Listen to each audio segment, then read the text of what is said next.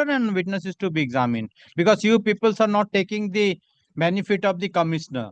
No, my Either lord. advocates will fall in, or your clients will fall in, or the commissioner will fall My lord. in.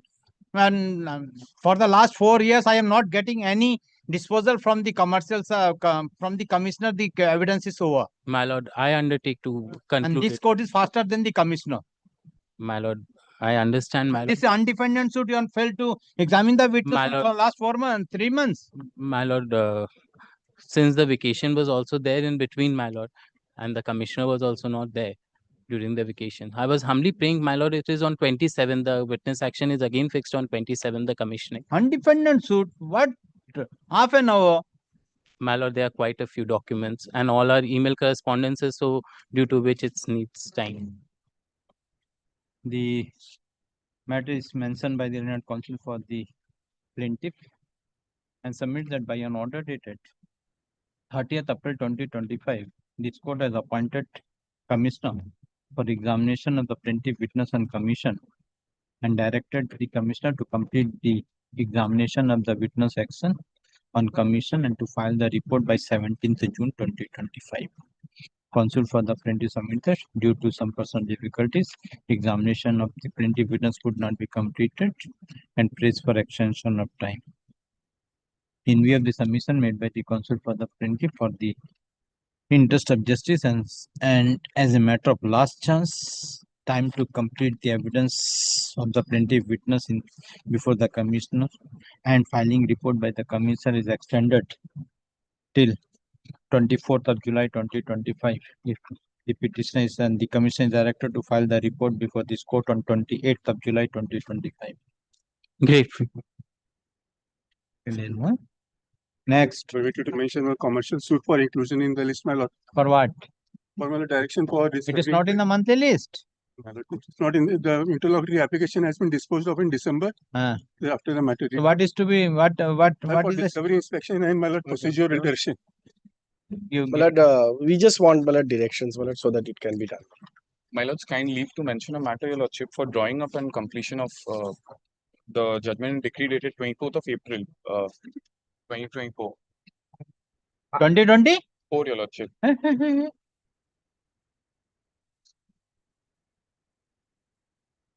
24 till date you are not applied for. My lord, it was steps was not taken by the erstwhile advocate, your lordship.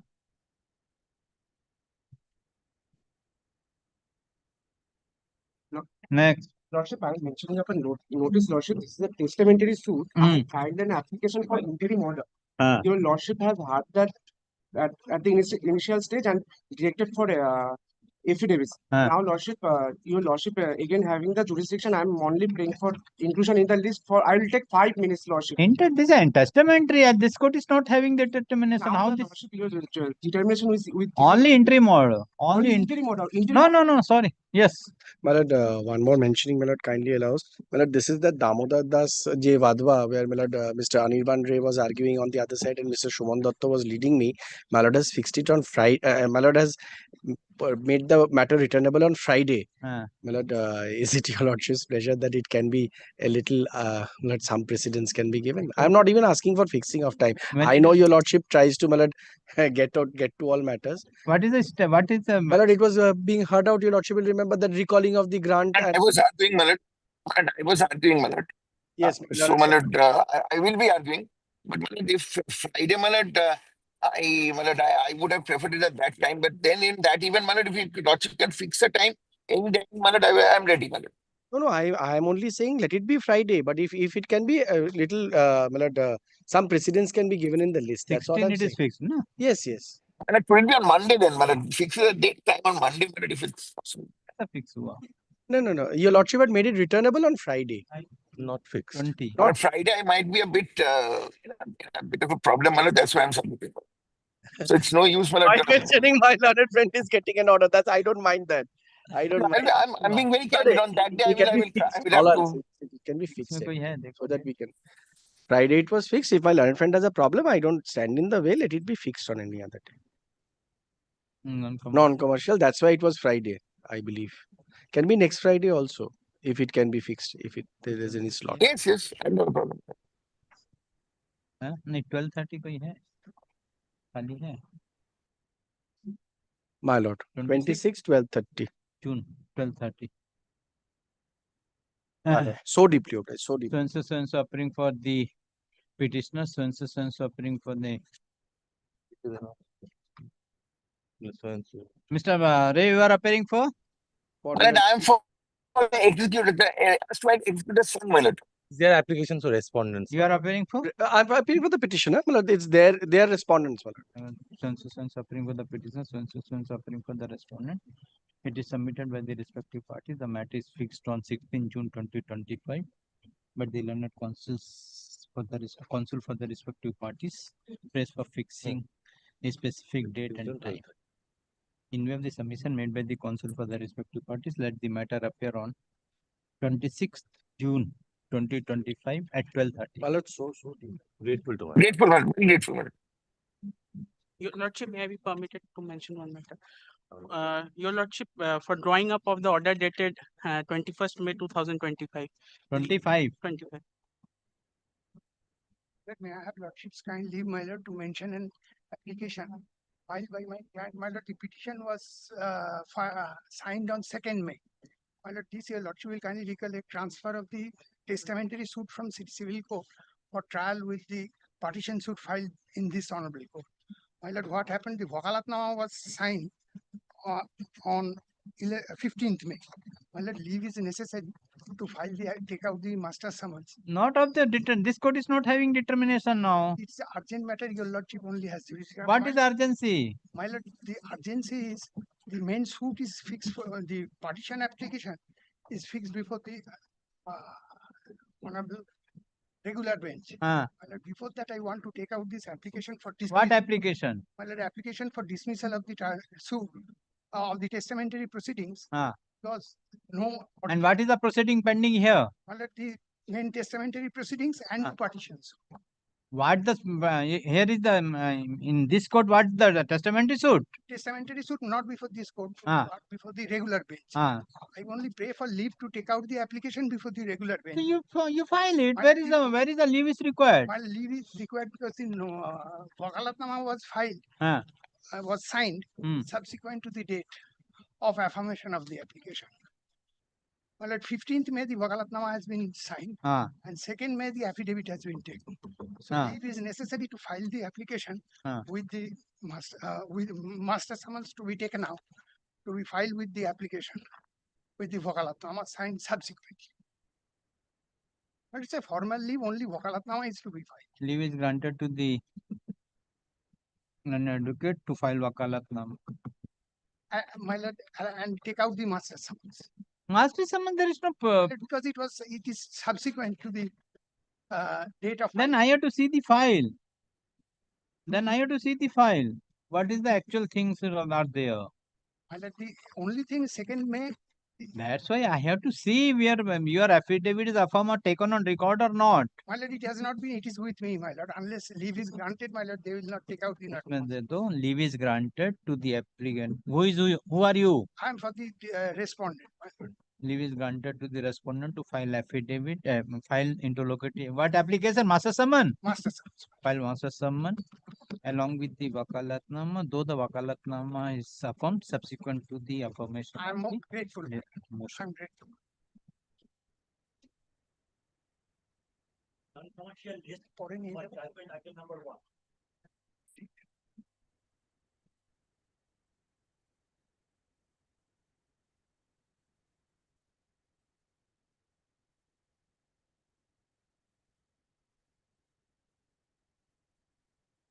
Concerning the total facts and circumstances, evidence led by the parties and the document relied by the parties, this court finds that the plaintiff has proved the will and testament of the testatrix Mantudevi Benia, and this court did not find any suspicious circumstances to deny for grant of probate of the will. Department is directed to issue probate of the will and testament dated so and so dated to the plaintiff on compliance of all formalities. Deeply. I'm really grateful to Lord, I am praying for stay of the Decree is Really? where is the provision? really grateful to my lord.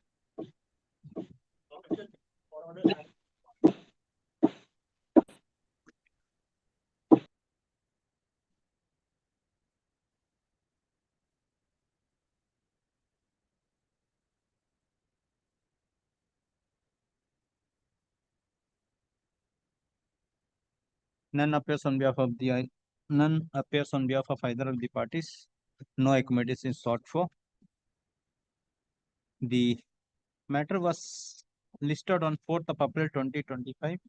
On the said date, none appears on behalf of either of the parties. Accordingly, this court was placed in the warning list. In spite of placing the matter in the warning list, none appears on behalf of the parties. No accommodation is sought for. This court finds that the plaintiff is not interested to proceed with the matter. Accordingly, CS Comp 512 of 2024 within bracket old CS 108 of 2023 is dismissed for default. Interim order, if any, stand vacated. Consequently, all connected applications are also dismissed.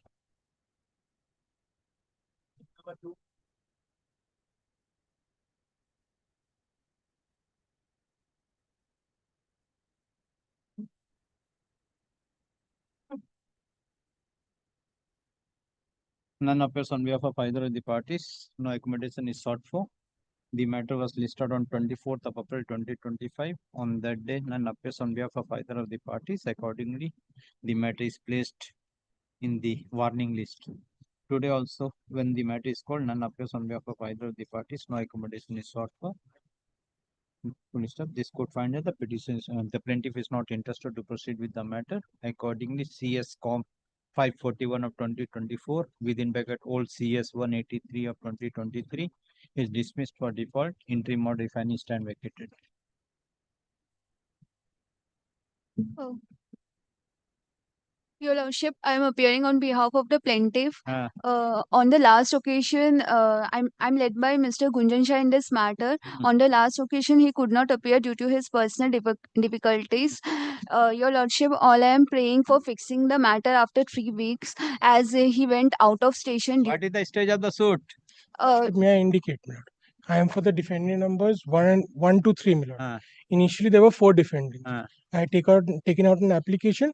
The defendant number 4 was struck from the area of parties. They have preferred an appeal from my lord's order. No steps taken for the last 2 months. Thereafter, my lord, every time the suit. What has happened to the appeal? They have not taken any steps. What has happened? It's still. It has not even been came, admitted yet. Your Lordship, it has Your- not come up we in have- the list yet. We have, for the purposes of adjudication of the suit, inquired whether they intend to proceed or not. Every time they come and seek time. Neither. Yes. So what is the stage now? Your Lordship, on the last occasion, they have filed an application being GA4. Yet filed. I am asking about the suit. The case has been admitted, Your Where is Lordship. the writ of, have you lodged the writ of summons? Your Lordship, I am dismissing again. Your Lordship, I am led by Mr. Gunjan Shah in this matter. Maybe. His mother has died on the last. Maybe you are appearing here. Your Lordship, due to medical emergency of him. What has happened when the matter was listed in the warning list? You know the matter was listed in the warning list. Thereafter, what has happened? You have not taken any steps for issuance lodging the writ of summons.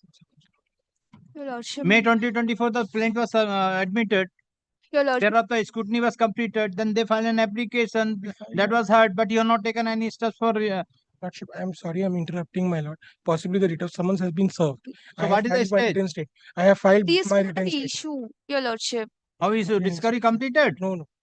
Discovery and inspection issue cannot be shown.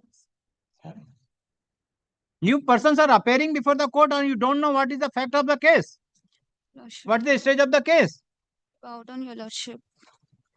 All I am praying for fixing the matter after 3 weeks, Your Lordship. So and so suffering for the plaintiff, so and so suffering for the defendants, all. Defendants. It is fine from the record. Defendants already filed written statement. There is no counterclaim. No. Already filed written statement after serving the copy to the Learned Counsel for the plaintiff. In view of the above, the plaintiff fully subsapera. The parties are directed to complete the discovery and inspection of the document within 4 weeks. Full stop. Affidavit of admission and denial of the document be filed within 2 weeks thereafter. Full stop. In the meantime, the parties are also directed to exchange their suggested issues. List the matter on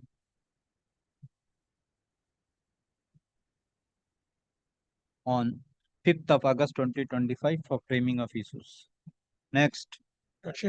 Lordship, may I pay for an accommodation? Lord, 5th of August 2025. I, for personal reasons of my grandfather, Then? any day, 1 day prior, 1 day post, Lord, I have no objection. Just that date. 7th August. I'm extremely obliged. Lord. Yes, next. I'm for the plaintiff in this matter. Lordship, in this matter, petition has been You are filed appearing for? for the plaintiff. Ah. Lordship, in this matter against the defendant, an application under Section 7 of the IBC has been filed, and the company petition has been admitted. And an order of moratorium is going on. The company is under CIRP. I'm praying that this matter may go out of the list. There is an order of moratorium against the defendant. Who had one for the CIRP? Lordship, an Defendant. operational creditor has filed application under Section 7 against the defendant. Who? One company in the name of Sri Salasar Properties against the defendant company under Section 7 of the IBC. That petition has been admitted. An order has been passed where initiation of the CRP is going on. There is an order of moratorium against the defendant company. So suffering for the plaintiff. In view of the order passed by the NCLT Guwahati bench. NCLT Guwahati bench. Dated. What is the date?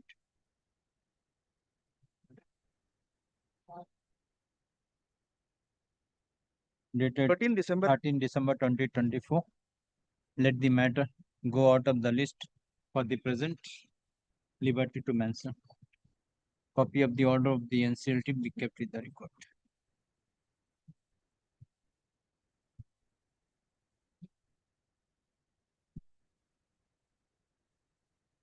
My lord, I'm for the plaintiff.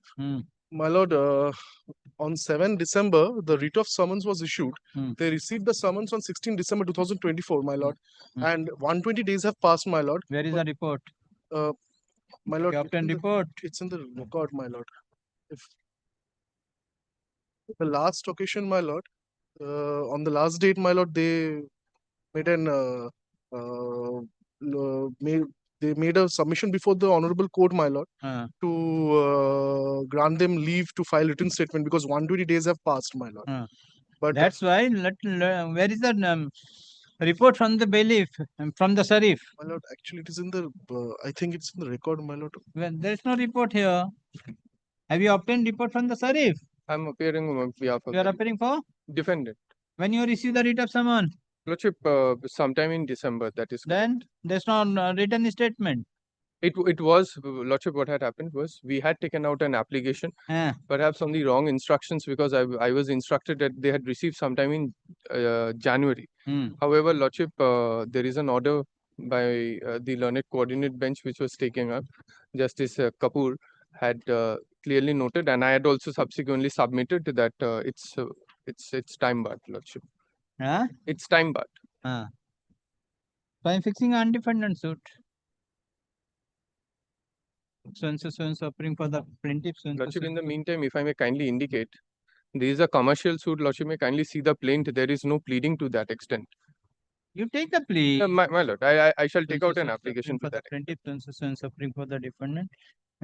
Counsel for the plaintiff submitted the writ of summons was served upon the defendant in the month of December 2024, but the defendants have not filed written statement in spite of completion of 120 days. Counsel for the defendant has also submitted that it is true that the defendant could not file written statement within 120 days. In view of the above, CS Com 683 of 2024 be placed in the list of undefended suit. Undefended suit full list. The plaintiff is directed to file judge's brief of document after serving the copy to the learned counsel judge within 3 weeks from date. Affidavit of evidence of the plaintiff witness be filed within 2 weeks thereafter. After serving both the copy to the learned counsel for the plaintiff, list the matter on 5th August 22. 2 weeks, 6 weeks, hai na? 2 weeks, huh? 5 weeks. List the matter on 31st of July 2025 for witness. Lordship, may it be some of the 31st, I have some difficulty, Lordship, I would not be in town. 4th of August. And Lordship, if I may humbly pray, Lordship, my concession may not be recorded, Lordship, because I will take out an application to that extent. They may use it subsequently, Lordship. ऊपर बोला ना, counsel for the plaintiff submitted the 120 days has been filed and no written statement is filed. The counsel for the defendant stated. I'm so grateful, my lord. I'm so grateful, my lord. My lord, I appear for the plaintiff in this matter. My lord, I appear for the plaintiff in this matter. On the last occasion, my lord, there was a direction upon the department to file a report whether the defendant had entered appearance or not. And as far as the document that I have, the defendant had entered appearance, but they did not file the written statement.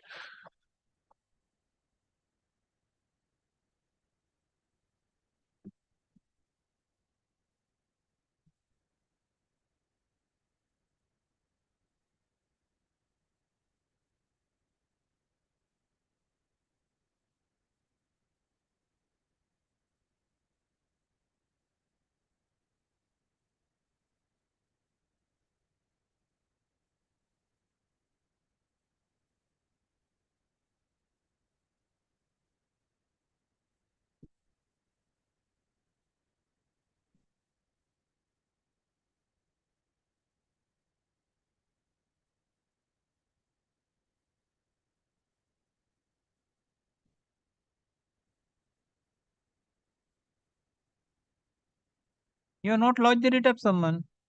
My lord, it was lodged. They have entered appearance, my lord. No. Deputy Secretary of Calcutta stated that the writ of summons in the above suit has not been lodged in the concerned office till 16 January 2025. My lord, though they have entered appearance. As per the record of Supervision Department, in the above defendants have entered appearance on 6/12/2013. How the 2013 kindly is the give old me a case? week's time, then I'll take instruction and come back, man. What instruction? Because I have the copy which shows that they have.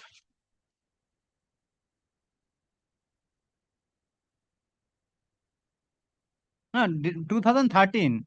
But 2013. yes. Entered appearance. Where is the writ of summons? If the party entered appearance, writ of summons is to be dispensed with. That is the report. They entered appearance in 2013, 22nd January 6 December 2023, 2013. Where is the writ of summons? 2011 you lodged the suit. We hadn't served the writ of summons. This was the copy that we had. If so, once I can take an It appears on the instruction. record, the office identifiers, and then 2 copies of writ of summons along with 2 copies of front served on Itna 3 p.m. to Ranjan and authorized person for an different.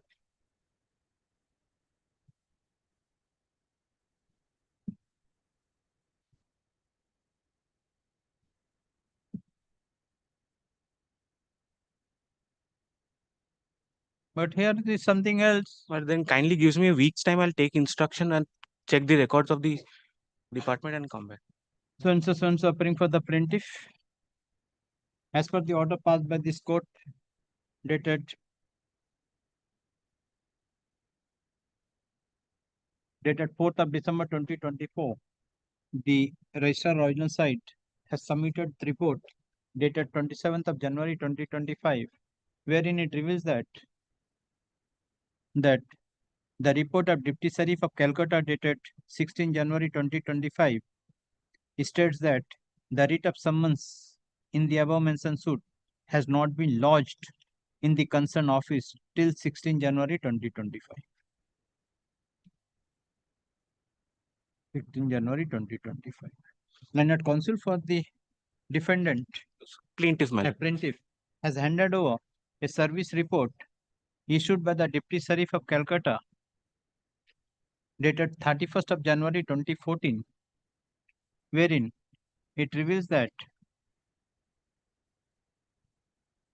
2 copies of the writ of summons along with the 2 copies of plaint were served on 29/11/2013 at 3 p.m.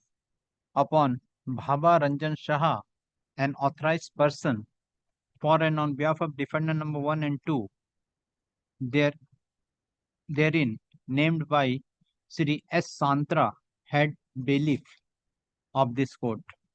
In the said report, it is further mentioned that One copy of the writ of summons along with copy of the plaint was dispatched on 2/12/2013 for effecting service upon each of the defendants number 1 and 2, therein named by speed post with AD, and subsequently 2 PA receipts in respect of the defendants were received on 16 January 2014 through the Postal Department.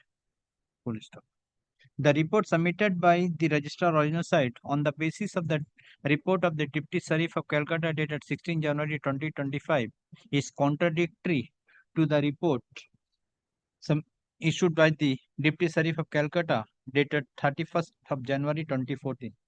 Accordingly, the Registrar Original Site is directed to submit a report why two contradictory reports have been placed before this court. The said report be placed before placed on be filed on or before 26th of June 2025. List the matter on 27th of June 2025. इसका copy दीजिए. Great. Give the copy. I'll serve a copy. अभी देख इसमें रखना, नहीं तो auto sign नहीं होगा. Grateful, man.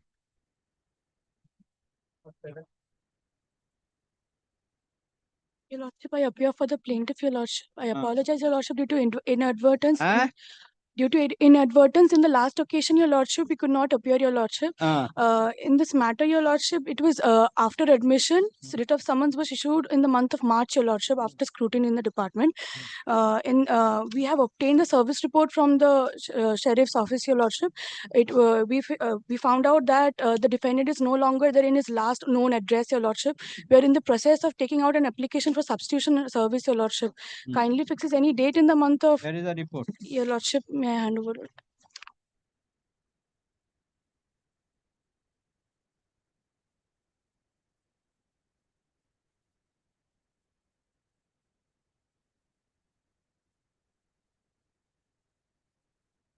So appearing for the plaintiff.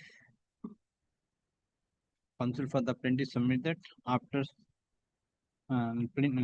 counsel for the plaintiff submitted. Plaintiff has taken appropriate steps for lodging a writ of summons, and the Deputy Sheriff of Calcutta dated 15/5 Deputy Sheriff of Calcutta has submitted report dated 15th May 2025, wherein it reveals that the writ of summons in both the ways could not be served upon the defendant. Counsel for the plaintiff prays for taking appropriate steps for lodging fresh writ of summons. In view of the submission made by the counsel for the plaintiff, the case is adjourned. Let the matter appear on 2nd July 2025. Grateful. Next. Your Lordship, I appear on the plaintiff, Your Lordship. Yes. This suit has been converted to a commercial division, Your Lordship. We have also filed our affidavit of service. The defendants are not appearing. Yes. The defendants I are can't hear you. Lordship, Microphone is not working. Your Lordship, we have also filed our affidavit of service. The defendants are not appearing, Your Lordship.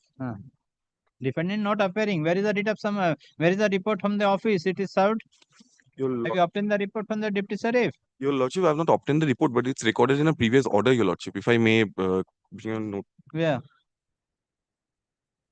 Registered Original Site. Your Lordship, 19 March 2025. Order dated 19 March Where is the 2025. report? It appears the report writ of summons has been duly served upon the defendant.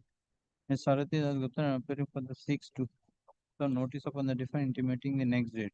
According to an advocate for the plaintiff is directed to serve the notice upon the record of the defendant as well as the defendant intimating the next date of hearing. Yes, have you served? Yes, Your Lordship. Yeah. Lordship, a copy of my affidavit of service.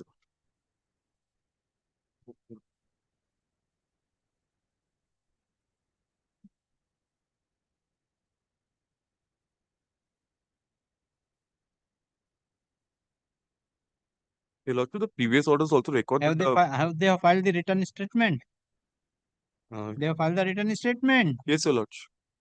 Defendant filed written statement. Lordship, I will have to check that up once, Your Lordship.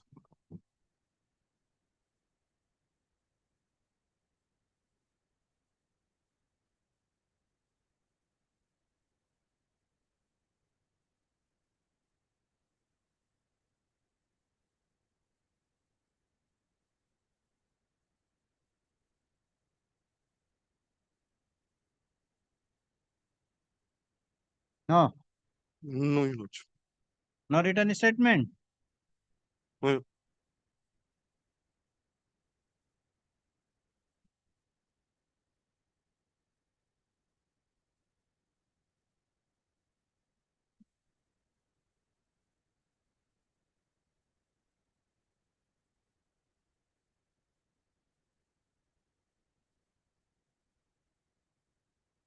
So appearing for the plaintiff.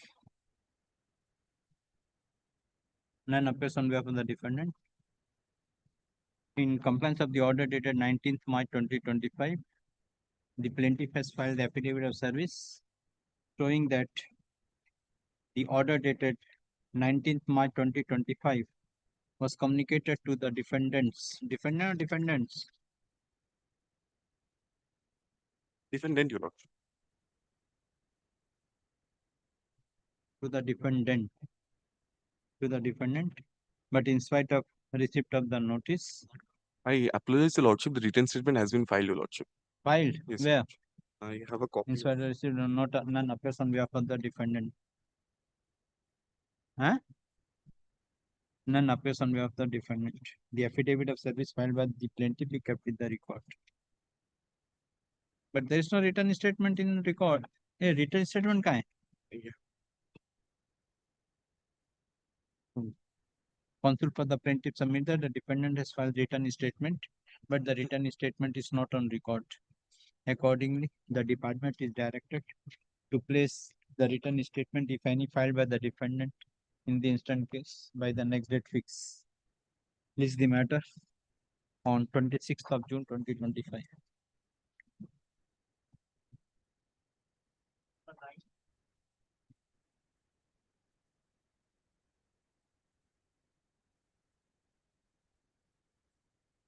Madam, my lord, I am appearing for plaintiff in this matter. My lord, this is the change in brief, my lord, and the plaint has been admitted on the 6th January 2025. As per my instruction, my lord, the writ of summons has been lodged and it has been served. And on the last week, my lord, we have applied for a mode of service before sheriff, my lord. It has been not received till now, my lord. So kindly keep after a week, my lord, so we can come with a report. So appearing for the plaintiff, none appears on behalf of the defendant. He submits that after the admission of the plaint, the plaintiff has taken appropriate steps for lodging writ of summons, and the plaintiff has also applied for a report whether the writ of summons is served upon the defendant or not. Counsel for the plaintiff prays for time to submit report with regard to service of writ of summons upon the defendant. In view of the submission made by the counsel for the plaintiff, the case is adjourned. Let the matter appear on 27th of June 2025. Next. My friend, pursuant to your lordship's earlier order, there was the order for correction of the plaint. That correction has been made and necessary court fees has been paid also. And my lord, regarding the cause of action, my lord, the office of the plaintiff is situated within the original side jurisdiction, but the office of the defendant is situated outside the jurisdiction. So, my lord, I am praying a leave under clause 12 of latest patent.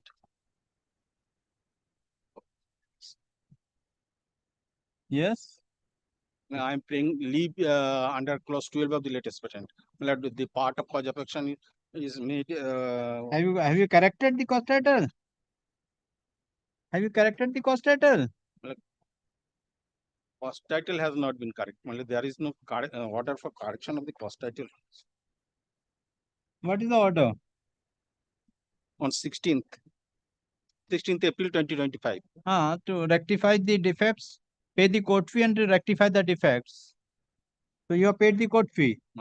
What are the defects? Defects in. It is a notice that the environment of the plaint as to whether the defendant's address within the outside or jurisdiction of this court has not been mentioned. Yes, where is that? Still it is there? Same thing? There are other defects in 25 that has been done. This in terms of the report of the master, this court has passed an order to rectify the defects. So you are again you paid the court fee, you are not mentioned. Kindly come to your cost title. That I have seen, my lord. So whether it is outside, whether it is within the jurisdiction or outside the jurisdiction, even the defendant also Outside jurisdiction. well, you are not mentioned. Where is the cause of action? Where you mention the cause of action?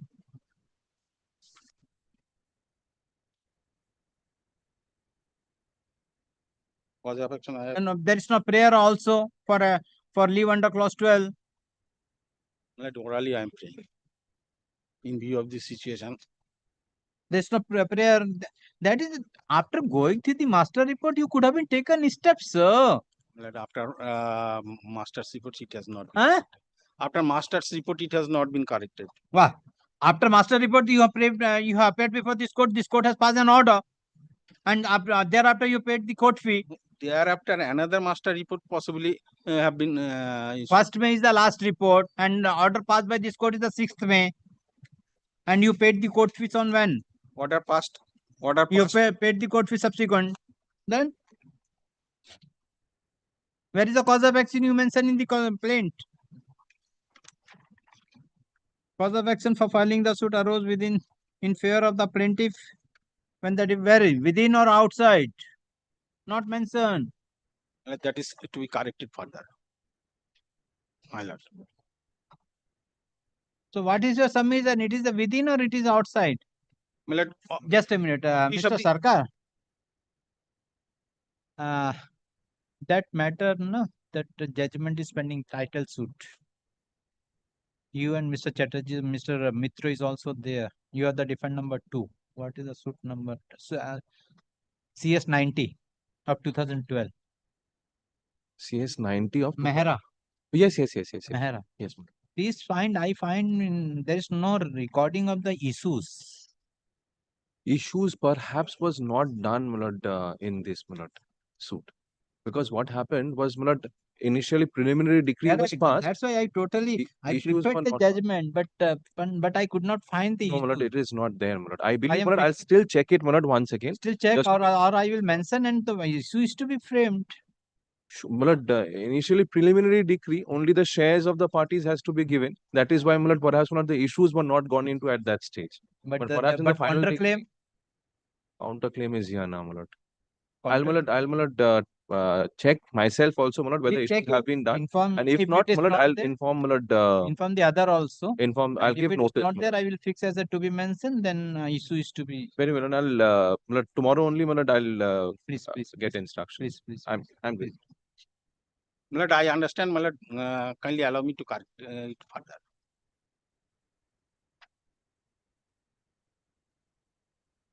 So and so appearing for the plaintiff.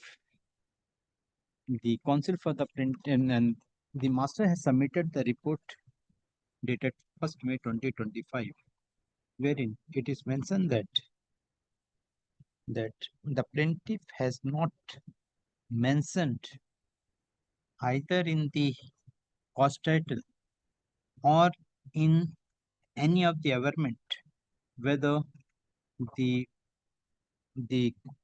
plaintiff or the defendants are residing within the jurisdiction of this court or outside the jurisdiction of the court, and the plaintiff has also not mentioned whether the cause of action arose within the jurisdiction of this court or outside the jurisdiction of the court.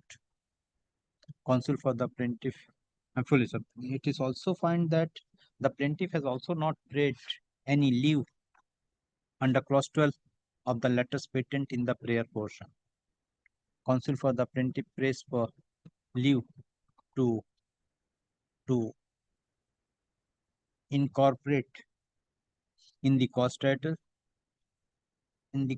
of the suit, as well as in paragraph 23 to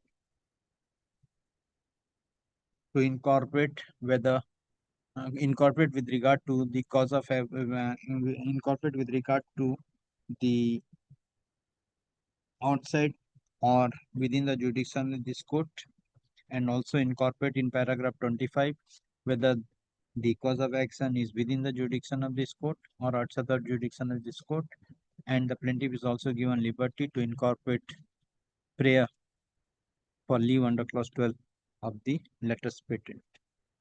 The patent and the plaintiff is directed to rectify the same within a week from date. After the ratification, common the same may be placed before this court. Next. Next matter is also my matter and the same PR. Same order. Next matter also same order. Get me to Next. Waiting for the plaintiff to come. Matter, my lord, we have जब आएगा वो correction हो के फिर आएगी. Yes. There is a matter, my lord, that was presented on the last week. That when the order for withdrawal of the non-commercial suit was passed on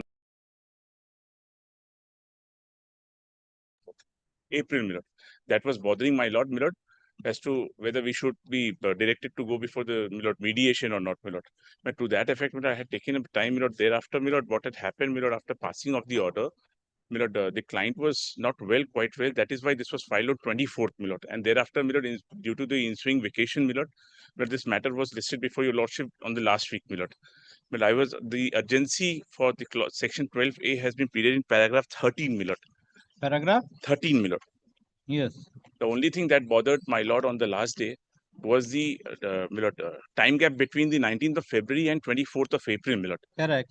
That was the only thing that was standing in the way, Correct. I am beseeching my lord, because of the clients not ill health, this time was consumed, Kindly consider this as we have filed 3 suits, will kindly recall it.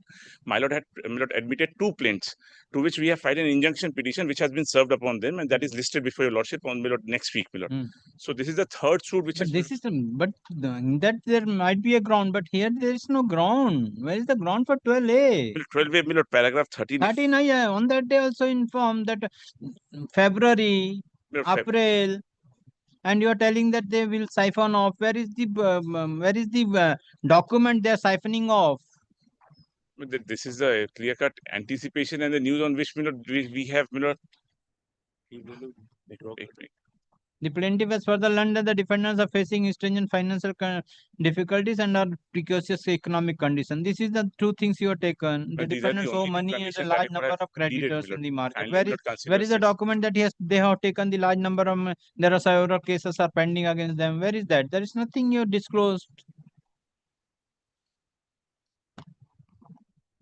12A is to be applied squarely, sir. Not only because you made an averment, the court has to grant the 12A leave. Now it is very difficult on clause 12A after the Supreme Court judgments. Even granted tomorrow, the other when the defendant will appear, they will come an application. Automatically, it will be revoked. Sorry, you go tell your take instruction what is to be done. I am not satisfied with this ground. May I come back at 1 o'clock? Yes. In case Come tomorrow. Come tomorrow. Tomorrow, my lord. Not today. My lord, I shall oblige.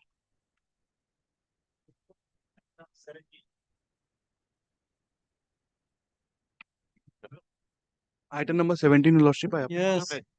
I appear for the plaintiff, Your Lordship, applicant also.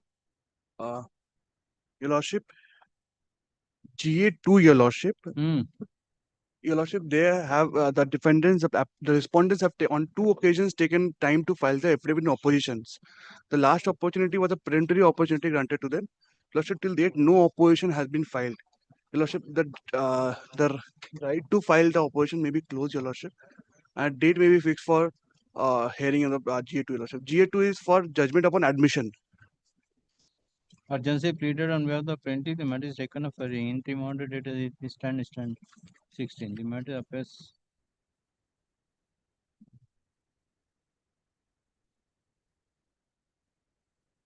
Yes, who is appearing for the defendant? Your Lordship, on April 8, Mr. Soumya Basu and along with Mr. Sujoy Bose appear for the defendant. There's no affidavit. There is no affidavit, Your Lordship. Affidavit in connection with? GA2, Your Lordship. What is the GA2? Your Lordship, it is for the judgment upon admission, Your Lordship, to the sum of What is the GA1? Your Lordship, GA1 was for attachment of bank account, Your Lordship. Interim order. Yes, Your Lordship. It has been granted and it has to be extended, Your Lordship. This is expiring today only. So you are ready? Your Lordship, but I am being led by Mr. Ratul Das, Your Lordship. Kindly a date may be fixed for hearing. Where is the fixed date? It is fine from the record that the order dated 20 Lordship, May. Mr. Ratul Das is on his legs here, Lordship. He has Huh? requested for a small date, Your Lordship.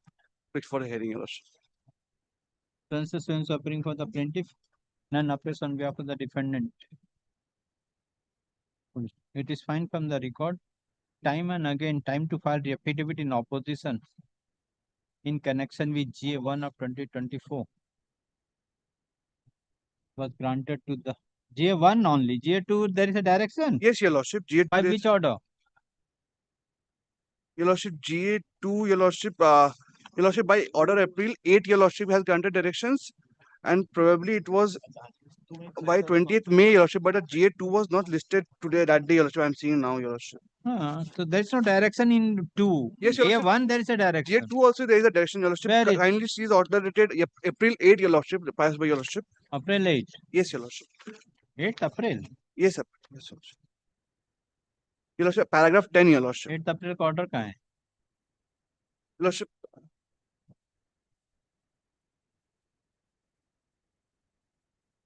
अलग क्यों रहा है?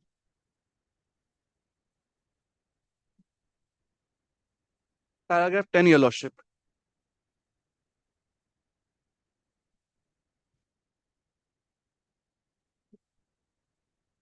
Record and on. Sense appearing for the plaintiff, none appears on behalf of the defendant. It is fine from the record. Time and again, this court has passed an order directing the defendant to file affidavit in opposition in connection with GA1 of 2024 and GA2 of 2025. But till date, no affidavit is filed. In view of the above, time to file affidavit in opposition. Today when the matter is called, none appears on behalf of the defendant. No accommodation is sought for. In view of the above, time to file affidavit in opposition in connection with GA1 of 2024 or GA2 of 2025 is closed. Let both the application be fixed for hearing on 8th of July 2025. Interim order. Yes. There's no interim order. Yes, Your Lordship, there is an interim order, Lordship, granted by the order dated April 26, 2024. Extended till 15th of July 2025 or until further order, whichever is earlier. Much obliged.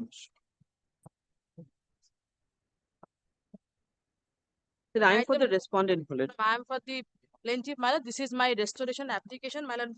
By an order dated April 30, 2025, my lord was pleased to dismiss this matter.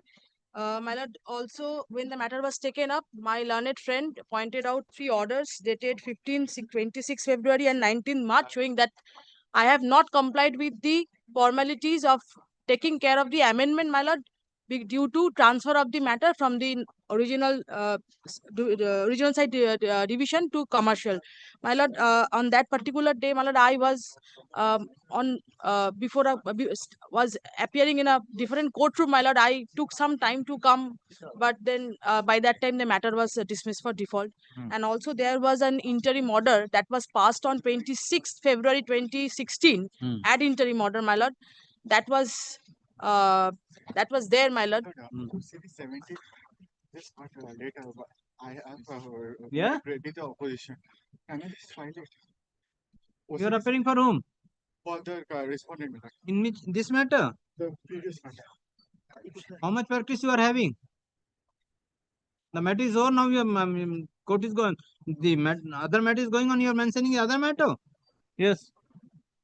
My lord, that was also vacated, my lord. I am praying for restoration of this matter, my lord, and also reimposition of the order, my lord. This is a very old suit, my lord. I have also pleaded That's why this court has dismissed. 2016 you obtained the order, subsequent transfer from the regular court to this court. You have time and again you have taken time. You have not time to amend the cost title and file the affidavit of documents and all these things in compliance with the Commercial Court Act. And when the court has dismissed, and now you have come with all pleas. My lord, only thing that I have indicated what has stopped me from taking out the amendment. My lord, this is my fault completely. I am taking it, and my lord, I am on that ground. My lord, I am kindly, my lord, restore this matter. I will expeditiously take care of what expeditious. Once again needs to restore, then again you will go. My lord, no, I'm no. What is the ground for restoration? My lord, I have pointed out, my lord.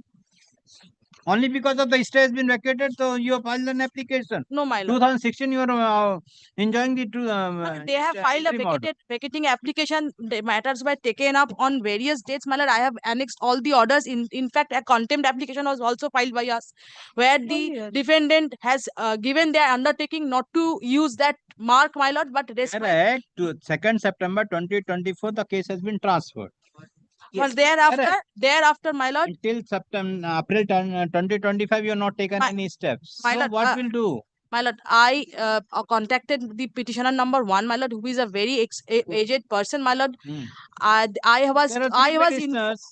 was informed, my lord, that there has been a substantial change in the partnership. Now that petitioner number 1 is no longer the partner, and petitioner number 2 and 3 is the equal partner. And also the mark and this is with regard to a trademark, my lord, that is with regard to bottles of Kaura water and rose water. Trademark application. This is a trademark suit. Trademark suit.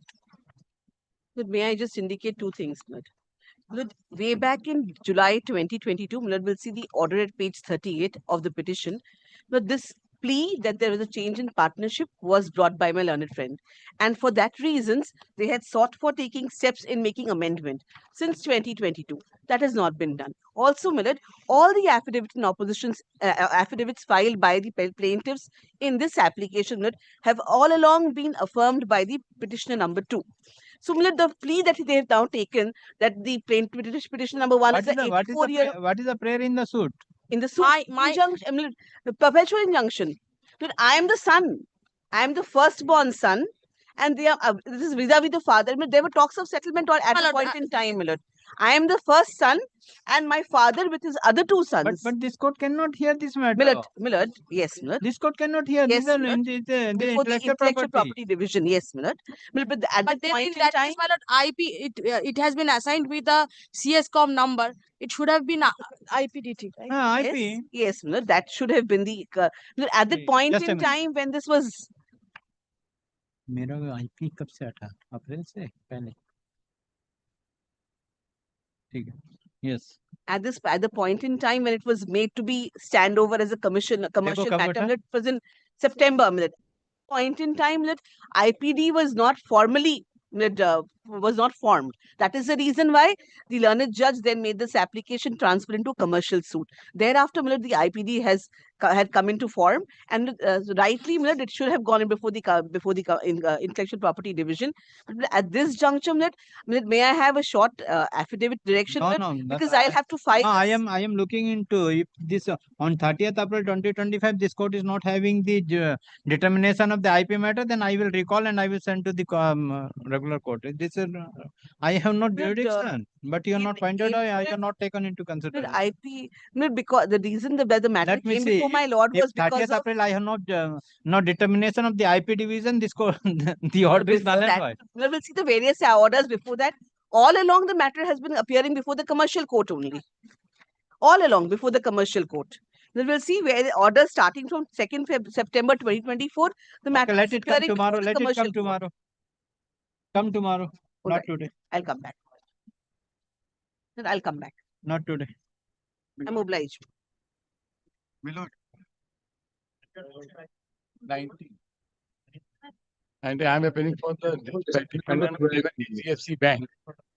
Well, on 9th of June, we have filed our written statement also in the suit. This is the interrogatory application. My lord, appear for the petitioner, my lord. Yes. I for the defendant number 11 bank.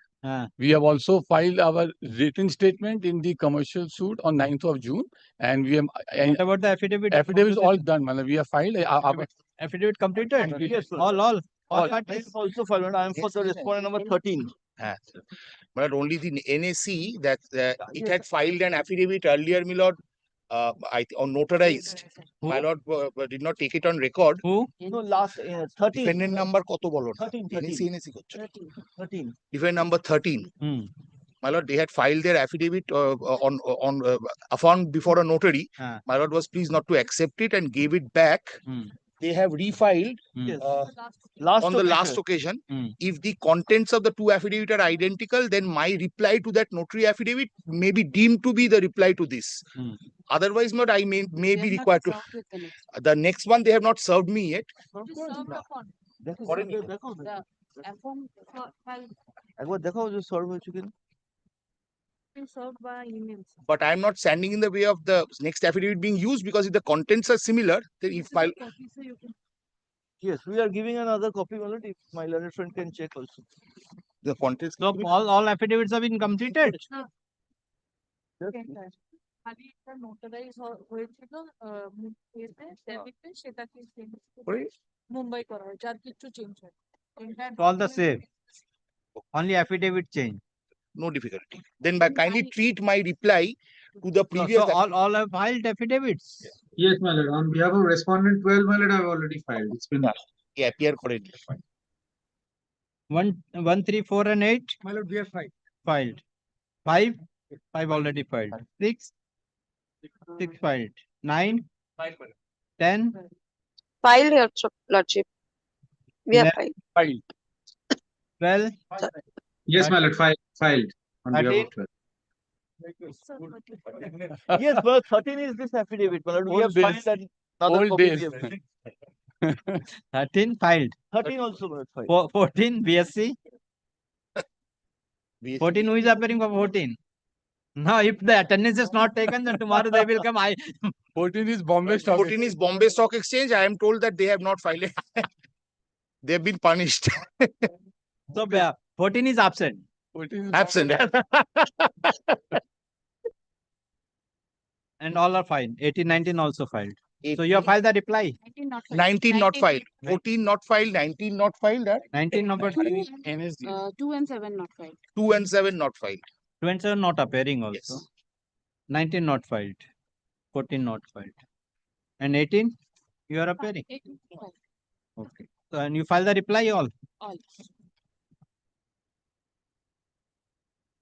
Kindly treat my reply to R13's earlier affidavit to be the reply to their present affidavit. ये देख लेना खाली इसमें ये 14 नहीं appear कर रहा दे दिया ठीक. It is informed by the learned counsel for the plaintiff. All the defendants have filed their affidavit in opposition in connection with all application or one? Only one. A-com 1 of 2024, except the defendant number 2, except defendant number 2, 14 and 19. Police counsel for the plaintiff submit that the affidavit filed earlier by the plaintiff in connection with the affidavit in opposition of the respondent number 3 be treated as affidavit in opposition, affidavit in reply to the affidavit in opposition of the respondent number 3. Police stop. In view of the above, let the matter appear on. This will be slightly heavy, so any day, my lord. Preferably, my lord, if with a time, if possible. Oh yes, that not that kindly also that was I think on the lighter side, my lord. I think that was really a schoolboy's suggestion. But who is the monitor? My lord. School captain above. That's what the schoolboy's suggestion. Extra date, do you think? Lordship may kindly also record that which one? I was not served, your lordship would remember. Yes, it's Lordship may also kindly record that my client, the defendant 11, has also filed its written statement on 9 June. Come back. This being a commercial suit. July में? June नहीं, July. But GA3, my lord, your lordship can also give direction. In No, GA3 and 4 years. No, formally I give direction नहीं ना. 4 क्या है? 4 क्या है? 4 একটা আছে. 4 আমরা পাইনি তো. এই যে বললে 2 4 আছে. दो दे दो. 9th and 10th July at 12:30. Sir, 9th and 10th July 12:30. Deeply obliged. Deeply obliged. Someone or the other will make No, it will start with Mr. Banerjee. Yes. Let the matter appear on 9th July One to 2025, 10th July 2025, 12:30. One indulgence, my lord. Deeply obliged, Lordship. GA3 and GA1 I have given the affidavit, but GA2 and GA4 I don't know, my lord, who has filed. None has filed the GA2 and GA4. Lordship has kept on 9th and 10th July at 12:30. So Lordship may also record my client has filed his Defendant number 13 also. in the defendant Have you received 11, defendant number 11. Right now, right? Defendant number 11 has filed the written statement. Let the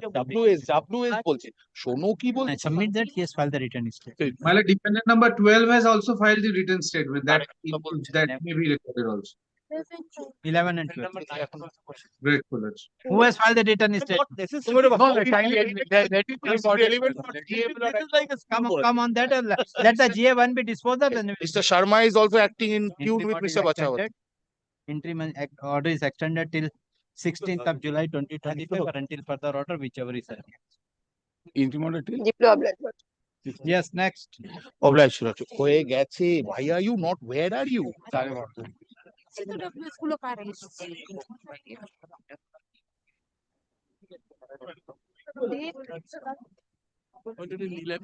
Lord, may I mention? On behalf of the plaintiff. Yes, it is called. My witness, my lord, will kindly see your lordship's last order. My lord, I appear for the defendant before my learned senior friend begins.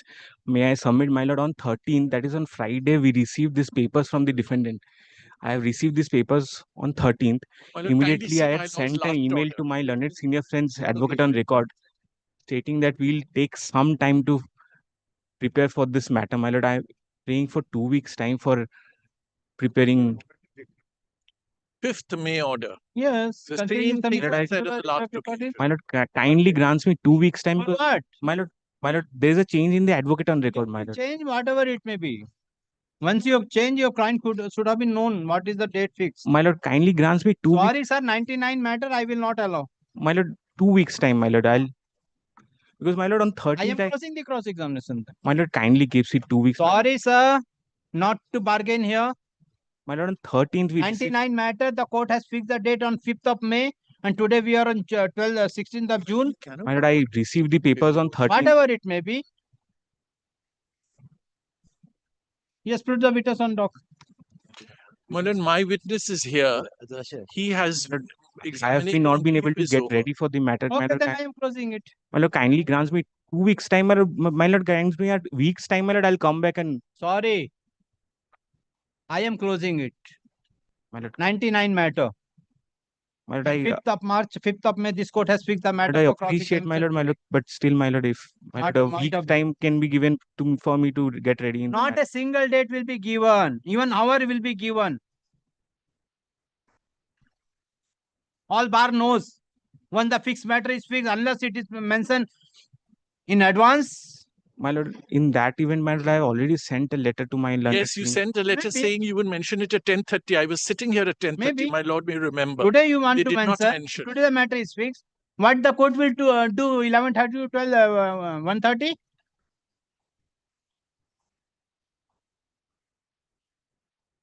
You will cross-examine or I will... My lord, I am not ready, my lord. I would request a week's time for... So-and-so appearing for the plaintiff. So-and-so appearing for the defendant. By an order dated 5th of May 2025, this court has fixed the matter at 11:30 a.m. Has especially fixed the matter at 11:30 a.m. for cross-examination of the plaintiff witness. Today, when the matter is called, counsel for the plaintiff submit that the plaintiff witness is present, but the learned counsel for the defendant prays for 2 weeks' time. This court find that this is the case of 1999. 1999. Full stop.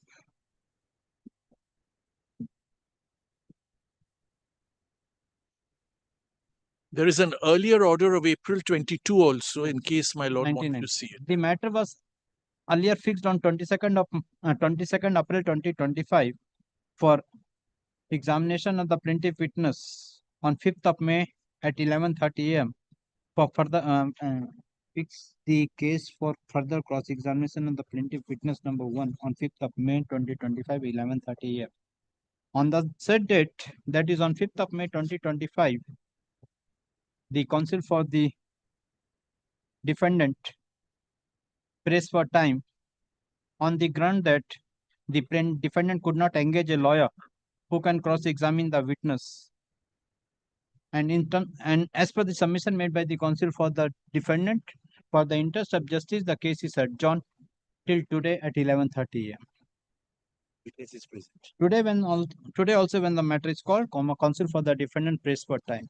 This court find that the defendant is one or the other reason intending to dragging the matter and not intending to cross-examine the plaintiff witness, though on both the dates the plaintiff witness was present before this court. He's present here today also. Well, present before this court. In view of the above, this court find that the defendant did not require any further chance to cross-examine the witness. Accordingly, cross-examination of the plaintiff witness number 1 is closed.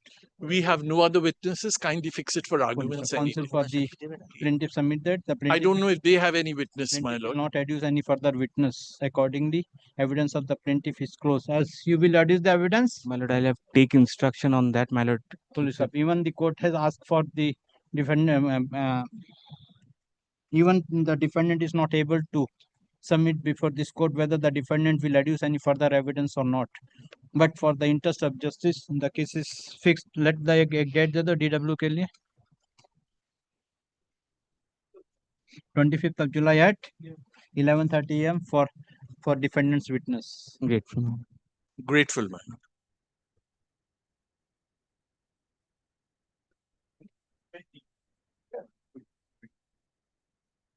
Your Lordship, I pray for a short passover. Mr. Kundalia is leading us in the matter, and he's before court number 1. He'll be just reaching the court. Grateful, Your Lord. Next. For the respondent, my lord. But the only thing is I needed to point out to your lordship, my lord, your lordship remembers there was an appeal preferred. What has happened to appeal? But that's been fixed on 30th. Well, this has nothing to do with that. I'll clarify that. My learned friend need not be apprehensive. It's on the 30th of this month. 30th of June. Yes, my lord. Well, may I just show your lordship? My lord, your lordship might remember that there was first an application filed under section 91, in which my lord Justice Moshumi Bhattacharya had passed an order directing the sale of 33 lakh shares of my lord IPCL. A special officer was appointed.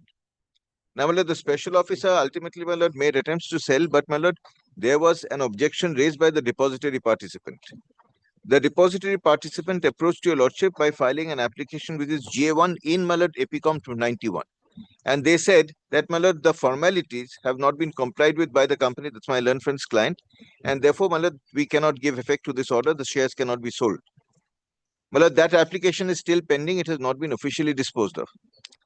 My lord, in the meantime, my lord, we also came to learn that, my lord, they had, my lord, certain shares of a company called Hiranmaya Energy, my lord, which was before the NCLT, which they were attempting to sell. So on the one hand, we did not, my lord, we were not able to sell the shares. My lord, that had been, my lord, hypothecated or pledged to us. And on the other hand, my lord, the only other asset that they had, they were trying to sell off. My lord, that, my lord, matter came up for your lordships in a separate application, AP 857. Your lordship heard that matter in great details and delivered a, my lord, long judgment. And in the judgment, your lordship was pleased to point out that, my lord, because of, my lord, the errors in the appointment of, my lord, the new trustees of the trust, or, my lord, because of my lord, compliance with the quorum provisions of the trust deed, my lord, they have actually, my lord, prevented, my lord, the recording of the transfer of the shares. And my lord, that is why the transfer could not take place. My lord, so, my lord, this fear of, my lord, your lordship's, my lord, determination in AP 91 is, my lord, completely different from AP 857. 857 concerns Hiranmaya Energy. And, my lord, 91 concerns the sale of, my lord, the security shares. Security shares, my lord, there is an order directing sale of the shares by Justice Moshumi Bhattacharya, which order has never been appealed against. Now, my lord, here, my lord, all that we are saying that in these circumstances, my lord, today, let, my lord, these shares be filed. We have just made one, my lord, suggestion in, my lord, the reply affidavit that we have filed. My lord, may I just hand it up to your lordship? It's been served on time. Just paragraph 3, one paragraph. This is the suggestion that we have. My learned friends have maintained before your lordship that the shares should be sold. However, my lord, they have, my lord, by their own actions prevented the sale of the shares. Please take, my lord, the reply affidavit. Please come to, my lord, page 4. Paragraph E. Now, my lord, what we have said is, my lord, today, my lord, in view of, my lord, the difficulties that have been created in the, my lord, sale or transfer of these, my lord, shares, my lord, here the signatories to the demat account of the respondent number 4 be changed. Because, my lord, signatories are my learned friends' clients who, my lord, apparently don't have the authority.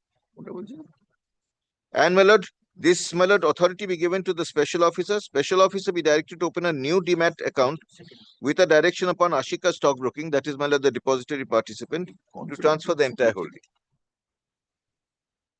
My lord, this is the only limited thing that remains. So, my lord, if your lordship disposes of HP 91 and the shares are sold, thereafter, my lord, we had represented lordship. Thereafter, we have no interest in, my lord, holding on to the security of Hiranmaya Energy.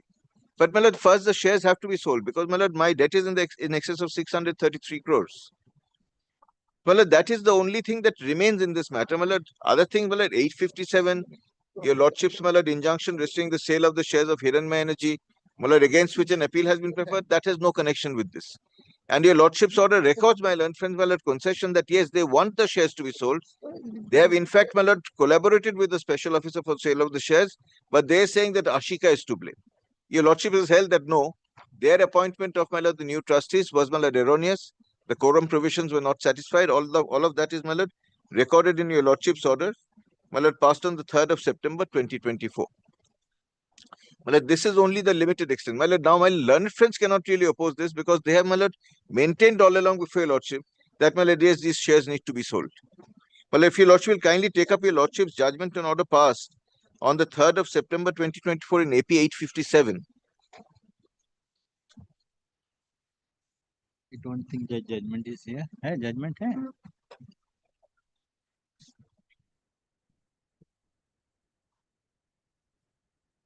Has you gone through this reply? Sorry, my lord. Have you gone through the reply? And it was served on Friday, my lord. So, my lord, I only had one submission, my lord. With this reply, my lord, in this proposal, my lord, is basically, my lord, an attempt to amend his application. But I would have given a one-pager reply to this. If your lordship could grant me that, then I can do that. Or else, my lord, I will make arguments on the basis of this reply. It's a suggestion. No, it is not a suggestion. My lord, kindly sees paragraph 3. Is my learned friend, my lord, agreeable to the sale of the shares or not agreeable? I am agreeable, but not the change of the mandate, my lord, like this. My lord, with humility, I say. Because of the signing only, it is. Yeah, that is what I had said, my lord. On the first occasion, I had said so, that I had already signed. Now, my lord, this question with humility, I say, is now under the scope of the appeal. Why do I say this, my lord? Because that question which was adjudicated was between Ashika and me, which was present in the appeal court. So that is why I preferred. I had nothing against. My proposal was yes, you can sell it. But what had happened? Ashika had said no, we cannot. Today, your lordship, if your lordship is going to pass on to the special officer to do needful, my lord, I don't think, my lord, we would have that any problem. But the point is, my lord, can that be done in this proceeding like this? My lord, your lordship has directed sale of shares. My lord, today this prayer is not there before your lordship. No, my lord, the prayer for sale of shares is there. My lord, how the mechanics of the sale will be, my lord, devised is entirely, my lord, for your lordship. My lord, may I just say this, my lord, with humility I say, if he's going to argue, let him argue. I am asking for a reply to this affidavit, if lordship kindly grants me. One more point, your lordship kindly appreciates, my lord. It's not a question of only the sale of the shares, but the question was of security. Whether my learned friend is secured or not, that is the most important question. But they are going to get an execution before the vote. No, I don't want the money. Yes, that is happening. I want the money to be kept. That itself. That because earlier this court has passed an order appointing. That was on concession. Correct. Today they are making it as a matter of right. Earlier this court has passed an order for appointing a special officer. A special officer could not follow the further because of some procedural lapses. But the special officer was appointed, my lord, to take whatever steps was necessary. My lord, I had said Ashika is not taking the steps. That's why today your lordship has adjudicated on that. Correct. That I am at fault. Correct. That is what the appeal is there for. Now, on the basis of this finding, my lord, your lordship, this paragraph 3 has been made. Now, my lord, the main scope of the appeal was, my lord, of the section 9 was, my lord, whether my learned friend will stand secured or not. Not whether they will get the money at this point of time, whether it should be a sale. The question of sale and the question of keeping that as the security is at the same plinth, I submit. They are coming up before Lordship as a matter of right that yes, it should be sold. Direction for sale already made in an order. That order is not challenged. My lord, I am again saying the same thing, my lord. They want to implement that order, my lord, let them come in execution. But not in this proceeding, my lord. Let them keep it to within the scope. I will address your lordship on that, my lord. The Justice They can't suddenly come and throw an affidavit and say that, look, I've made this prayer. Where is that prayer today? My lord, that, my lord, prayer, my lord, will be, my lord, a continuation of, my lord, the prayers made in AP 91. I shall take your lordship to the prayers in AP 91. This is in 857. No. AP 91 and 857 are both appearing before your lordship. Yes, but your affidavit is in 857. No, in 91. In 91 and 857. Two separate affidavits have been filed.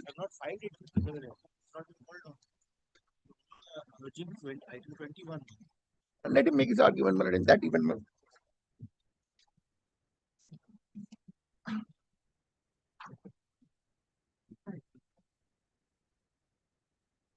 Opening of new demat accounts, my lord, I don't know how that is possible at this point of time. Opening a new demat account, putting the money there, my lord, there is a new point, my lord, which is coming up. And my lord, there are appeals from my suit also against Ashika. I am not a party there. That is the point. So, my lord, there was an order passed. What? Justice Mukherjee's order, your lordship remembers. So, my lord, that point is before that court, in that suit. Today, my lord, whatever they are proposing, Why you are not settling one or the other order you are challenging and all this? I have not challenged any other order, my They lord. will not allow the shares to be sold. That is, my lord, the whole point. Then why would I have come and considered with your lordship? My lord, how are they concerned whether, my lord, Ashika sells it or the special officer sells it? Ultimately, it's a I matter don't of have a sale. problem with that. Correct. But your lordship kindly sees the proposition is now the account, the name will be transferred. Kindly sees, my lord, what are they saying? My lord, my learned friends represent, my lord, these, my lord, trustees who your lordships have held in this judgment and order. There, my lord, that is the point, my lord. No. So My lord, that is the point. That's why, Mr. Shah, if this court will take now this 91 and what you have suggested and taken into consideration, that you contradict it to the earlier order passed by this court. No. My lord, earlier order, my lord, if your lordships, the earlier order says that shares should be sold. Correct. And, my lord, the money should be secured. Correct. Now, my lord, all that I'm asking is, my lord, they let the shares be sold because, my lord, Ashika has not, my lord, been able to facilitate the sale of the shares as the depository participant, and they're not going to do it. My lord, in that case, my lord, your lordship will devise, my lord, whatever way your lordship deems fit. I'm only asking for, my lord, the order of, my lord, Justice Moshumi Bhattacharya, which your lordship has taken notice of in your lordship's judgment on order, be given effect to. So let both, because both the application is to be heard together. Both applications here before your lordship. Both is to be heard together. Well, let it be heard together. I have no difficulty. But, my lord, on this pretext, my lord, on the pretext of an appeal being pending, my lord, the matters have been, my lord. That is a problem. Now, every time they are coming and appeal is pending. No, my lord, earlier, my lord, the pleadings weren't complete Which also. court Now it is pleadings are pending now? complete. Which court it is pending now? Justice Madhuresh Prasad, the division bench, my lord. But at last we have got someone who's not from our state, my lord, because everyone was, my lord, concerned about one of the parties being a lawyer. One of the trustees, my lord, is a member of the bar. That is a member of the bar. So that is why, my lord. Now we have got someone who would be affected, my lord. At least the appeal will be, my lord, we have taken steps elsewhere, my lord. 3 times I think it has been released, my lord. So, my lord. Okay. Well, as my learned, my lord, advocate record points out, my lord, 91 concerns only the sale of the shares. 857, my lord, concerns, my lord, the shares of HEL, Hiranma Energy. That's why, say now, in that case, this court has restrained. Restrained sale of Hiranma shares. Correct. Now, if this court is taken and disposed of, then there will be a contradictory. No, with the greatest, perhaps there will be no contradiction. My lord, because if your lordship, my lord, directs the sale of the shares of, my lord, IPCL, my lord, which is the subject matter of an earlier order, my lord, for which special officer was appointed, my lord, that will not be in contradiction, my lord, with the direction that your lordship has passed for sale of shares of HEL. Because, my lord, if once, my lord, those shares are sold, my lord, naturally, my lord, this order can be vacated. There will be no contradiction. Have you filed the arbitration? No. Not yet. But 21 notice we have given. When? Bobby, what is the date of the 21? When? June 2024. 26 June 2020. Until that you are not initiated 11. You are not appointed. Section So 11 you are not in. You are not That is initiated. one point which I would have taken, my lord. I'm You are not waiting for that. initiated 11. February 2024 first application. So 11 has not AP. yet filed. if if this court has passed an order, also there is no arbitration proceeding till now. That is what I was saying. Well, they're trying to get an No, award. my lord, no. Trying to get an award will be, my lord, when I am entitled to appropriate the money. No, I'm only trying to get an order of that's correct. So this is the section 9 application. Yes, my lord. Correct. Yes. Section 9 application cannot be a total. No, that's right. Absolutely, absolutely. It's an interim order. Yes, yes. But you have passed you initiated this application when you issued the section note 21 notice. Yes. Till date you are not they have not appointed, or there was no consent of the appointment of the arbitrator. No, my lord, You that have has not not initiated happened. any section 11 application. They don't have to reply. You can always file section 11. You are not initiated section No, 11. my lord, that my lord, we have to do it, but my lord, that does not ipso facto amount to vacating of the order or my lord dismissal. Not vacating. If today we will pass an order. Yes. And you are not initiated the arbitration proceeding, it is not till the end. No, my lord, that is right.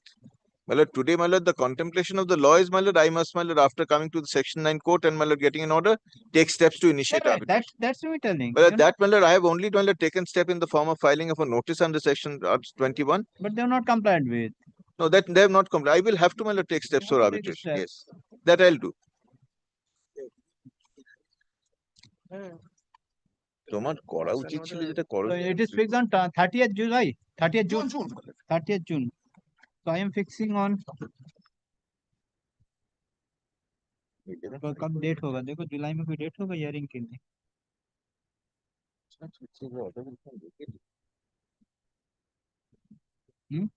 कब है देखो, 15 जुलाई, दूसरा matter नहीं है। I am fixing on 15 July at 12:30. Very well. So may I just file the, my lord, reply in the other matter also? I'd file it in 91 857. My lord, may I just say this, my lord, with humility, my lord, since your lordship is fixing on 15, in the meantime, may I put in a one-pager reply to this part only paragraph reply 3, paragraph 3. Reply to the reply. Well, they have taken a new point. That is why I'm saying. No new point. Proposal. They have not stated. The pleading doesn't say that. It's pleading a proposal. Says just and convenient that your lordship passes such an order. But then at least a new document. Not a problem. Only that I will argue on that. Petitioner appearing for the respondent. Counsel for the respondent submit that the respondent has filed an appeal against the order passed by this court dated December 2024 in APCOM 857 of 2024, and the same is pending before the honorable court, before the appellate court on 30th June 2025.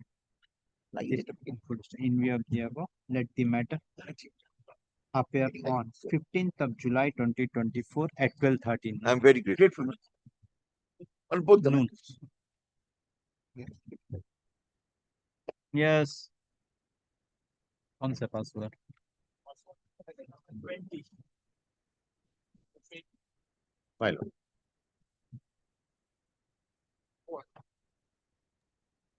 Yes.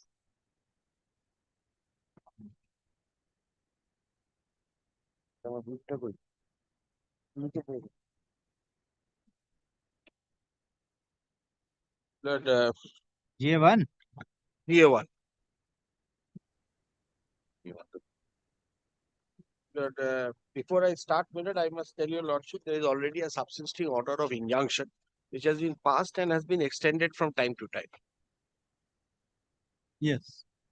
Now, my lord, the suit, my lord, pertains to various stores which are run, my lord, under the name and style of Subway. We sell, my lord, sandwiches, this, that, and all, my lord. The plaintiffs jointly, my lord, are owner of 8 stores all over Calcutta. Now, my lord, when I was running this business, there was no difficulty as such in running the business. Till such time, my lord, my learned friend's clients gave a notice that you are supposed to remodel the subways, the stores in terms of the operation manual.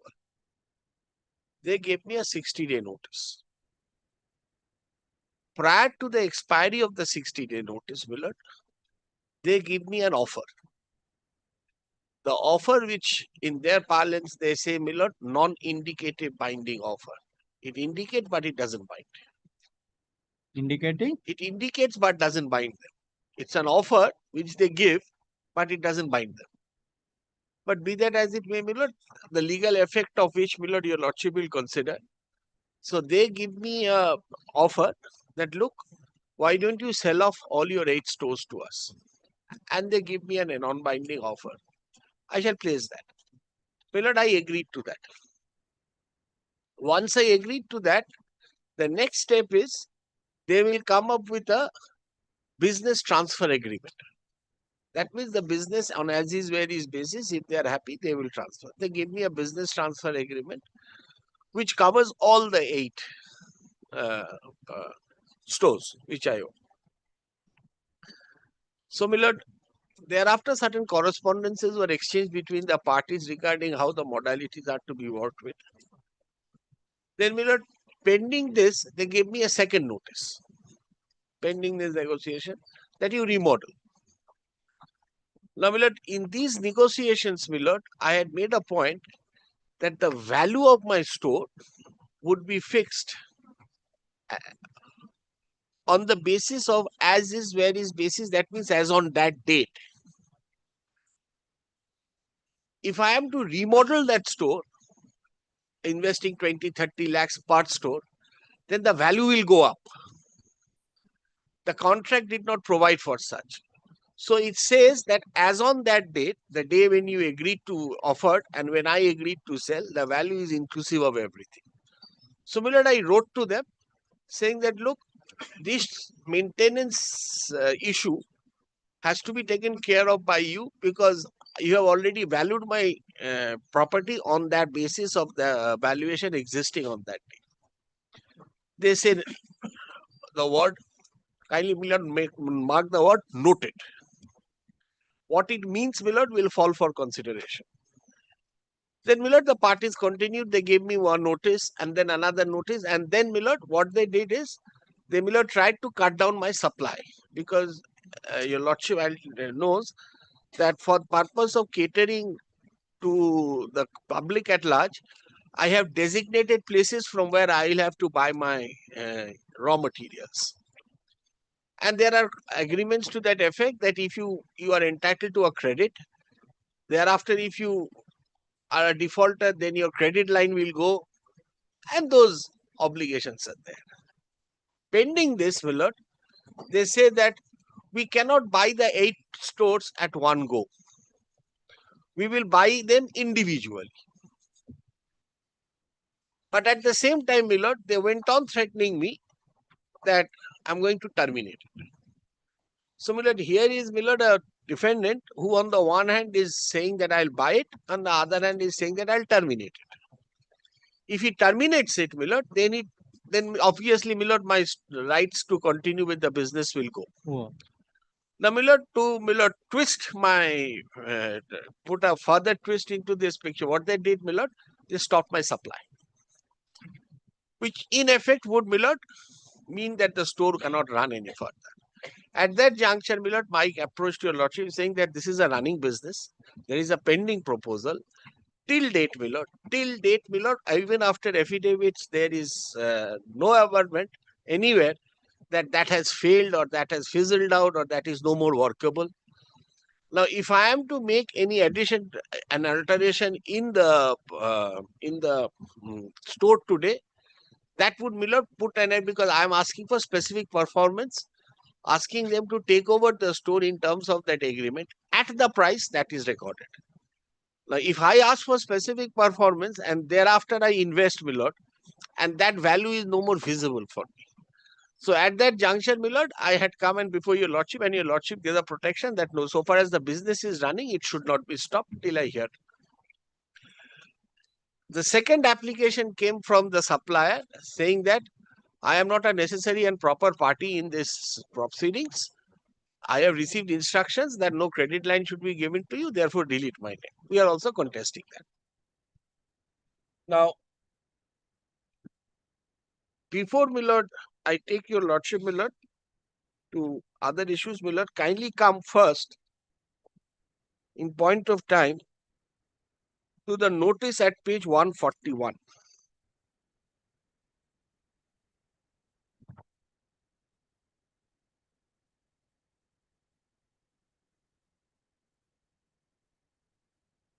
Or Millard, there are three notices of the same date. Page 137. I'm sorry. Yes, yes.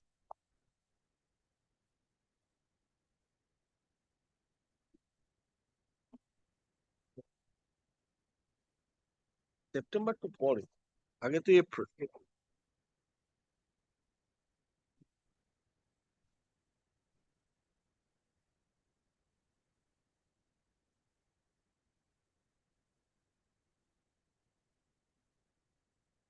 Yes. Well, 27th April 2024, your lordship will find this is a pre-termination notice. Now, before I take your lordship through the notice, Millard, kindly take the opposition side by side and come to page 55. Opposition of J1. Of J1.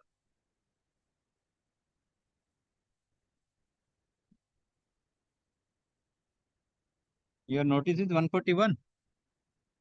Millard, page 55. But the notice which I am drawing is part of my petition, which is at page 137. 137. And the provision under which this notice is issued, Millard, under the contract is at page 55 of the opposition.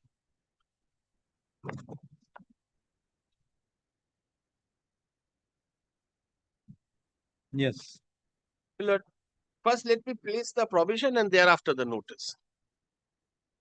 Millard, this is the agreement, franchisee agreement. Millard, there is clause 8, your lordship will find termination and expiration provisions. The notice is under B. But Millard, your lordship will find each of the clauses A, B, C, D, the four clauses which say that under what circumstances I can terminate, starts with if we give you 10 days notice. Similarly, we may at our option and without prejudice to our rights provided and such and such. So, Millard, what the point which I am trying to make is that the contract does not say that upon a breach of any of these conditions, notice is mandatory. They may not. We give 10 days. If we give you. We may at your option. We give you notice. We may at our option. Correct. So, it is not mandatory. Okay. So, Millard, it can't be contended that the agreement, Millard, does not provide for any laxity. Yes.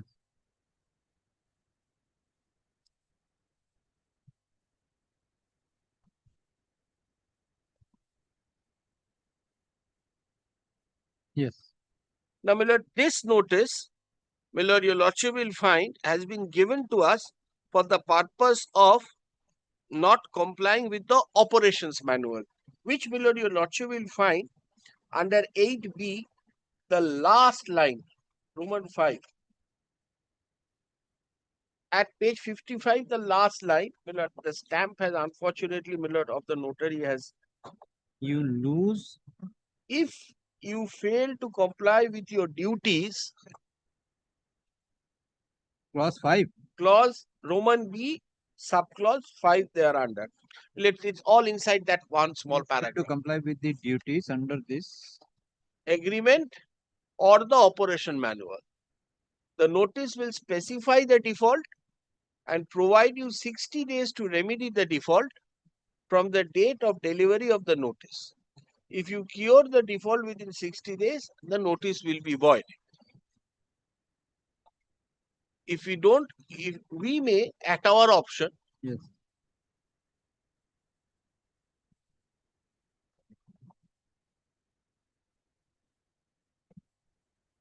So A and B is They may not give a notice, not mandatory.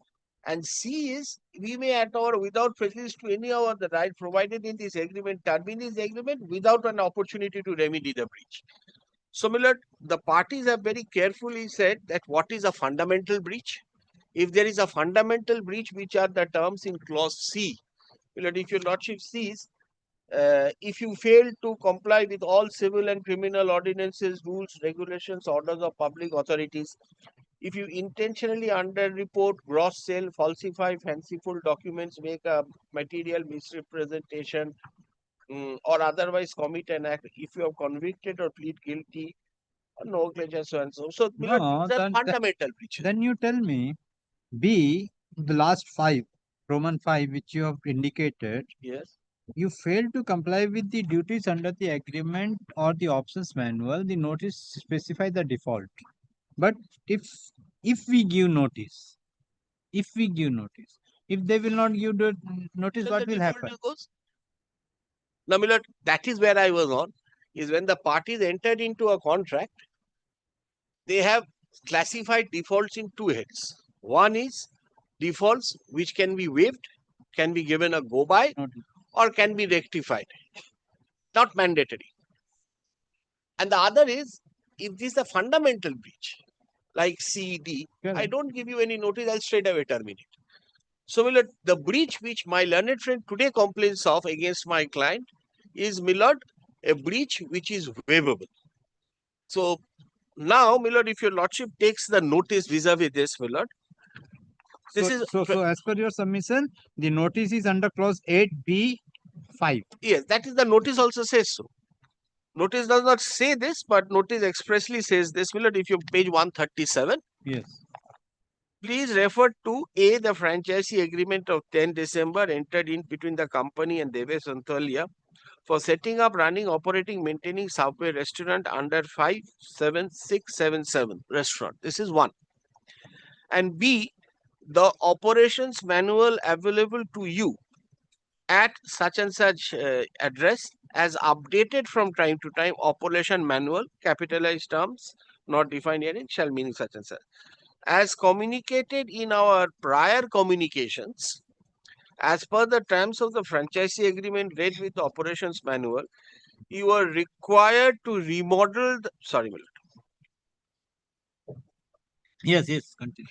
You are required to A, remodel the restaurant in such manner as provided in the operations manual, including chapter 3 of the, on or prior to 25th of September 2022, to avoid non-compliance with your obligations under the franchise. Kindly mark the date. 25th September 2022, I have not done, but they have not terminated it. This notice is of 2024. Correct. So from 22 to 24, that notice which has been previously given, what they say, Millard, they have exercised their discretion not to terminate. Then, however, as on the date of this letter, despite our timely reminders, the communication issued to operators of all Subway restaurants in India bearing South Asia such and such remodel restart on our internet portal on 2nd January 22, available at such and such prior, and the push notification and thereto which was issued to you on a registered mail. 2, the letter issued to you dated 13 December 23 titled Intimation in relation to remodeling. In each case, reminding you and requesting you to initiate the process of remodeling at the earliest to avoid breach of your obligations under the franchise agreement. You have not placed any order with the consolidator of remodeling supplies and therefore have not completed the remodeling of the restaurant despite due date for such remodeling having gone by. This constitutes a breach of your obligation under the terms of the franchisee agreement, which entitle us to enforce our remedies under the franchisee agreement. Correct. Please be advised to correct this subsisting default as set out above immediately and in any event not later than 60 days of the issuance of this notice, will result in automatic termination of the franchisee agreement on the expiry of 90 days from the date of this notice without any further facts, these notifications in person as per the terms of the franchisee agreement, and immediate cessation of supply of any products, fruits, services from Jyotir. As on the date of this letter, we observe that there are other subsisting breaches of your obligations under the terms of the franchisee agreement, which entitle us to enforce other remedies under the franchisee, including but not limited to imposing applicable late fines and penal charges for terminating the franchise agreement. At this stage, we are not specifically identifying such breaches, and we expressly reserve all our rights in respect of each of them. This notice is without prejudice to all the company results. So, the sum and substance of this notice is that, look, remodeling is due for the last 2 years. You have not remodeled it. So kindly place your order with the consolidator, but they have their own remodeling system. So kindly place your order so that the store can be remodeled. This is 27th of April, Millard. This is one store. Kindly, Millard, turn over the page at 139. Yes. The notice, I believe, subject to correction is same. Only the store number is different in the third line. Yes. And Millard, kindly come to page 141. Oh, I'm sorry, Millard. Arekta notice kotha. Oh, sorry, Millard. These are the two notices. I run 8 stores, 2 notices in respect of 2 outlets. 5774 no. What is the 141? Millard, 141, your lordship will find that the date is different. It's September. I'll come to that. Achha, September. So April, out of 8 stores, 2 stores receive notice. Yes. Yes. I have 60 days from this date and 90 days. So from 27th of April, if I calculate 60 days, it will be somewhere on the 27th of April. 26 June. June. Now, Millard, kindly, Millard, come to page 72.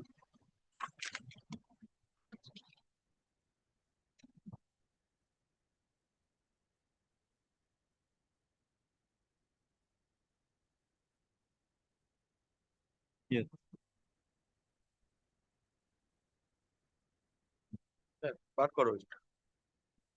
Millard, kindly note, this document is not disputed. This is, Millard, a screenshot of a WhatsApp.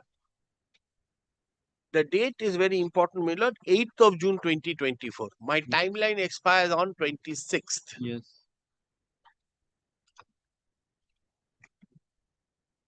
Kindly, Millard, come to, Millard, the 3rd or 4th message or 5th message, 1st, 2nd, 3rd. Non-binding indicative valuation letter addressed to Devesh Sonthalia from Nitin Motwani, Everstone. That is, Millard, Eversabito. That's the defendant number 4. 1. And Motwani writes, Millard, after sending me this draft, non-binding indicative valuation letter, Rohit ji, please confirm back on this offer by tonight. Ask questions if you have. So I get a non-binding indicative offer, which is at next page. The plaintiff.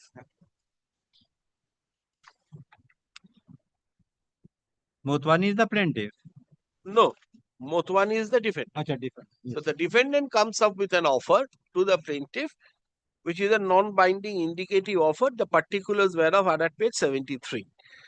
At the top, your lordship will find non-binding indicative valuation letter for purchase of subway store. Yes.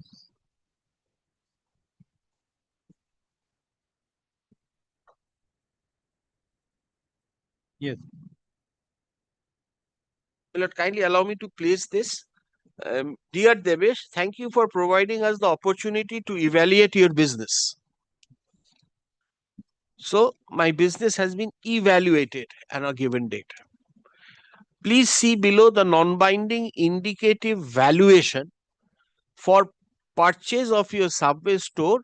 Millard, these are the 8 stores, of which 2 are also already under notice. 57677. Two are under notice. Total consideration 3 crore 60 lakhs for all 8 stores.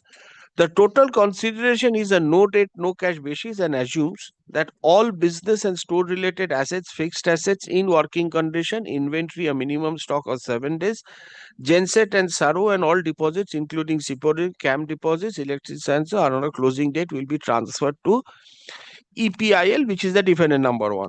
All store related liabilities will be nil at the date of the store being transferred.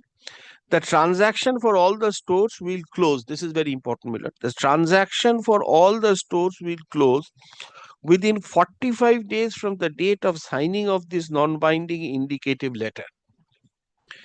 If the transaction closing extends beyond 45 days, then the total consideration mentioned above would be reduced by the amount of the store profits earned by you for the period beginning from the 46th day after the date of signing of this non-binding valuation letter up to the closing date.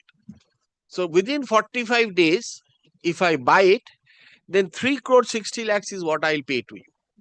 If I can't buy it within that from the 46th day, you will be running the store and the profits that you will be earning from the store would be deducted from the consideration. So, Millard, so far as this non-binding indicative offer is concerned, it didn't have a deadline. Number 1. Number 2, it did not prevent me from carrying on the business from the 46th day. Thereafter, but if it is done on the 45th day, this is the valuation which they have agreed upon in respect of each of the stores. Your Lordship will find there is a table at the end which has given the valuation for each of the store.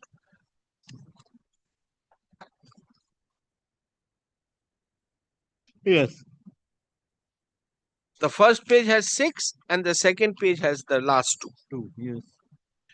Upon successful closing of acquisition of all 8 stores mentioned above, EPIL shall pay a one-time acquisition completion bonus of 10 lakhs. The total consideration payable shall be increased to 3 crore 70. In the event the acquisition of any of the stores is not consummated by reason whatsoever, the bonus of so shall not be payable. Any increase in the above stated commercials, including deposits of the new lease agreements on the existing, lead to adjustment in the total consideration. This is where, Millard, they say why it is not binding. This letter, 4, 5 and 6, this letter is an expression of interest only.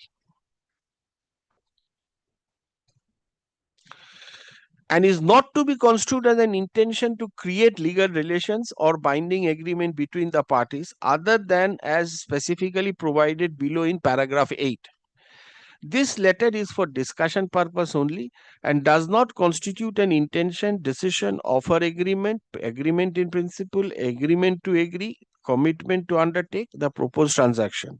Then, the commitment would only be set out in the subsequent definitive legal documentation to be entered by the parties reflecting the agreed terms between the parties. So, the subsequent document is coming, the valuation, everything is there, but you can't hold me to this. Very well. Thereafter, Millard, certain obligations are there.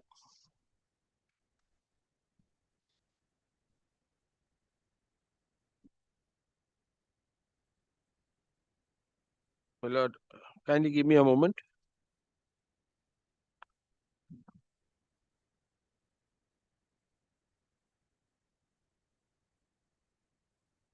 Very well.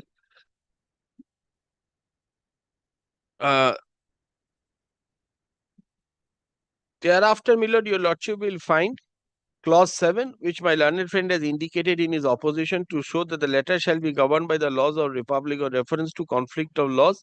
The courts in duly shall have exclusive jurisdiction over the dispute arising under this letter and except provisions 4, 5, 6, 7 and this provision, the term sheet is only indicative and shall not be legally binding on the parties. I don't know what they say when they say nothing is binding, but be that as it may. So when I received this letter on 8th of June, Millard, I write to them on 8th of June itself, which is at page 76. Yes. And this is, Millard, where, Millard, your Lordship's consideration would be required. My lord, kindly see 8th of June. As per discussion yesterday, PFA with this email of non-signed, non-binding valuation letter for purchase of Subway stores. Please note that the following points were discussed on call, and I am just mentioning the same in this email below with your reference as well. I have removed all other parties from this email, just keeping in the limited people who are part of the call last night. Point number 3 of the letter, the transaction for all stores will close within 45 days from the date of signing of the indicator. If the transaction closing extends beyond 45 days, then the total consideration mentioned above would be reduced by the amount of the stores earned by you for the period such and such from the 46th day after the signing of the non-money valuation letter. I have quoted that.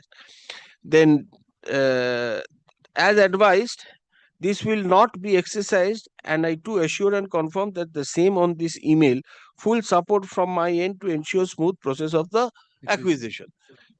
This is me. DS is me, plaintiff.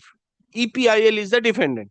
This will be exercised only if seller voluntarily delays the acquisition process and shall not be exercised for delays caused due to external factors outside the control of the seller. So we are buying it within 45 days. What is important is, my lord, 3. 2 is not very important. I write to them 3. One of the processes of acquisition is that the team shall visit and evaluate and inspect the store and evaluate in case of any repair maintenance costs that are incurred. However, Nitin sir assured that there will be no additional cost to be incurred from my end, if any, for the same. So I expressly write to them that for all remodeling reasons, I am not going to bear the cost because we are under a non-binding indicative offer. Kindly see the defendant's reaction to that. EPIL, just below that line, my lord. Just below that line, noted. So I have expressly put him on notice that so far as this remodeling clause is concerned, in respect of all the 8 stores, if any repair or maintenance cost is to be incurred, I am not going to do it. And they say very well, you don't have to do anything. Now, my lord, this non-binding indicative offer, thereafter, my lord, on 22nd of August 2024, transforms into a business transfer agreement, which is at page 80. Yes.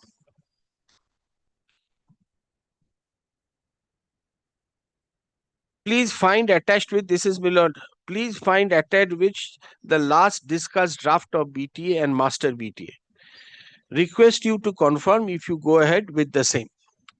My lord, 2 things is very important, is that between 8th June and 22nd August, my lord, that 24th notice, which asked me to comply, my lord, was not enforced. And I had expressly made it clear to them that I'm not going to do it because the valuation of my store is on as is very basis. So I'm not going to invest. Then, my lord, they send me this BTA. This BTA, my lord, according to my lord, the non-binding indicative offer is the binding step. My lord, if I may just trouble your lordship, my lord, once with page 74.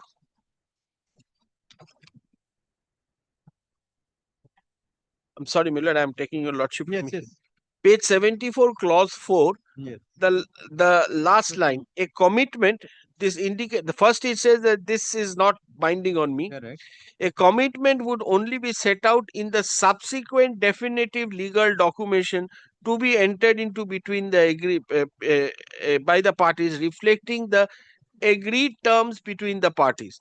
It is clarified and it is affirmed that the advisor says that is not necessary. So this is the document which, my lord, contains the agreed terms, and that would come out, my lord, from the first line of that letter, attach the last discussed draft. Where? My lord, page 80. Yes, further as discussed, please. The last discussed draft. So, my lord, this draft is containing the final terms and conditions on which the business would be transferred. Now, my lord, if your lordship sees the BTA, my lord, is there at, my lord, pages 80 to 135. And my lord, your lordship will find that these are the terms and conditions on which the parties had agreed. So my lord, all was now required was payment and signing and handing over. Yes. This is in 81 to 8, my lord. This BTA is, my lord, from page 81 to 135, 136.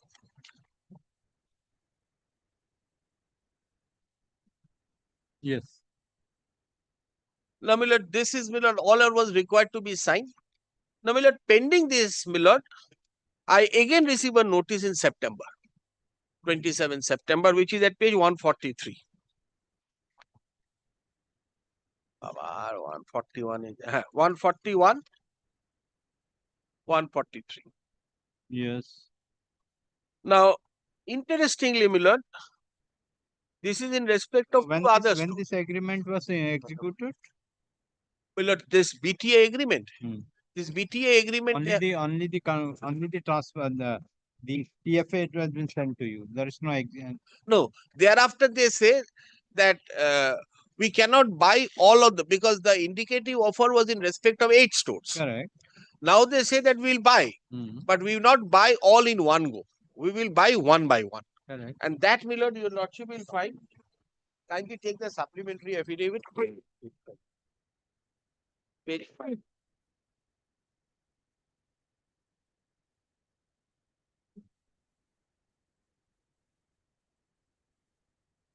Supplementary affidavit. Yes, my lord, your lordship will find a supplementary affidavit affirmed on 23rd day of December 24.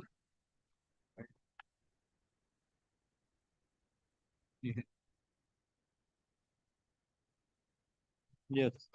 Will it kindly come straight to page 5? Yes. This is an email of 11th of October 2024. August was their master BTA. We would not be able to execute master BTA. Yes. We can only do store-wise BTA. Yes.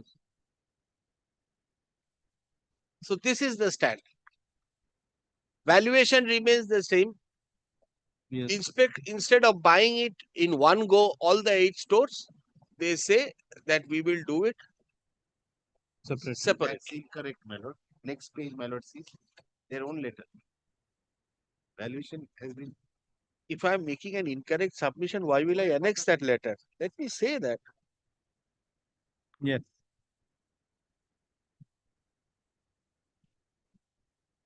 Now, my lord, lordship is the one.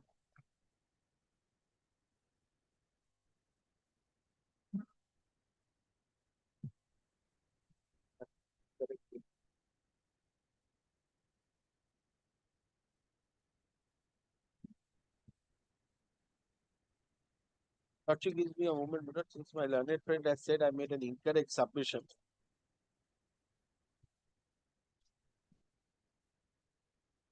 The 9th October and 11th October. কি বলছে দেখুন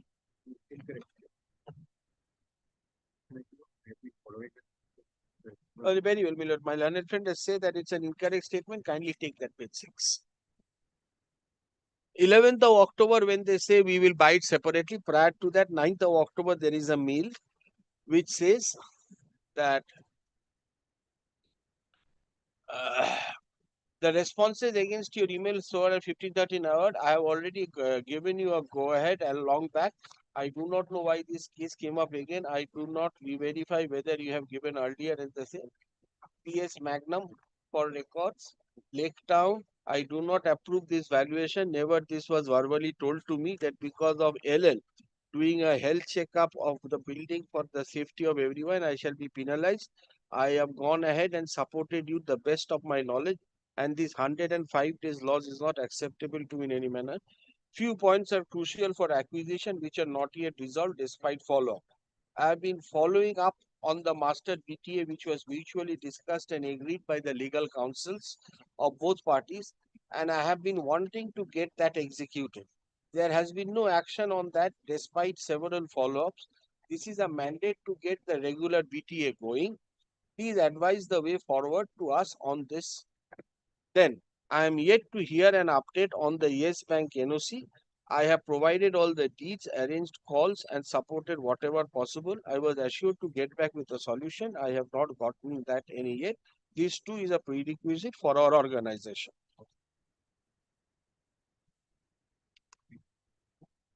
And to this, my lord, their response is very well, we will do it in a stagnated manner, not entire. So that I could not understand what allegation my learned friend made that I was making an incorrect submission. But I'm not used to hearing this. Okay, bolte dao. So my lord, 27th April is gone. So far as 27th September is gone, they are in respect of some other stores. And so far as these stores are concerned, my lord, your lordship will find the same thing is there. Now, kindly now, my lord, come to the page 145.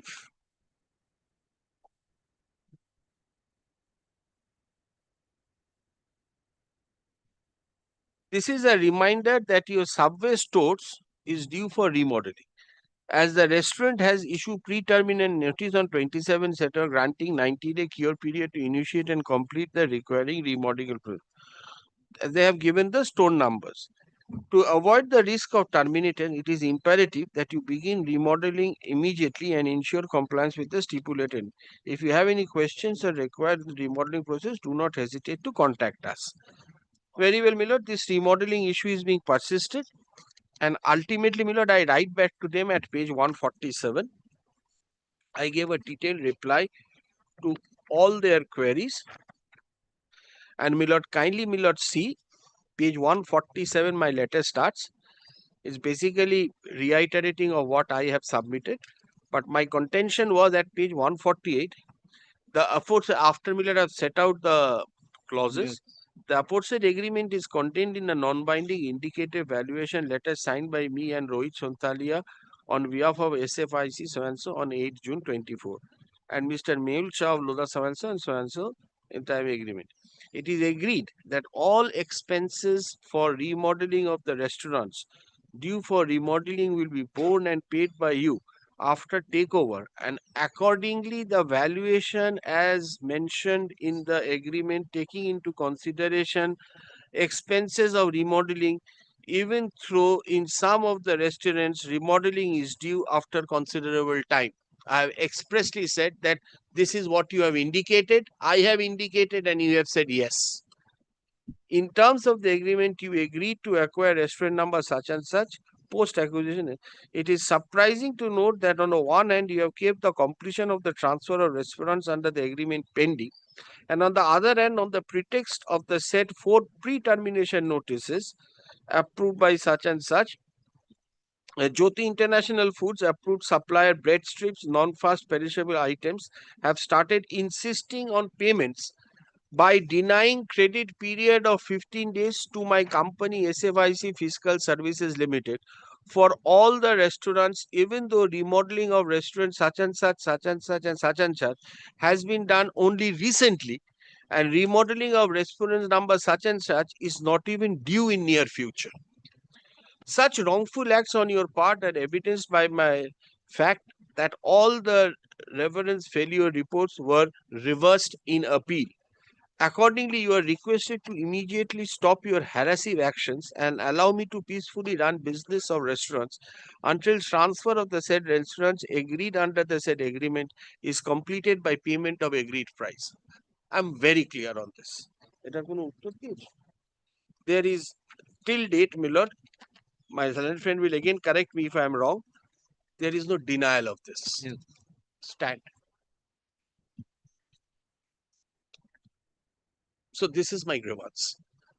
So I have now come before your lordship, my lord. My prayers in the suit is for specific performance, that you take it.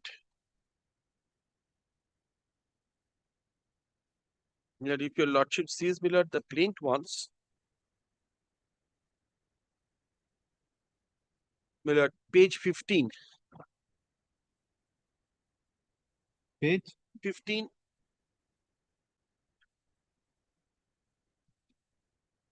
Yes. 27th April, 27th September, 16 December. These are the two notices of pre-termination in Cancellation. respect of the 4 stores and decree for specific performance as concerned in Annexure A in terms of the business transfer agreement as per Annexure O for the 8 stores. Yes. Now, Millard, the question of ad interim order.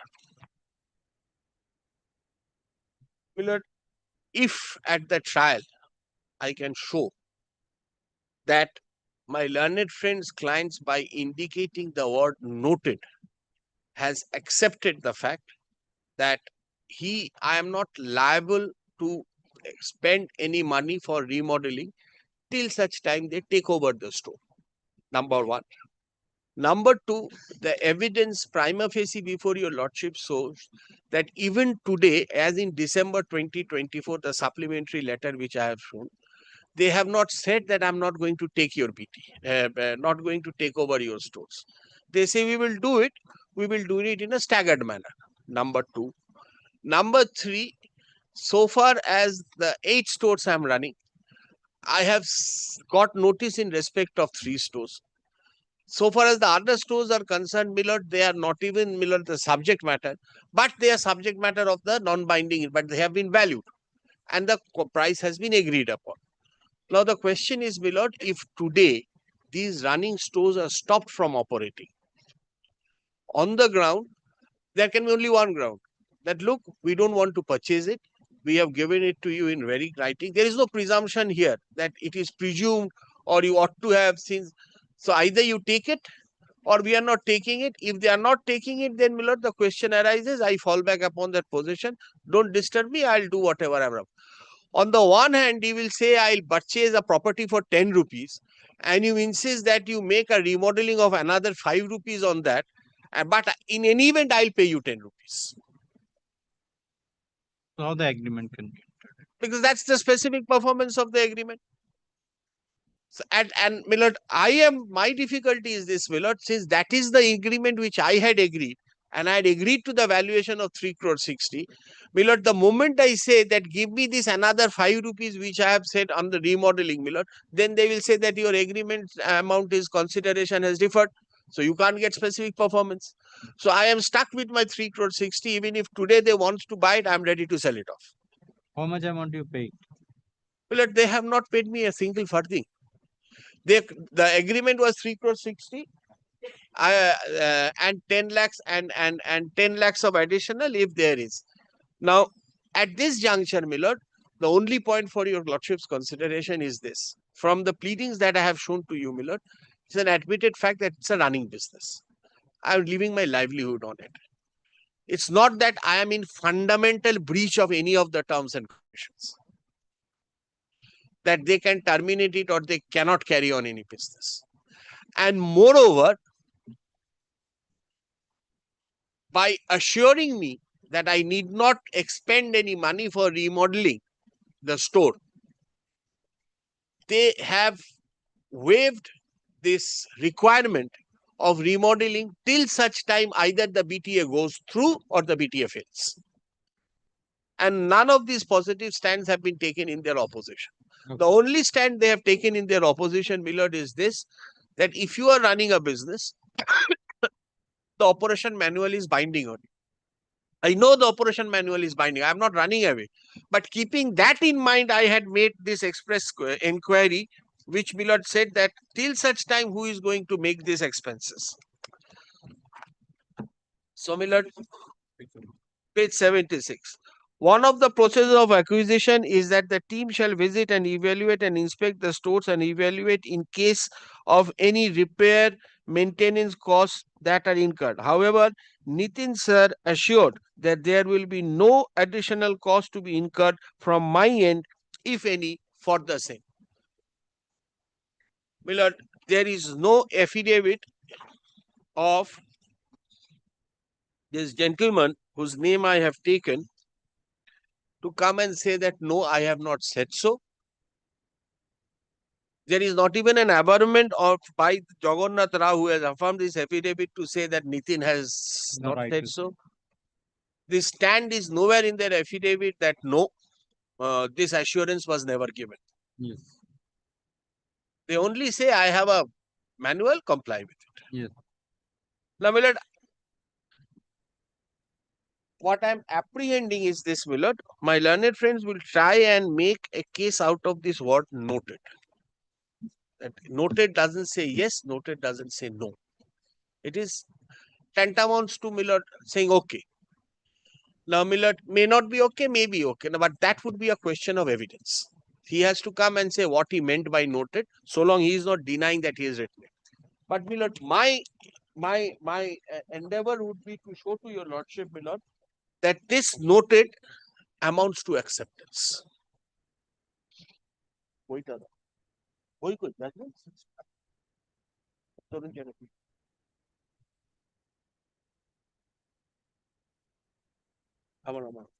আমাকে tap দাও।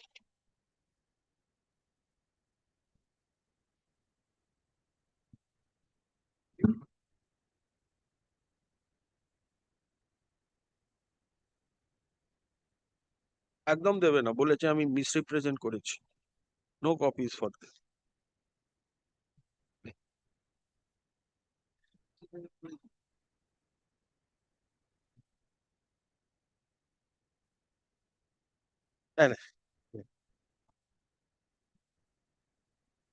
Yes. Well, this is on the question of a formation of a contract. Here, my lord, what had happened? Lordship did not be troubled with the facts. I'll tell you, lordship. A charter party was being operational. It had a particular time frame, say for 3 years. Now, before that 3 years came to an end, my lord, BPCL, my lord, Bharat Petroleum, my lord, wrote to the charter parties that I am extending the time. And this extension will be subject to approval from the government.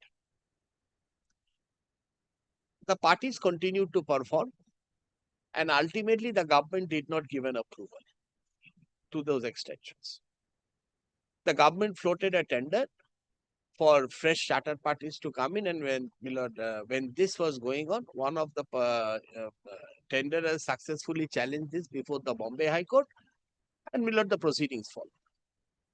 Before the dispute arose as to the period during which the services continued under that extension which was not approved.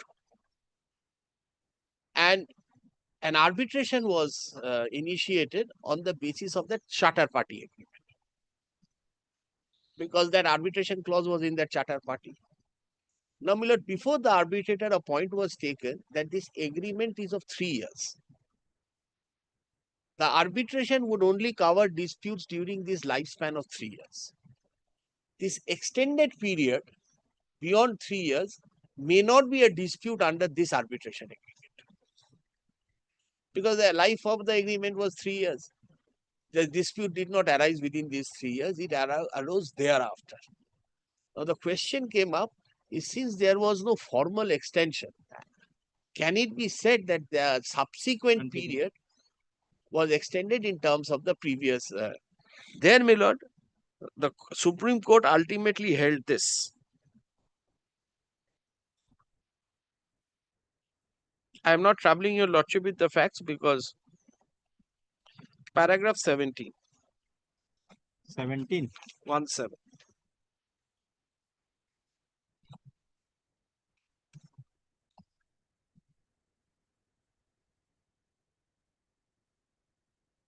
Thus, the short question for determination is whether, on expiry of the extended period of charter hire on 31st of August 1998, charter party dated 6/5/1997 came to an end and the arbitration agreement between the parties perished with it. This was the issue. Before we proceed to examine the rival stance, we may note at the outset that neither the arbitral tribunal nor the High Court have gone into the question whether the claim made by the respondent would otherwise fall within the ambit of the arbitration clause in the charter party or not. What is in dispute is whether the arbitration agreement between the parties had got extinguished after 31st August 1998, that is the date of expiry of the extended period of the charter party. Therefore, We refrain from expressing an opinion on the scope and update of the arbitration agreement, though prima facie it appears to be quite widely ordered. It is no doubt true that the general rule is that an offer is not accepted by mere silence on the part of the offeree. Yet, it does not mean that an acceptance always has to be given in so many words.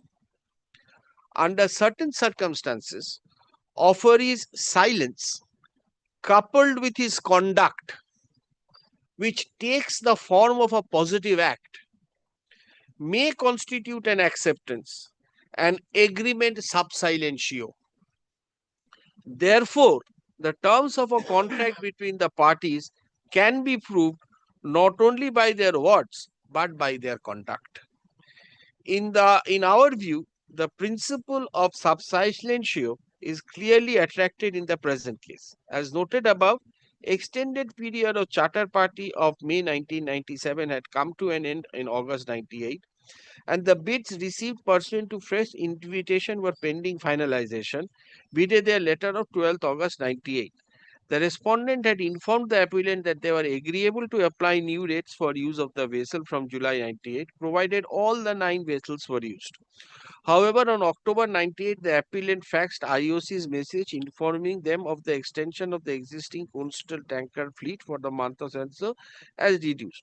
On receipt of the letter, the respondent with a letter dated 5th October 98 protested against the revision of rates for the vessel not being considered under the new bid and stated in unequivocal terms that it is not possible for them to accept the proposal of Oil Corporation Committee communicated to them with a letter dated October 98. Yet again, while responding to the appellant's fax dated 1298, whereby the respondent was required to sign a provisional charter with a letter, the respondent pointed out the appellant in usual practice is pending finalization of new charter. The existing terms and conditions of the charter party continue to apply, and therefore they are willing to sign the agreement as contemplated by the appellant based on the existing terms and conditions. It was suggested that an agreement may be signed between them for the period from 98 till the matter finally decided by the appellant under the term on existing terms and conditions with the charter hire under the existing. As noted here, there was no response from the appellant to the respondent's letter of 99. Though it appears that the letter of even that the appellant did suggest to the respondent as a token of formal agreement, the said letter may be jointly signed by the charter and the vessel. Admittedly, no such agreement was signed between the parties. Indubitably, there was no further exchange of correspondence between the parties during the year. Nevertheless, the appellant continued to use the vessel on hire within them under the time charter. The conduct of the parties as evinced in the said correspondence, and in particular the appellant's silence on the respondent's letter of November 98 and January, coupled with the fact that they continued to use the vessel, manifestly goes to show that except from the charter rate, there was no other dispute between the parties. They accepted the stand of the respondent sub silentio and thus continued to bind themselves on the terms and conditions contained in the reason why I show this is to show that in order to come to a conclusion that there is a possibility of contract sub silentio, your lordship will have to examine the conduct of the defendant post this letter of 8th of June 2024. What do we have post June 8, 2024? A, no denial that I did not say so. 2,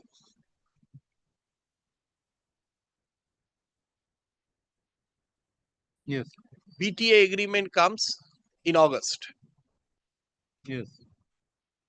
September notice in respect of 2 other stores, Yes. which is part of this. And in December, they say we can't do it, but we will do it store-wise. Continue. So therefore, the conduct shows that they are continuing and are willing to continue. So if you are willing to continue, none of these say that the moment you agree, I'll transfer and I'm still ready and willing. That's my case. But in that event, my lord, you cannot stop my running business. Till the final is. Yes. That is, my lord. Now,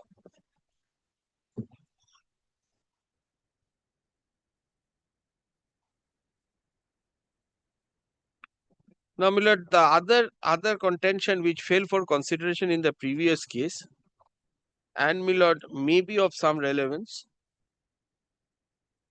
is, my lord, generally it is argued that negotiations prior to entering into a contract cannot be taken into consideration because the parties have subsequent. Question arose here is conduct and negotiations post a contract. Can the court consider that for the purpose of deciding what was the intention of the parties in the agreement? Because this is here, my lord, we are purely on the question of interpretation of the agreement and what the parties intended. Now, my lord,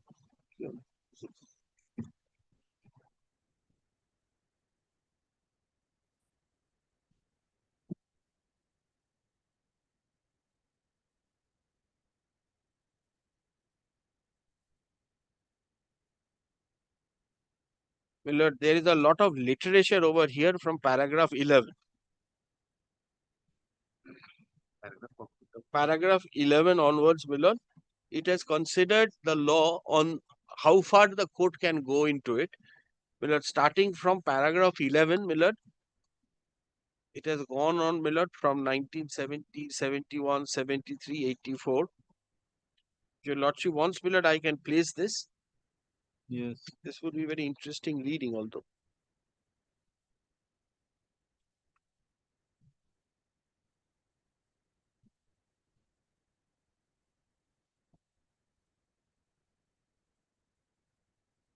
Well, do I come to the crux or I place from paragraph? Whichever way your lordship. What are the crux you said? The crux, my lord. The crux, my lord, is paragraph 16.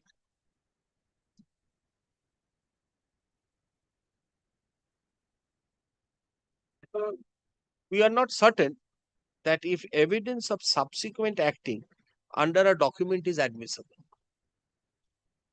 it might have the result that the contract would mean one thing on day it is signed, but by reason of subsequent event, it would mean something a month or a year later. Subsequent interpreting statements might not always change the meaning of the word or a phrase. A word or a phrase is not always crystal clear. When both parties subsequently say that the word or phrase which in the context is ambiguous, they meant this, it only supplies a glossary as to the meaning of the word or phrase. After all, the inquiry is as to what the meaning of the word, after all, the inquiry is as to what the intention of the party was from the language used. And why is it that the parties cannot clear the latent ambiguity in the language by a subsequent interpreting statement? If the meaning of the word or phrase or sentence is clear, extrinsic evidence is not admissible. It is only when there is latent ambiguity that extrinsic evidence in the shape of interpreting statements in which both parties have concurred should be admissible. The parties themselves might not have been clear as to what is the meaning of the word or phrase when they entered into the contract. Unanticipated situation might arise or come into contemplation of the parties subsequently, which would sharpen their focus, and any statement by them which would illuminate the darkness arising out of the ambiguity of the language should not be shut out. In the case of an ambiguous instrument, there is no reason why subsequent interpreting statement should be admissible. Inadmissible. Inadmissible. The question involved in this is the fact that the parties to a document and particularly to a contract have interpreted its terms in a particular way and have been in the habit of acting on a document in accordance with that interpretation. Any admissible guide to the construction of the document? In the case of an unambiguous document, the answer is no. But as we said, in the case of an unambiguous one, the answer must be yes. Is a selling agency there? Then, my lord, our Privy Council paragraph 17. In Balkrishnan vs. Sidai, the Privy Council said that in deciding the question whether the particular deed is a mortgage by conditional sale or not, and out of sale, oral evidence of intention is inadmissible under 92 of the Evidence Act for construing the deed, nor any evidence of an agreement at variance with the terms of the deed be admitted. But the case must be decided on the consideration of the contents of the document with such extrinsic evidence of other circumstances as may show in what manner the language of document is related to exim. We do not think it necessary to consider to decide this case the exact reach of that decision, nor is it necessary to ever to various decision high courts where the ratio of the case has been interpreted. So, Millard, the sum and substance of my argument to show this is what will fall for consideration in evidence in the suit is that the non-binding indicative offer, which carries with it an intention. It may not be binding, but it carries with it an intention. That intention shows that the stores were valued and the price was fixed and that date. No amount of evidence can be led because there is no ambiguity in that. The subsequent conduct to that non-binding indicative offer is a mail where it says that during the period during which this offer is not finalized, I don't have to do any expenses on account of maintaining. To that, my learned friends' clients have said noted. If he wants to say no today, that noted means something else. He has to come to the box, the suit has to await. That is to be decided. So at this ad interim stage, what is, Millard, the duty of the court? We have a contract. The contract need not be expressly signed. My cause of action today is that please don't shut down my business in an harassing and coercive manner by cutting down my supply. And to that, Millard, the intention, the approach of the court would be at an ad interim stage, interlocutory's position is prima facie case, balance of convenience. Now, today, if my store is closed and my business is closed, Millard, my specific performance suit automatically will go because it fits. So, Millard, the duty of the court is to preserve the status as on the date when the cause of action has arisen and when the plaintiff has come and complained to the court. Until my learned friend can show that this relief is contrary to law, the court will presume the status and will protect the interest so that if ultimately I win, and in the time, Millard, my store is closed, court cannot put me back into that position. For that, Millard, I have one more authority to cite. Millard, I will not take much of your lordship's time. This is 2009, volume 10, Supreme Court cases, page 388.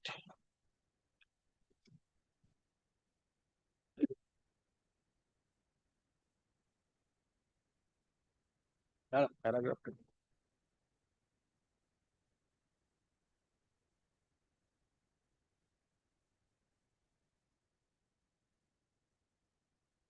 Yes. Millard, paragraph 30, Millard.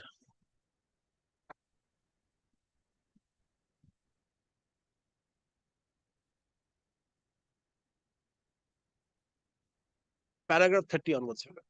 Interim order is passed on the... Oh, diyeche to. Paragraph 30 onwards. Interim order is passed on the basis of prima facie findings which are tentative. Such order is passed on temporary arrangement to preserve the status quo till the matter is finally decided. To ensure that the matter does not become either infructuous or a fait accompli before the final hearing. The object of the interlocutory injunction is to protect the plaintiff against injury by violation of his right, for which he could not be adequately compensated in damages, recoverable in the action, if uncertainty were unresolved in the favor at the trial. Grant of an interim relief in regard to the nature and extent thereof depends on the facts and circumstances of each case, so that no straitjacket formula can be laid down. There may be situation wherein the respondent defendant may use the property in such a manner that the situation becomes irretrievable. In such a fact situation, interim relief should be granted. So-and-so was a so-and-so. Grant of temporary injunction is governed by three basic principles of prima facie case, balance of which are required to be considered in a proper perspective in the facts and circumstances of a particular case. That it may not be appropriate for any court to hold a mini trial. This is important, my lord. But it may not be appropriate for a court to hold a mini trial at the stage of grant of temporary injunction. Then Colgate-Palmolive, Millard, has been quoted. I don't want to waste your lordship's time. And prima facie case, that has all been discussed. What I want, sorry.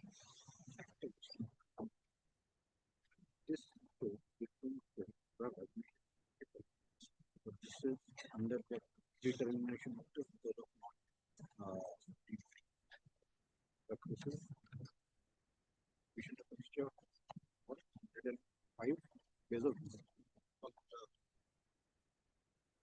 basis of that I'm not doing what. Here also they say that I'm reducing value of the difference because of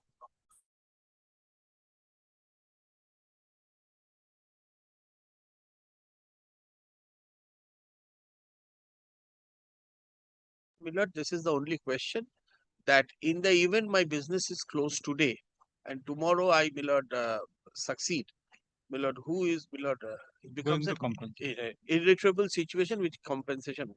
Those would be my submissions, Millard, so far as this is concerned. If anything more, Millard, I'll join in reply. my lord, since it'll take a little time, my lord takes it up on another time. ये कल fix नहीं है ना? कल fix नहीं है। Friday, my lord. तुम्हारा भी खाली है? नहीं। खाली है? Thursday, Friday, Saturday. Thursday only. Tomorrow at 2 p.m. My lord, I will come back with his answers on another day then, instead of today. 2 p.m. on any other day, my lord. Except tomorrow. Wednesday.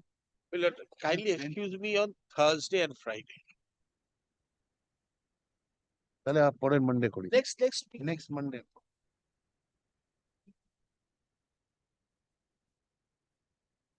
My learned friend, I was really appreciating the way he has marshaled the facts and the way he has but he didn't almost convinced my lord to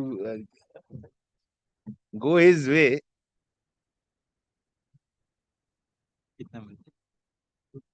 23rd 2 p.m. My lord. Monday আসছে না সোমবার হচ্ছে Monday.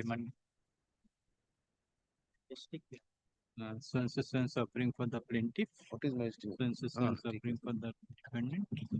Counsel for the plaintiff 2 p.m. has concluded his argument in connection with GA1 of 2024. Due to paucity of time, counsel for the plaintiff could not, counsel for the defendant could not argue the matter. Accordingly, the case adjourned. Let the matter appear on 23rd June 2025 at 2 p.m. Millard, I'm told Millard the interim order is expiring today. Today? আজকে? Interim order is extended 2 p.m. till 27th June 2025 or until further. Millard, IAGA2 I have not addressed because One only. Yes. I have taken as one only. If you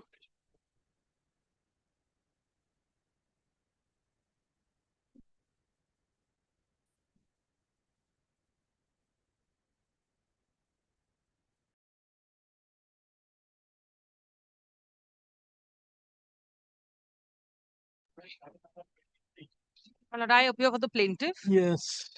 My lord, the defendant had commenced its arguments before the previous bench. My lord, today it's being taken up for the first time. But I hope he will continue.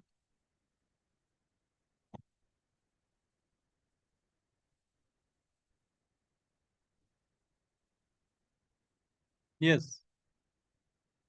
Now you have to start from beginning. The case is, I am in possession of a property. Eviction notice was given. 106 notice under Transfer of Property Act. Then case is filed.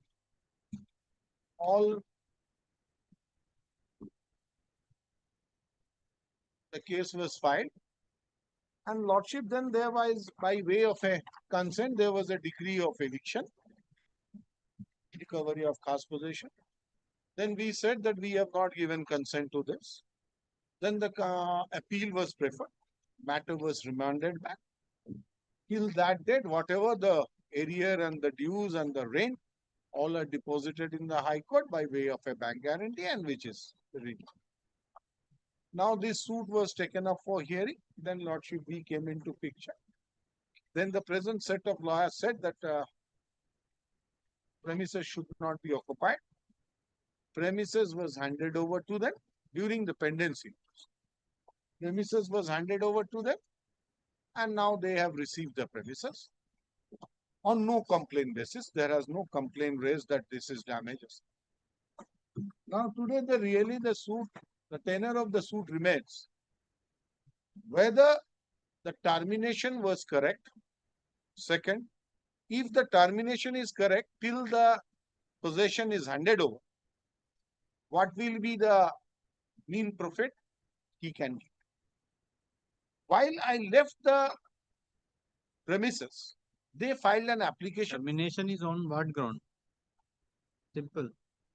106. 106. I don't like your face, go. So, Lordship, then a application for mean profit was filed by. And till the filing of after the termination, have you paid the rent? No. Yes, yes. Because meantime there was a decree, appeal. Appeal No, said I will that, set that is in aside. the court. After the termination, immediately they come to the court. Immediately they come to the court and you not paid the amount.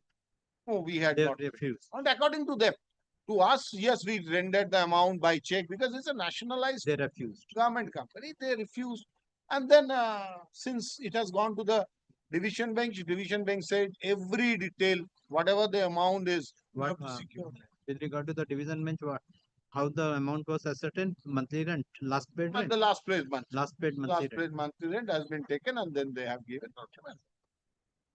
So, if I look into this aspect, then Lordship, when I was inducted, there was a separate law operating the field.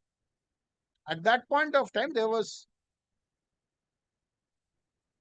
Tenancy Act of 1956, which had a certain separate law. And then, when termination was given, New act. the new act of 1997, which has come into force from 2001. July 2001, was in force. So if we look the entire episode from an angle that the new law had come into picture. So I cannot come under the purview of the new law because my rent was much higher than this. So transfer of property is applicable on me. And if transfer of property applicable on me, then 106 notice. And then there is after 15 days filing and then record. So everything looks very simple. But Lordship, in this case, probably we cannot go that very straight formula which I have seen. Lordship, here we have to see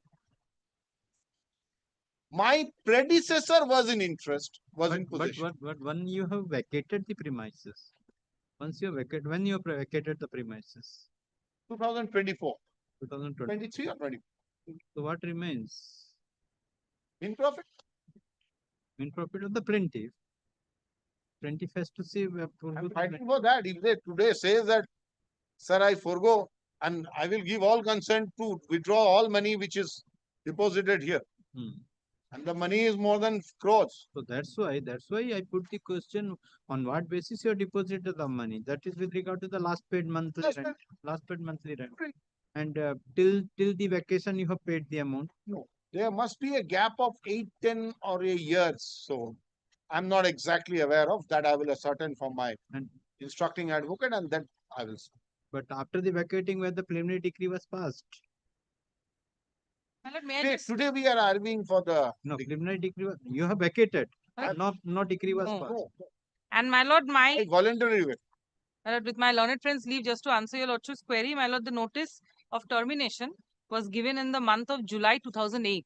And my lord, the property has been vacated in September 2024. So my lord, the period is quite high. That's quite long, sorry. No, what I said is after that notice, suit was filed, suit was decreed. Then it gone to the appeal. Decree was passed by consent of two lawyers orally. Then we said a government company cannot do this. Maybe they are private owners of the building, they can, but we cannot. There has to be approval in the file. There has to be ascertained by my head office, which is all not there. So we cannot go by that consent. So it has gone up to really division bench, and division bench set aside that order. So till that set aside of the order, because I suffered a degree and there was a money degree as well because of that area rent. So I had to, for obtaining stay, I had to order 41 rule 3. So moment I did that, so till that date everything is I secure. So that is lying with the original side register. Lordship, we all will get that in the process. So today, Lordship, we will try to see if someone is in possession. My predecessor was in possession. The owner of the plaintiff's predecessor and my predecessor had some common connection. Both were the British company. Mine was a Royal Insurance and they had this. So, Lordship, I was there. These are all there in the cross-examination. Lordship, I will take them. When the tenancy was created? Lordship, the tenancy agreement which was created is in the year 2000. 1984. 84. No. Lordship will find that agreement. Now, Lordship, kindly turn to the agreement. We will try to scrutinize the agreement, and then, Lordship, we will see whether Lordship can look into the judge's brief of document. That document is PD and DD1, page 1 to 11. First, we will look into that document. Yes, sir.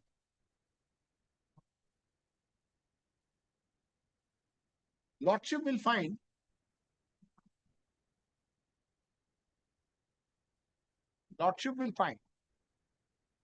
this agreement. I will place line by line. This agreement does not contain a termination clause. The question which I will address to your Lordship, previously, this agreement was done to keep ourselves out of the purview of the 1956 Act. 1997 Act also says that this statutory relation, I will take your Lordship to 97. By agreement of the parties, you can come out of this purview of that. And as it is, since the amount is higher than the limit of that act, so it comes out of that. So now you are vacated. Now the question is with regard to the you are liable to pay the main profit, or till the occupation the last paid rent is required to be. That is the question now remains. You are vacated. So if the termination is correct. Correct. That's I'm telling you. You have vacated. Leave aside the termination. You have vacated. Now the question of if the court will decide the termination is correct, then you are liable to pay the main profit. If the court will decide you are not liable to, it is illegal. It is not in accordance with law. Liable to pay, but at the contractual as per the agreement. This is the only question now remains. So, for deciding that with regard to the notice is to be tested. Notice has to be tested in light of this agreement. Correct. What are the consequences? Yes. What are the corroborative evidence that is to be tested? And it's my submission. We do not to look into much into evidence. Correct. That's I'm telling. Your question. So it's a question of law whether the notice is in accordance with law or not. So now, Lordship, to look into that, one document is very essential, is the agreement. So now I am formulating one question for my argument, that if there is an agreement in the transfer of property law,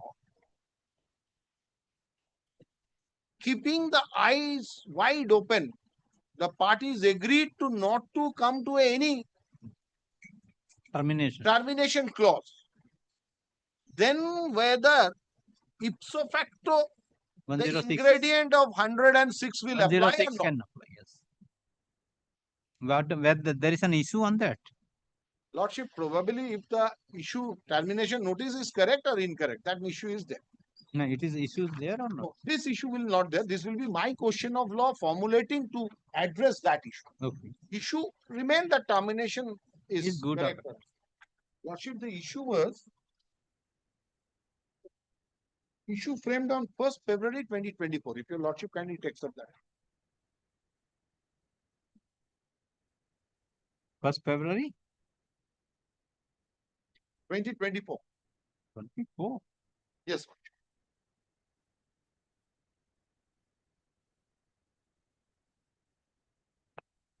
Yes. So basic issue will be issue number 2.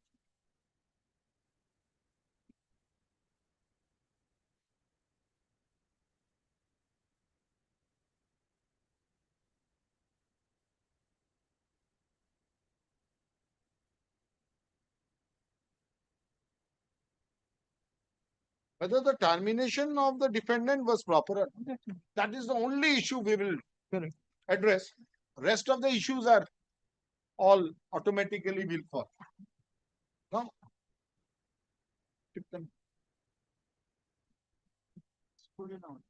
Lordship can. Okay. Today 3 p.m. can come? Lordship, instead of doing that, and we come on Thursday, Friday, or Tuesday, next Tuesday.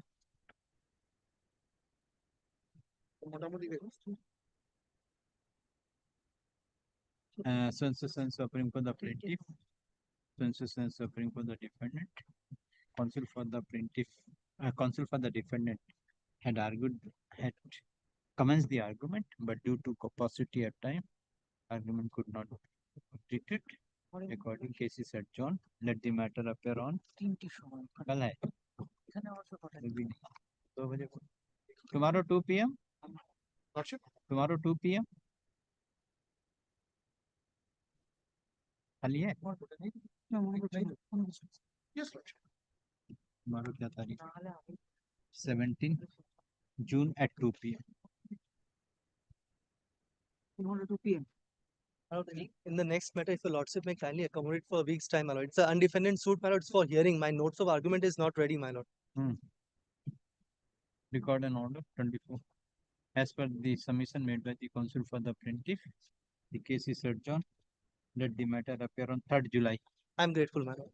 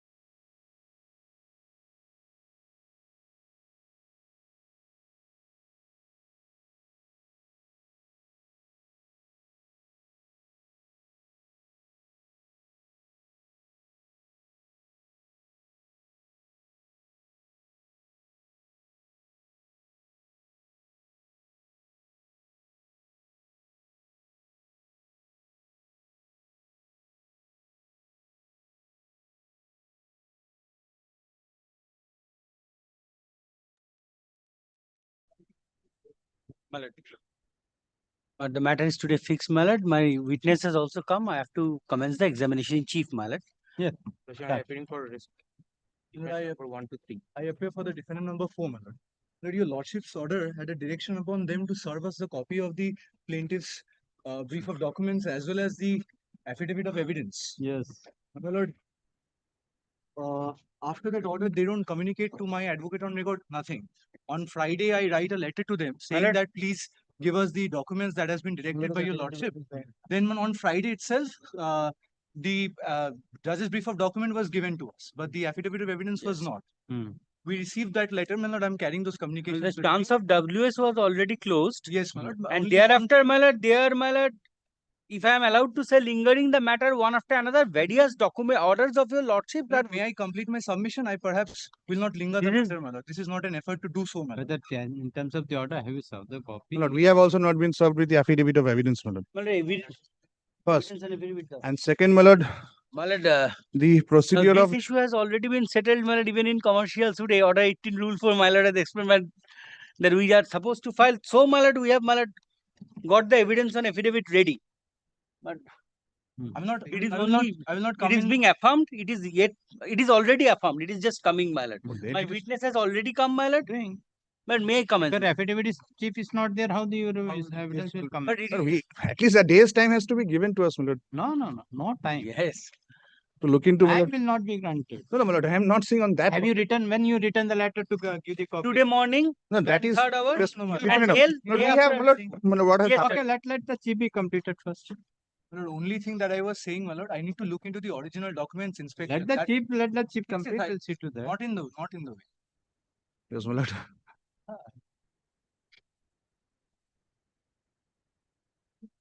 Really, they could not have served because Problem is you. It's not it is affirmed yet. Affirmed yet. The problem is And the certainly not March, us April preparing the order, matter. and it is not prepared. The bad impression of his lordship will be on me.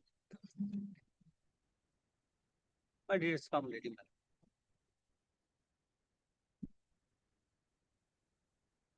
I am handing up to my learned friends. राखो ओগুলো খুলে দাও आप oath वगैरह करा लीजिए तब मैं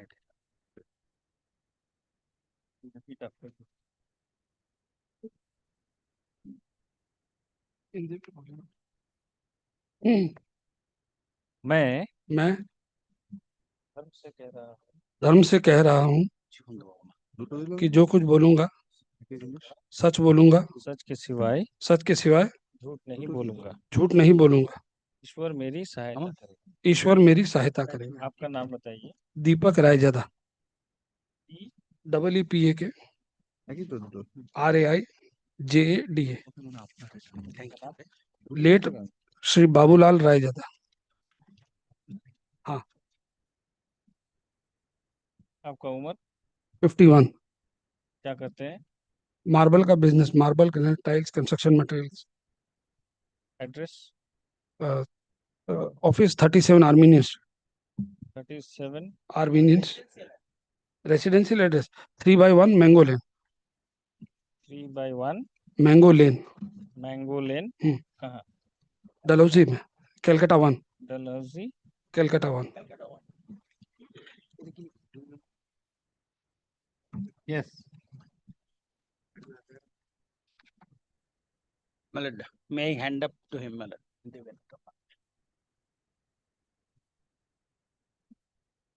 বলেছেন।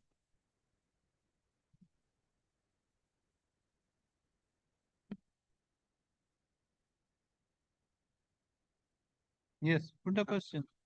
Mr. Rayeda, what is your purpose of coming to this court today? Sir I have come here. Hindi में बोलिए अगर अच्छा चाहे तो सर, मैं बोलिए। यहाँ इसलिए आया हूँ कि मैं अपना विटनेस दे सकूं। I came to this court to to witness adduce evidence. and give evidence in ठीक है, आगे for my plaintiffs. हाँ? जो plaintiffs हैं उनके behalf of the on behalf of the plaintiff. Yes, next. What is your designation in the plaintiff firm? Sir मैं एक partner हूँ पार्टनरशिप फर्म के अंदर में। I am one One of of the partners in the One partner. of the partner in the plaintiff firm. Since when you are in the plaintiff firm? Sir, since the year 2000. As a partner? As a partner. Since the year 2000. Mr. Rajada, how did the plaintiff knew the defendants? Sir, around September, October 2015 में defendants 2, 3, 4 मेरे office में आए थे. दो numbers 2, 3 and 4 came to my office. Ganesh Chandra Avenue में मेरा office था उस वक्त. वो आए थे. In my office at Ganesh Chandra Avenue. और वहां आकर उन्होंने मुझसे मार्बल, ग्रेनाइट और अदर कंस्ट्रक्शन मटेरियल्स के बारे में बातचीत की थी. And we had discussion about granite, marbles and other construction materials. And other construction materials. और बातों बातों में उन्होंने बताया कि वो कलकत्ता में बड़ा बड़ा प्रोजेक्ट्स करते हैं. And during that discussion, they said that they have various constructions going on in the city of Calcutta. और फिर उन्होंने बताया कि उनका आने का मेन पर्पस था कि एगरा में वो सापुर जी पालोन जी के अंडर में एक मल्टी सुपर स्पेशलिटी हॉस्पिटल बन रहा है. Then they said that their main motive to come to my office was that in Agra, in the Sapur, they were constructing Sapurji, Palonji, multi super speciality hospital. एग्रा, अब बोलिए फिर से उनको. एग्रा super speciality hospital बन रहा है. They have informed me that they are going to construct a multi-speciality hospital at Agra. A multi-speciality hospital is being constructed, whereunder he were required to supply material. He has stated so, but he has not stated. Yes, then. वहां पर आए थे कि उनको वहां पर अलग अलग कंस्ट्रक्शन मटेरियल चाहिए, जिसके लिए वो मेरे को सप्लाई करने के लिए बोल रहे थे.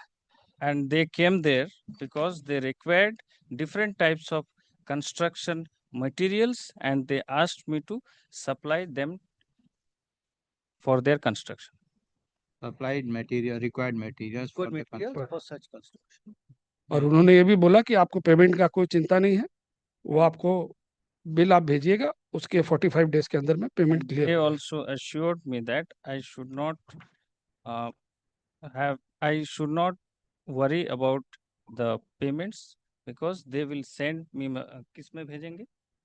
They will send the bills. They inform me that they should not worry about the payment as they will pay the bill amount within 45 days after the receipt of the material. Now, from the receipt of invoices, bill. Receipt of the invoice.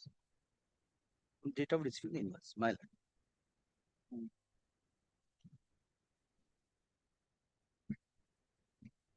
I have handed over a document to you. What is this document about? Sir ये मेरे निगरानी में ये मेरे advocates ने मिलकर लिखा है. ये पहले बोला, ये बोलिए ये क्या है? सर ये एफिडेविट है जो मैंने रॉयल बिल्ट इंफ्रास्ट्रक्चर के अगेंस्ट फाइल किया है. देख के बोलिए, आप देख के बोलिए. देख के बोलिए. This is the affidavit of evidence. Affidavit of evidence of plaintiffs, जो मेरे पार्टनर्स हैं उनका. Of the plaintiff. Prepared by my advocate on my instruction. Who has affirmed this affidavit, Mr. Ajay? Sir मैंने साइन किया है और मैं plaintiff number 3 भी हूँ इसमें. I have affirmed this affidavit and I am the plaintiff number 3 in this suit proceeding.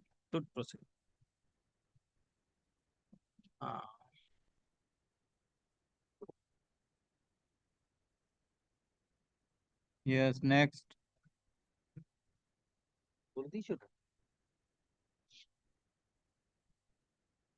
Are you aware of the contents thereof? जी हाँ, ये मेरी जानकारी में है सब जो मैंने. Yes, I am aware of the contents of this affidavit.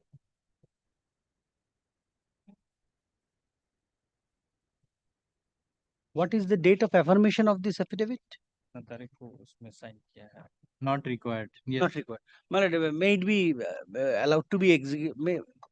It will not May be I tender? executed. May I tender this affidavit? Tender already stated. That is the tender. Yes, madam.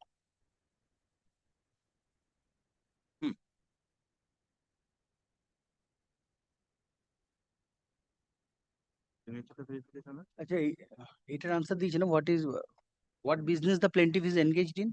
No. Mr. Rajendra, what business the plaintiff is engaged in? Sir हम लोग marble granite और other construction materials का That's already there. Yes, sir. That's Yes, next. Yes, ma'am.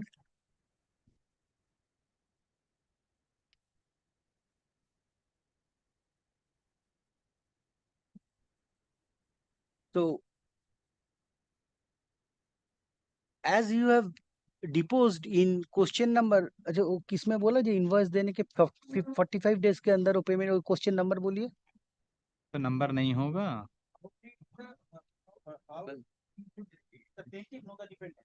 Around September, October 2015, different numbers 3 and 4 came to my office at Monastery Avenue, and we had discussed about that. No, it's okay. It's okay. This is not the question now. Yes, ma'am. What was your impression on such representation given by the defendants coming to your office? So just now you have deposed. जब वो लोग आपके पास आए तो उनका आपका impression कैसा था उनके प्रति? अब उन लोग बोले ना कि आपको पैसा का चिंता करना नहीं है, मान लो आपका सर आप उसमें क्या सोचे उनका? हम लोग तो बहुत इम्प्रेस्ड हो गए हम तो कि भाई इतना बड़ा काम है और एक प्रेस्टिजियस गवर्नमेंट प्रोजेक्ट के साथ हम लोग का भी पार्ट होगा, तो आई वाज वेरी इम्प्रेस्ड कि भाई इतना बड़ा नाम इतना बड़ा काम हमको मिल रहा है. We were very impressed. We were very impressed on their presentation because we thought that we would be part of the big project. Prestigious. So relied on such representation, you were agreed to supply materials to the defendant. Am I correct? हाँ जी. Yes. These are leading questions. These are leading questions. Deepest of respect. But that's why the answer should go up properly, my lord. That question should come properly. I am sitting here, none of the advocates of the original side knows how the witness is to be led, how the evidence is to be led before the witness. Leading question must. Except 2 or 3 senior advocates. Must suppress the answers with. What suppress the? He is stating that he has given the clue. You have to put the question. Yes, my lord.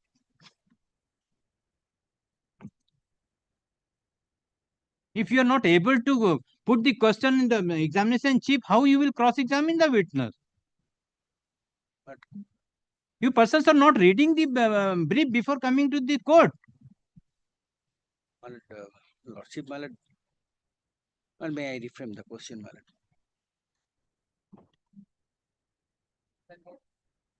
None of the advocates are leading the witness properly.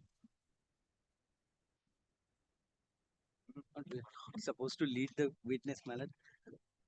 I'm putting the question, Mr. Rajendra, once again. What was your impression on such representation so given by the defendant? He has already stated. We have a good impression that we will be part of the multi project. Then what did you do thereafter?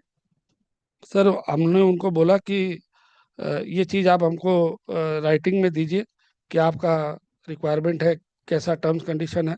तो फिर बाद में उन्होंने थोड़े दिन बाद उन्होंने mail भेजा, शायद अक्टूबर एंड में या नवंबर फर्स्ट में, परचेज ऑर्डर या जो उनका था भेज दिया. You have filed the examination chief. Correct. This all the things in the examination chief. It is there or not? I need to prove the documents. That's why I'm telling you, it is on the chief. Only you have to put the document. Why you are wasting the court time? But only few questions. What question? You file the examination in chief. That's enough. You have put all the things in the examination chief. Only you have to go, bring the witness document, prove the document from the judge's brief of document.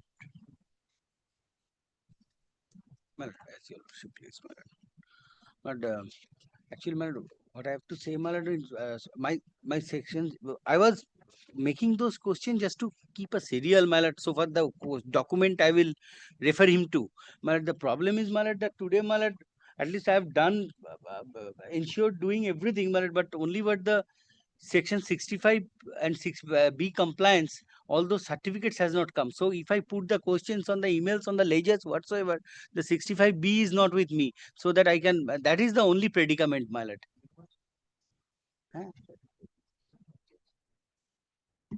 That is the thing. On the, well, may I just continue, my lord, with the document? Once you prepare the examination chief affidavit of evidence, why you not prepared this 65 2 lines? My lord, you persons are working in the group, but you are not doing anything. I knew, my lord, at the end of the when I was practicing, I was alone. I know. And none of the judges can say that you have not prepared this. During the COVID days, my lord, we have seen, my lord. COVID is different thing. If you have accepted the brief of the client, you should be serious. Yes, my lord.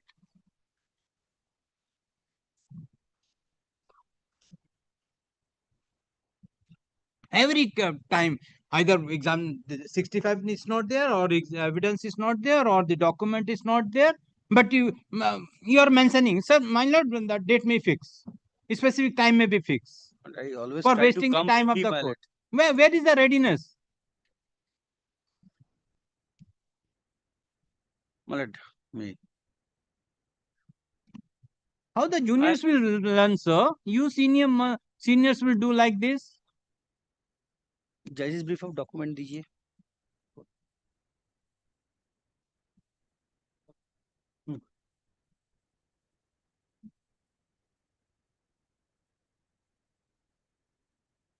Wait, 1, 2, 3 देखो.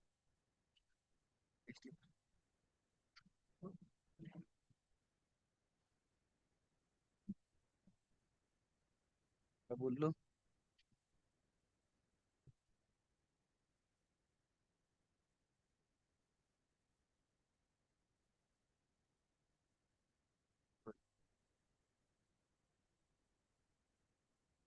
My lord, but the invoices are here, my lord. Yes. But what is the PD1, my lord? That requires, my lord, the 65B compliance, my lord. So you could have been that we have not come because it will go serially, my lord. So that's why, my lord, if your lordship, subject to lordship's permission, if your lordship kindly allow me to come back on the other day, my lord, only for that 65B. Otherwise, if your lordship wants to, my lord, show, my lord, everything, every question is ready from my end. That's why I'm almost feeling flabbergasted, my lord, that, but difficult. Oh, my lord, at the end of the day, it will, my lord. Very difficult to. That's why none of the judges has taken the suit court. None of the advocates are interested to go with the suit court, only interested with the interlocutory. That's why all the suit is pending for the last several years. You tell, I will write to the Chief Justice, close the origin, this commercial suit matters. Go to the civil city civil court.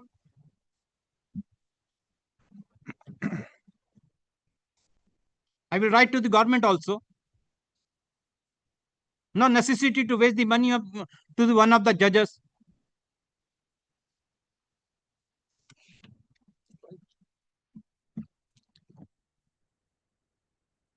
May I make one submission with your kind permission, my lord? So, since he's not ready, not to waste the time, my lord. In the meantime, my lord, if he can go through the process of, my lord. I am ready. Inspection, I will not allow you. You will not file the return only for the purpose of cross-examination. I will tell inspection will not be allowed. There is no provision in the if it is undependent suit. You have no right. Lord, with regard to documents, my lord. Document they will produce. You see from the court. There is no only this court has given an opportunity to cross-examine, sir. No, that is in law, my lord. Then inspection will not. Once you have not filed the return statement, how the inspection you will take the inspection of the plaintiff document? You have not disclosed anything. Lord, I may not disclose documents, then but how you the can... documents, my lord, he discloses. No, Lord, he has to prove it on evidence. Yes, you see at the time of evidence, you have given he has given the judge's brief of document to you. Yes, you see if the document is to be exhibited or not. You cannot, the court cannot allow to inspect. Then take objection. Well, we can then take You objection. take objection. And let Only you cross-examine only with regard to the plaint case, not with your defense. No, we do You not have cannot a defense. discuss your Well, defense. I'll be confined to only what is there in the plaint. So-and-so appearing for the plaintiff, so-and-so appearing for the defendant. The matter is fixed today. Fixed specific today at 2 p.m. for witness action. Police, the plaintiff is present along with the witness and filed affidavit of evidence and judge's brief. Judge brief file kiya? Yes, my lord. Judge brief document. After serving the copy to the learned counsel for the defendants, let the same be kept with the record. The plaintiff witness is examined in part, but the learned counsel for the plaintiff prays for time. Accordingly, case is adjourned. Chief is deferred. Examination chief is deferred. Police, let the matter appear. Give the date. 14th August at 2 p.m. for further examination of the plaintiff witness and cross-examination. Yes, next. Arguments item number 25.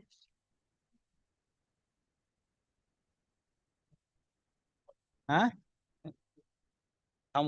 Take. Be it ho, whatever conduct, whosoever's conduct, I pray for apology, my lord. What you persons are doing this Saturday, Sunday? All through worked on it. What work? You nothing. This is the work of only half 1 hour. But everything, my lord. If I will take your brief, May it is a work of only 1 hour. May I tender? Examination in chief and affidavit of 65 affidavit. But my only question 1 is, hour. chief is ready, my lord. May I tender this, my lord? How else I can prove myself, my lord? Yes, next. Lord, I am for the defendant. The suit is an undefended suit, my learned friend. Right. Yes. Argument. Yes, my lord. Argument. Ready? Yes, my lord. You are for the defendant plaintiff. I appear for the plaintiff. You adduce evidence. Lord, no, only examination. Lord, undefended suit, my lord, my time had expired 120 days. You'll kindly take the plaint. But may I only indicate here the judge's brief of document surprisingly is not there. It was never prepared. Never prepared. No, well, that is All the document to be exhibited. But we had direct. Court will go by the exhibited document. Yes, absolutely. No But all the documents have been exhibited. But may I refer only to the plaint because nothing else. There is no written statement. There is also no judge's brief. Well, that suit is for recovery of money on account of price of goods sold and delivered. Well, that I am engaged in manufacture and sale of tea, diverse forms of tea. Tea. The defendant approached me to supply them black tea because he said that he has been on the verge of being appointed by the government for the public distribution system. And it is only after I supply the tea to him that he will be able to supply to the government. That is the premise in which the defendant approached me. There was an oral contract. There was no written agreement. I supplied the tea. Invoices raised. Hereafter, agreement. There is no oral. There is no written agreement. Oral. Invoices raised. All invoices accepted. No dispute. Defendant made ad hoc payments from time to time. I call upon the defendant to make the balance payment. That is where the defendant for the first time raised a dispute. As to the defendant alleged that there was a contract for giving commission to the defendant or discount to the defendant. The defendant alleged that on the tea that I have supplied to him, he was supposed to get some discounts at the rate of 3% per kg of tea that I delivered to him. And that discount has not been given by the plaintiff to him. And that is why he is liable to get something back from me, some money back from me. That is the dispute that the defendant had raised. But thereafter communication correspondences have been exchanged where the allegations, counter allegations, there was a mediation. In mediation, the defendant appeared and said that they want to make some payments. But thereafter, on the next day, the defendant did not appear anymore. That is why the mediation also failed. This is the suit. This is my suit. The written statement has not been filed, although the defendant has cross-examined my witness. Now, my lord kindly takes the premise in which the defendant approached me, as I indicated, that he was to supply tea to the government and he approached me for supplying those tea to him. And he takes page 20. 20? Yes, 20 of the plaint.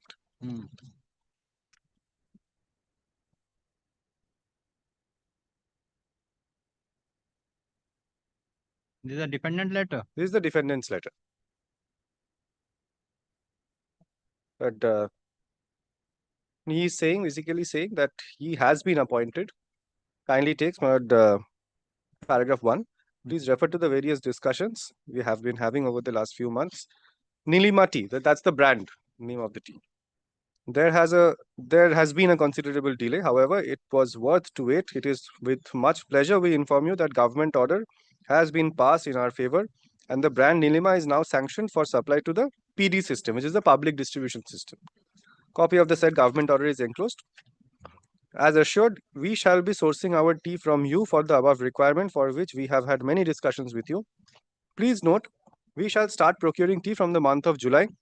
Initially, our requirement will be so-and-so for the month of so-and-so, as we would like to test the market for setting up the quality and packaging parameter.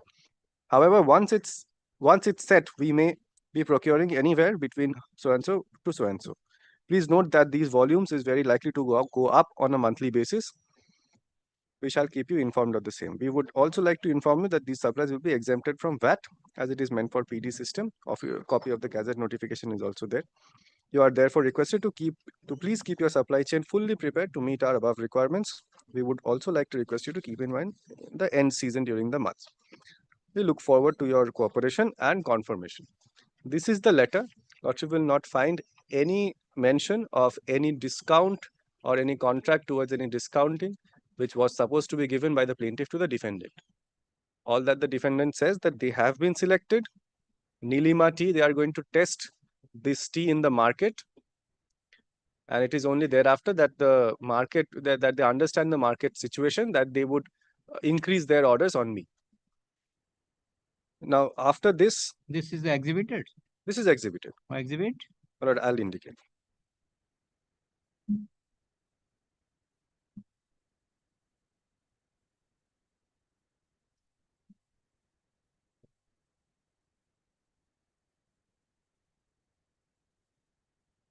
This is exhibited as Exhibit B.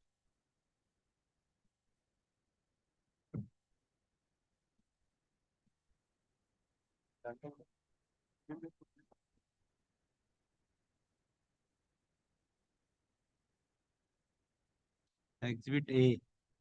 It's marked in the deposition, it's marked as Exhibit B. Original letter dated 5th August 2010. Exhibit B. Exhibit B. Well, thereafter, invoices have been raised, which your lordship will find from 21 page of the plain, right? Page 21 to 62. Yes. Then you raise the invoice. Yes. These invoices have been exhibited page 21 to page 63 of the plain.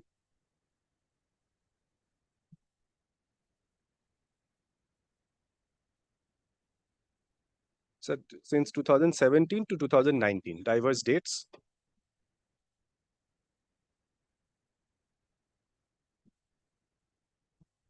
These invoices have been exhibited separately because some of the invoices were issued by one of the directors, other invoices were issued by other set of directors. And some invoices also had an endorsement of the defendant as well, that they have received.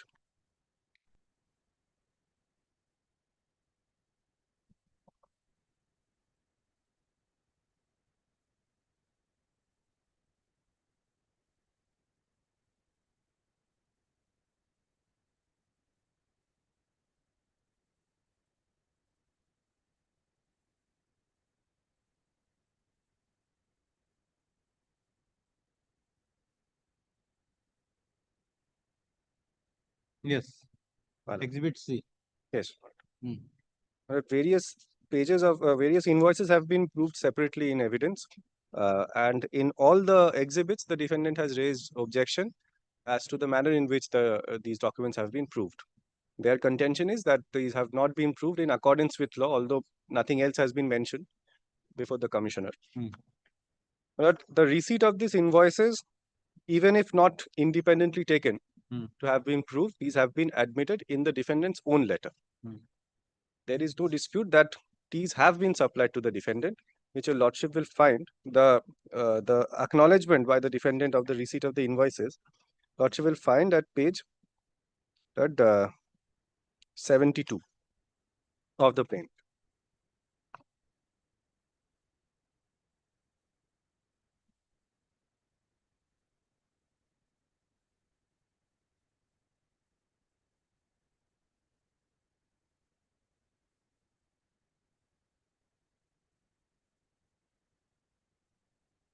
'72 is an email, 12th March 2019.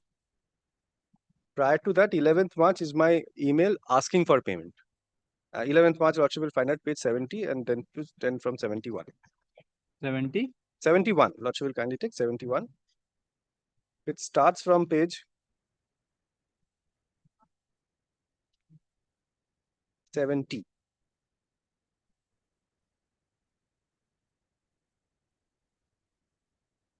Yes.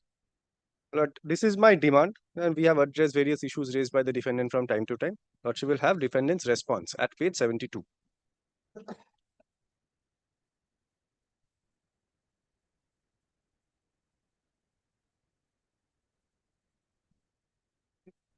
'72, 12th March 2019. The defendant says that kindly I'll place the mail.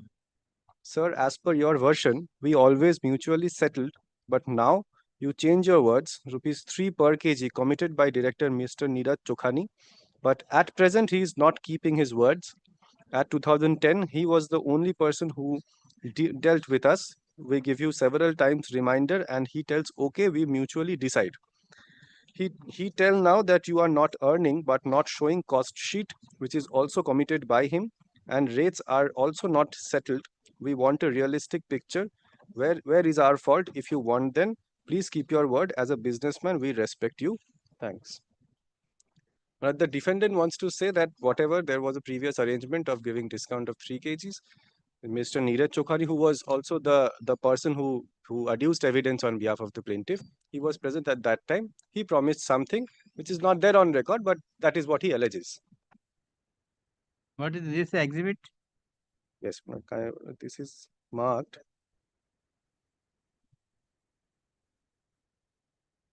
This exhibit should be exhibit H. But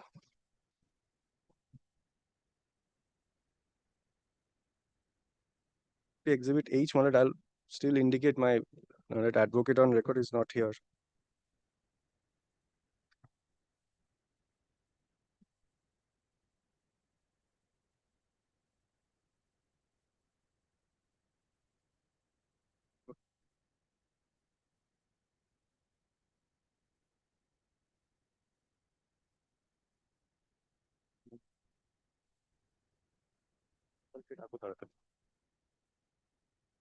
But this email, the fact the email has been sent, that is not in dispute. I'll still indicate the exhibit number. But I don't have the entire set with me now.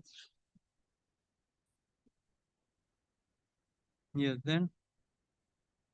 But then, similar letter was issued by the Exhibit H. I think I'm not sure. The list of exhibits are not with me at this moment. My advocate record is coming. I'll indicate the exhibit number.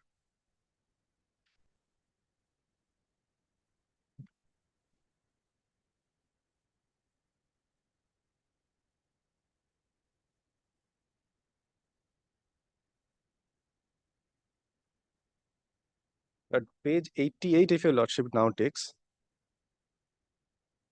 lordship will have the picture of the whole dispute from page 88 and page 90. These are the lawyers' letters which have been exchanged between the parties.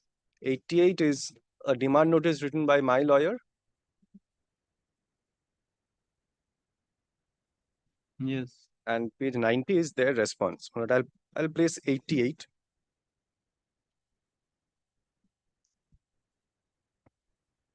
Yes. Well, the first 3 paragraphs, lordship may ignore. Fourth paragraph, may I please? There was a running and continuous account being maintained by you and our client. You had been making on-account payment or a lump sum payment against supply of tea by our client. Our client accordingly used to adjust such some lump sum amount when paid by you against the outstanding amount. You have made the last payment on 6th February 2019 for a sum of rupees 82,000. The said sum has been credited and it appears that a sum of rupees 54,54,846 is still due and payable. Our client in good faith had supplied you tea against payment of lump sum and not invoice wise. Gradually, the credit amount increased substantially and our client had been pursuing you for making payment of the outstanding sum, but you have failed and neglected. Our client accordingly stopped supplying tea since February 2019, demanded outstanding amount. It is only when our client issued such letters dated so and so, demanding the outstanding payment, you have started raising baseless allegations, which clearly shows your malafide intent. It appears that your intention is to defraud our client and make wrongful gain by not paying the legitimate dues of our client. Facts and circumstances, we call upon you to pay this amount. Then, Malad kindly. As per your case, the last payment was 6th February 2019. And you claimed on 6th of November 2019. Yes, Malad, this is my lawyer's letter. Before that, I have Correct. yes, yes. And when you filed the suit?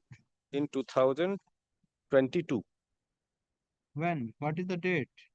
The date of the date of affirmation Presented is on September 2022. Is I find that has been plaint was verified. The endorsement must be there. November 2022. Yes. The COVID relaxation is also there. At the from 6. At that point of time, from 6th February 2019 till March 2020, the limitation ran. It was for 1 year. Thereafter, the limitation stopped running. This is page 88 is my advocate's notice. Now kindly takes page 90. Their response.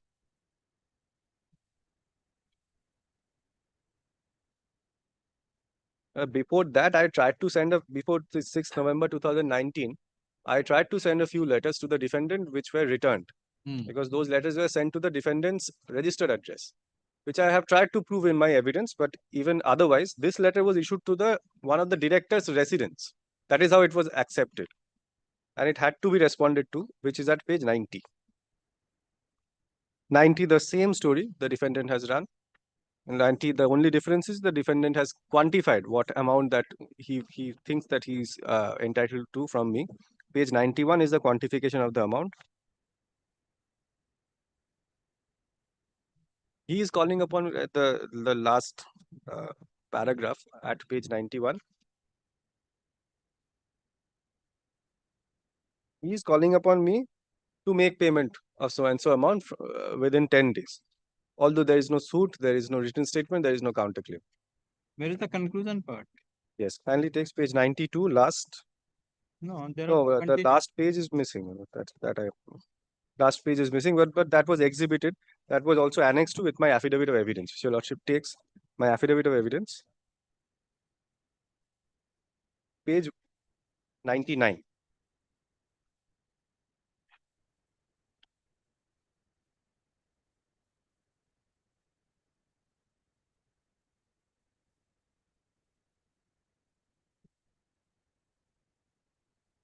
Page 99 is the letter. Lordship will not mark the exhibit They are number. claiming 85 lakhs. He is claiming, yes, he is claiming 85 lakhs from me. Then? The last page, the concluding portion is page 102 of the affidavit of evidence.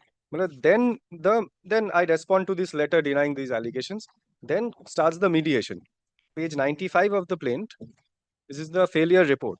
I do admit that mediation, whatever happens in mediation is without prejudice and nothing can be deemed as an admission, whatever is there. But my only intention to indicate is whatever defense that they have taken earlier, that was moonshine. Kindly takes page 96. The last paragraph. In course of mediation, Lordship was found. In course of mediation, Shri Dinesh Kumar Agarwal, one of the directors of the opposite party, Dinesh Vyapar, stated that he may consider making payment of some of the dues of the applicant by installments, and for which he requires some time to make any commitment.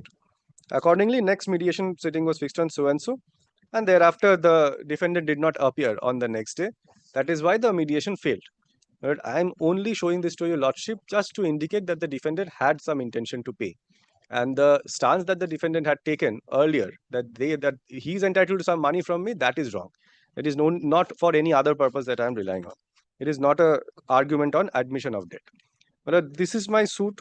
In the evidence while cross-examining my witness, the defendant had pointed out that there are discrepancies between the amount demanded from me in my letters prior to the suit and the quantification of the whatever due and payable in the plaint. But I say whatever I've whatever I've claimed in the plaint stands true and correct, and that is what I claim. Whatever is there in the letter, that is not to be relied on. And means what in the letter there was a discrepancy in the amount. In the letters we had sought for 56 lakhs payment. In the plaint I sought for 54 lakhs. That is also there in one of the other letters. But there are, the defendant pointed out certain discrepancies between the letters. The defendant didn't have any other. The written statement was not there. Some defense, some argument had to be made. This is the sum and substance of my suit.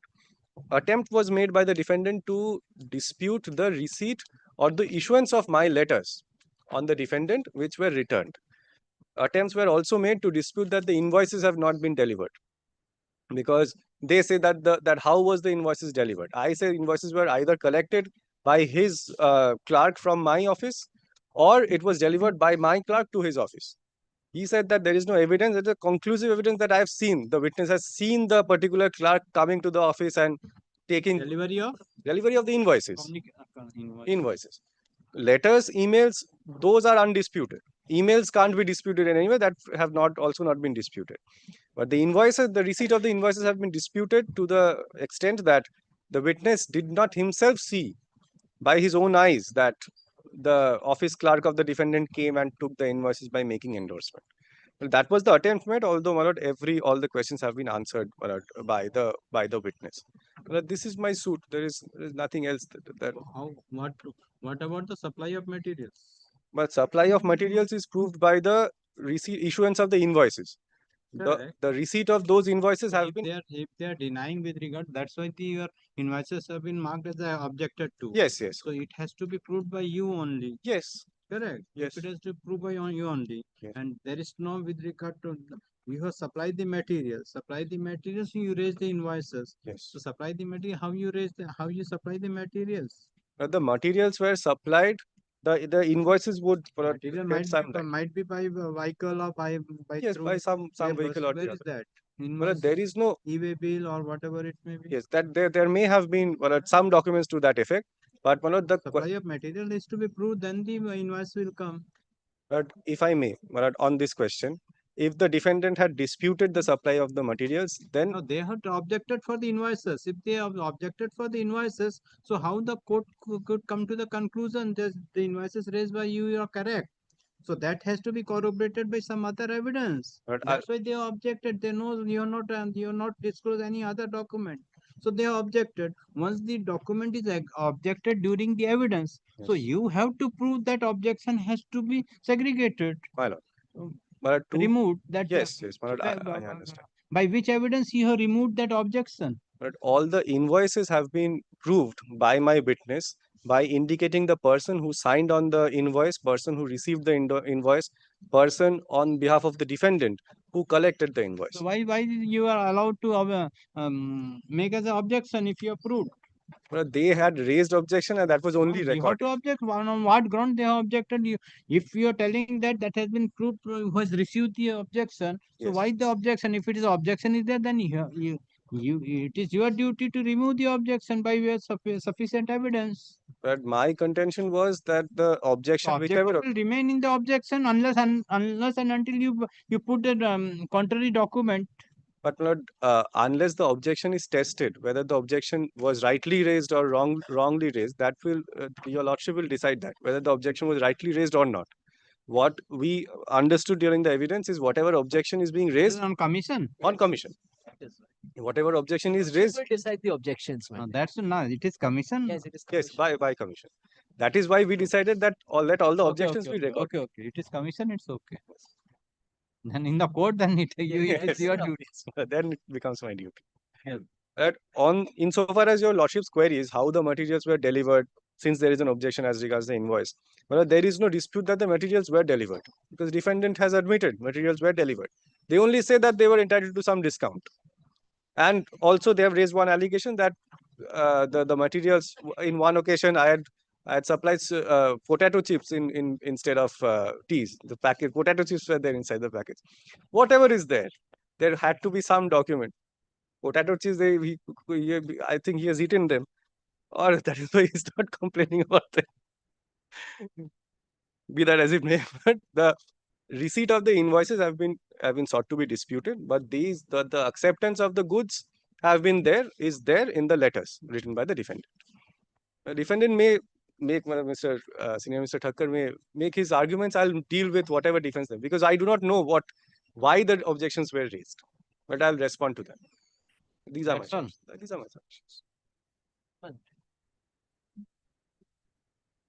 Your Lordship kindly sees the ledger straight away. My Lord, I'll deal with the invoices and why, my Lord, there is no proof. And even though if it's an undefended suit, why it should not succeed. Kindly take his ledger once, please, my Lord, which is annexed to his affidavit evidence. Yes. Ledger is Exhibit D. Yes. Exhibit D, perhaps, my Lord, at page 76. Of the affidavit of evidence? Yes, please, my Lord. Yes.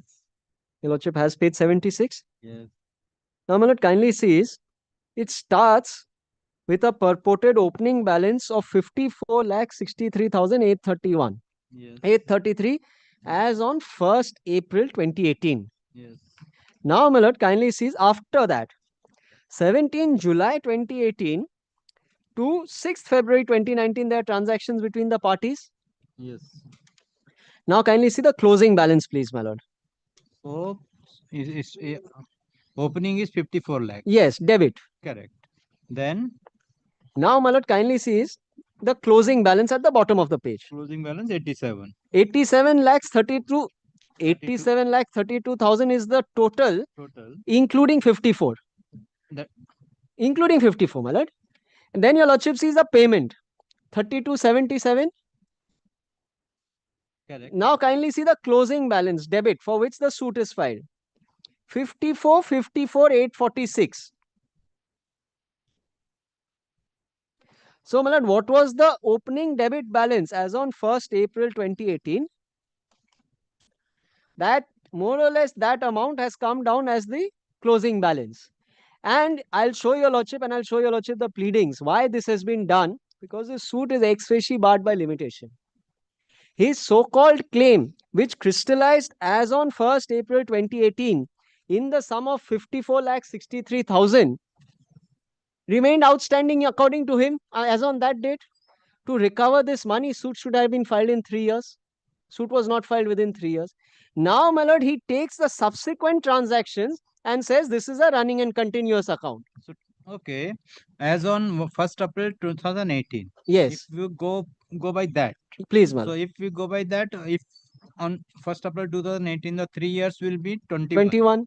21. Suit in 22. 21. Suit is in 22. 22. He takes advantage of this last payment which I made, my Lord. Now, first thing. Second thing, 54. Now, the total debit, he's saying that as 54. on 54. 54. No, 87 lakh 32,046 was the total debit voucher. Please, my Lord. Correct. Yes, my Lord. So, out of which 32 lakh 77 paid. Paid. 77 paid. Yes. So, now remaining 54, 54, he says is remain. 54, 84. This is the suit amount. Suit amount. So now, my Lord, but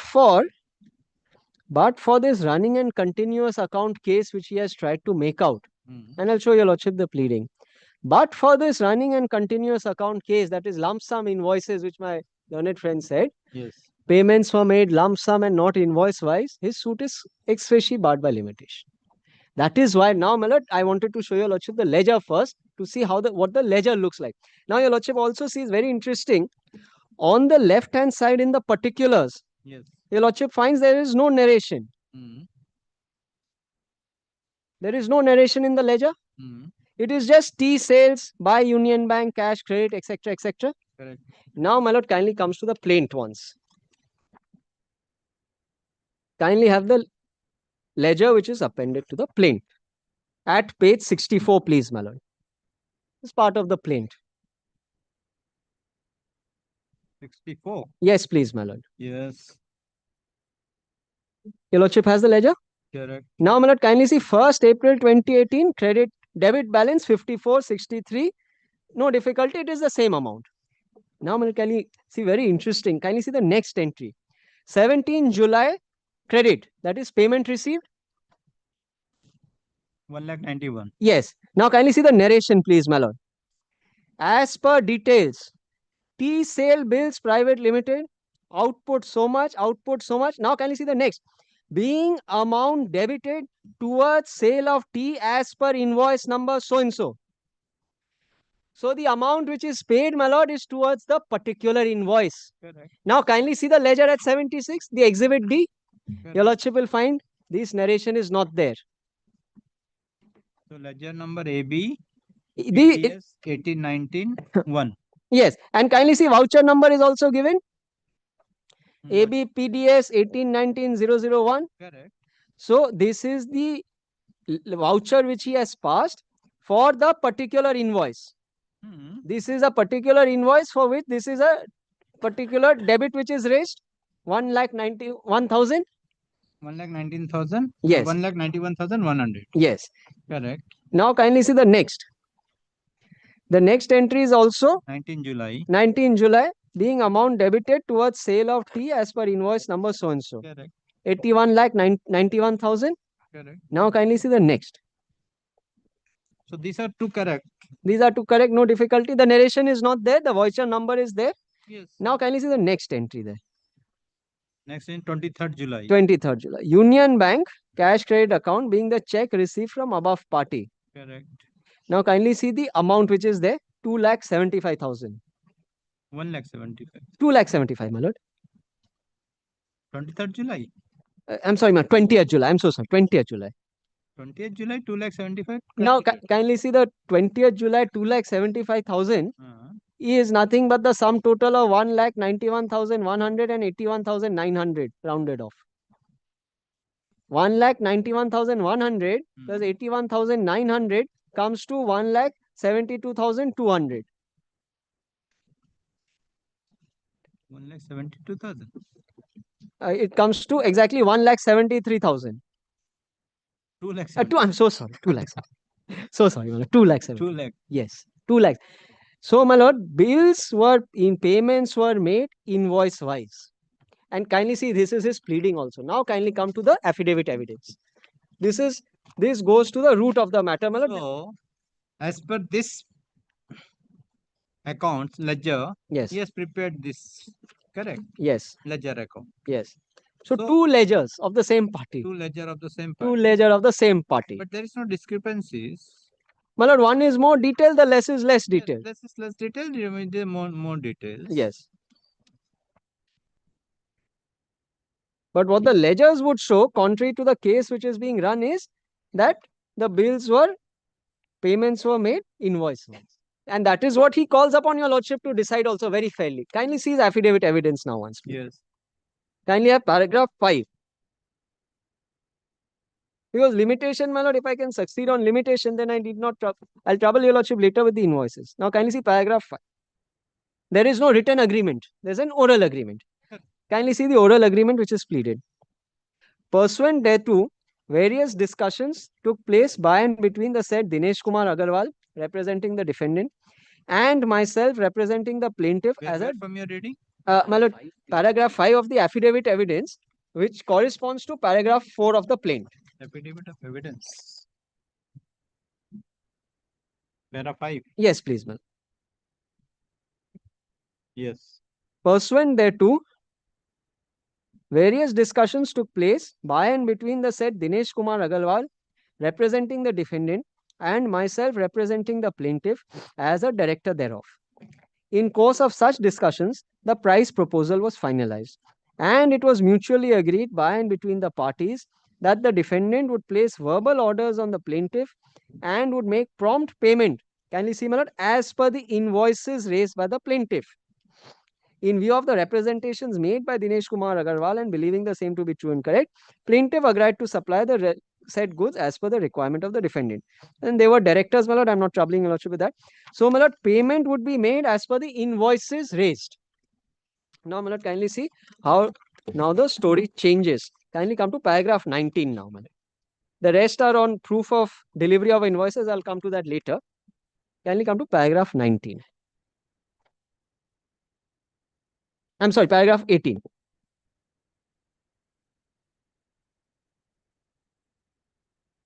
At page 11. Yes.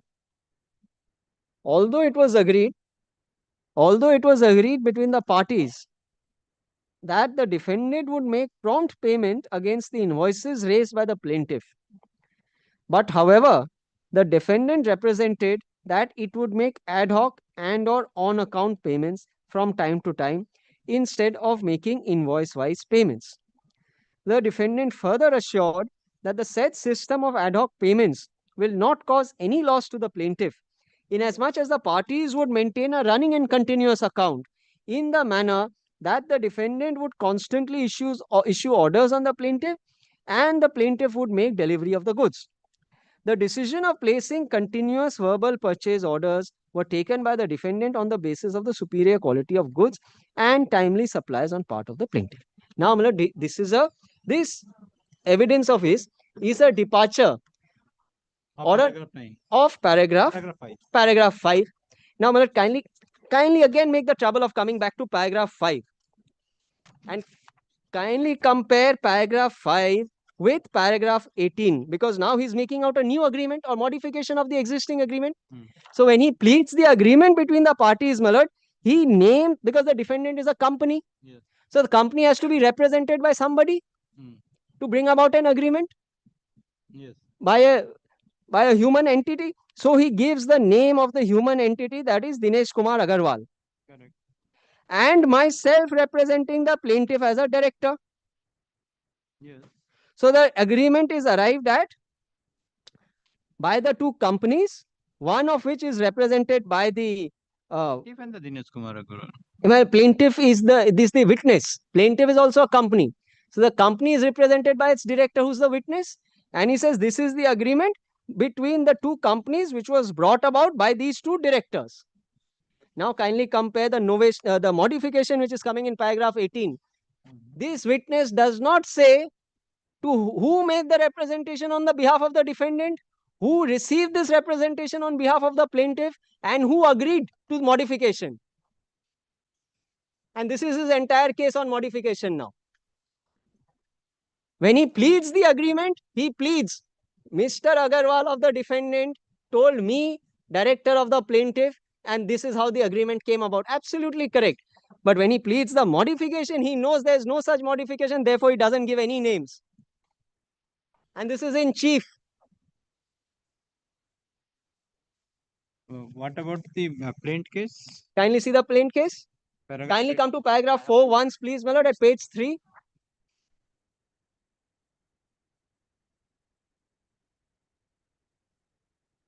In the plaint, he just makes the pleading, my lord. He's not required to lead evidence in the plaint, so he doesn't give the names. So I don't say that why you did not give the name. Kindly see paragraph 4.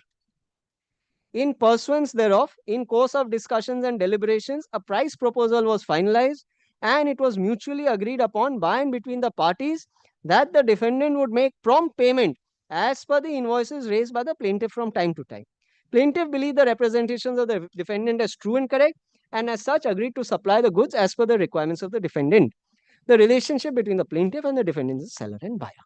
Now this agreement which he has pleaded in paragraph 4, he has proved in evidence or tried to prove in evidence in paragraph 5.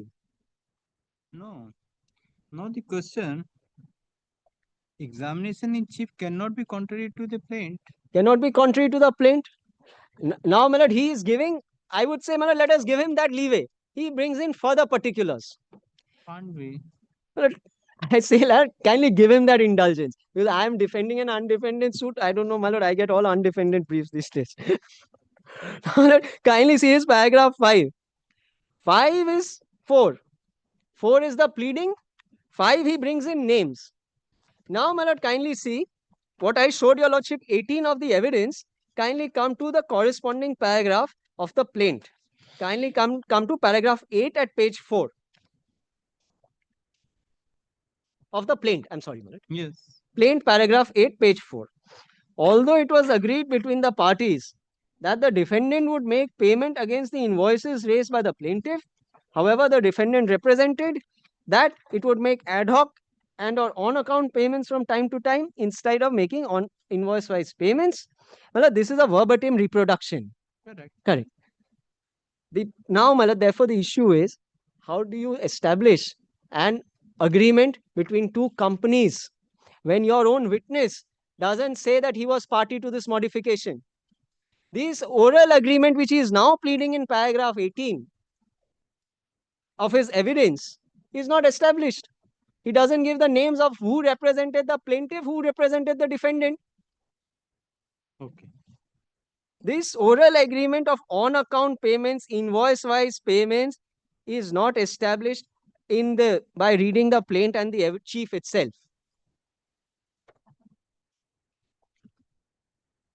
And this is critical to his case, my lord, because without this, his entire case fails.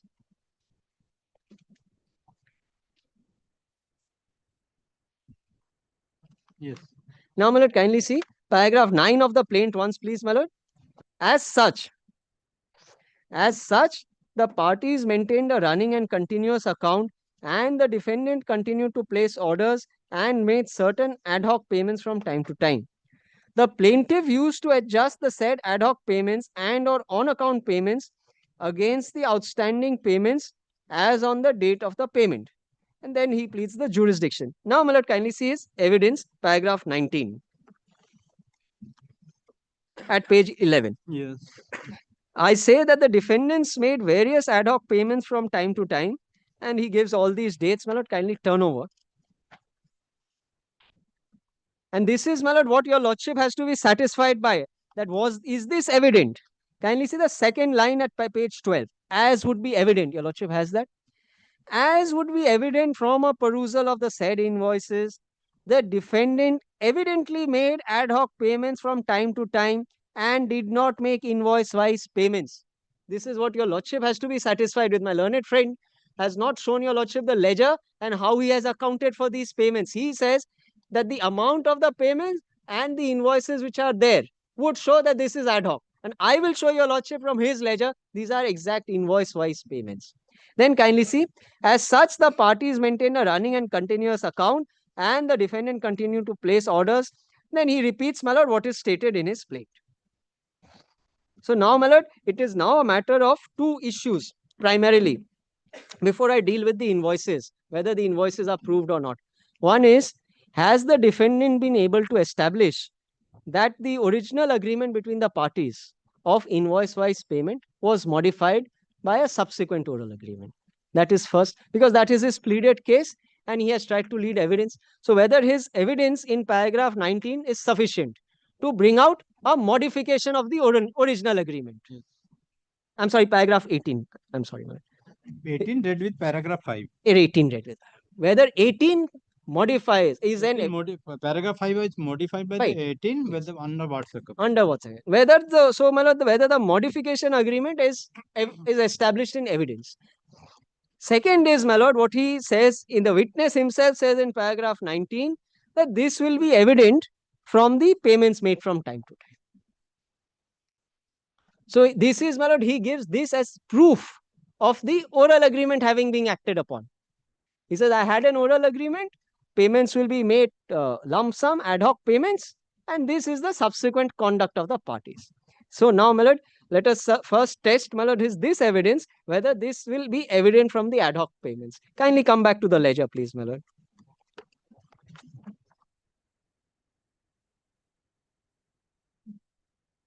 At page 76. Yes.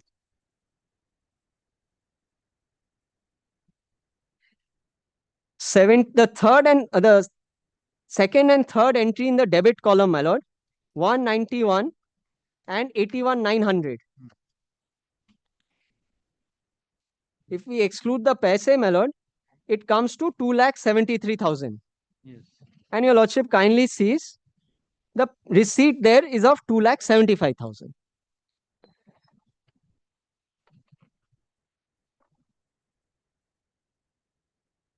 July 2018, UBR 129.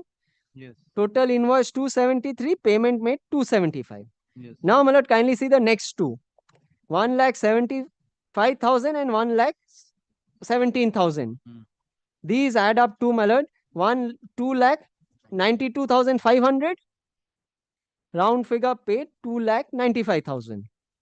Correct. Now kindly see the next two. 3,82,200 paid 3,85,000. Correct. Now kindly see the next. 1,13,100 paid 1,13,000.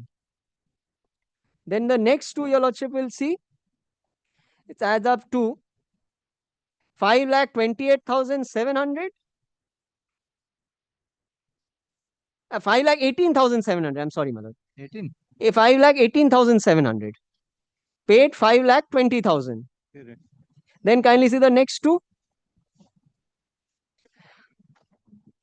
2,20,200. 2,26,200 paid exact 2,26,200.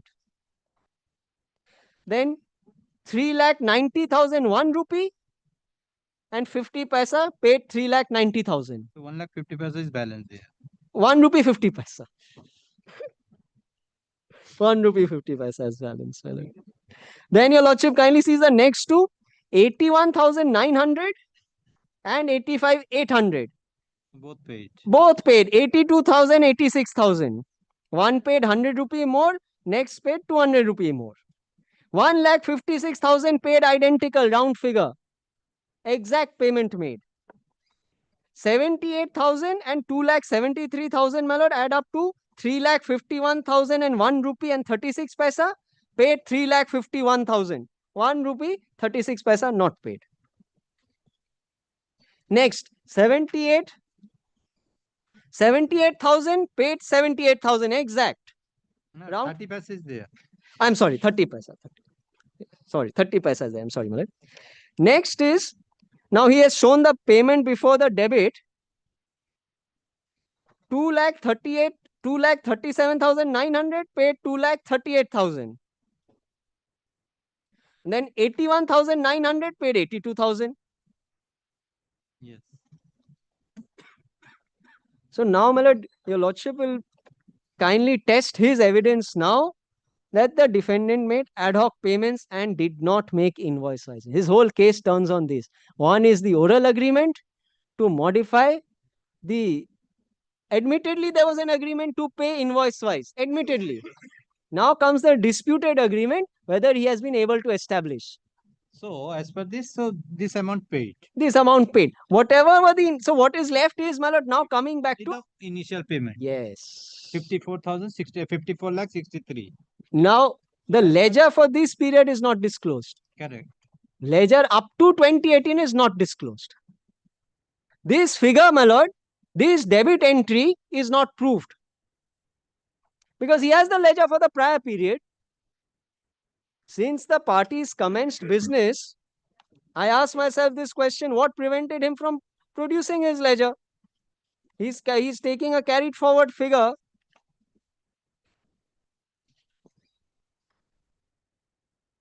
Nothing prevented him from showing his ledger and establishing that yes, 5463 was out. So that is the third point, my lord. Third point, this 5463 carried forward amount is not proved. Because his ledger prior to that is not there. Yes.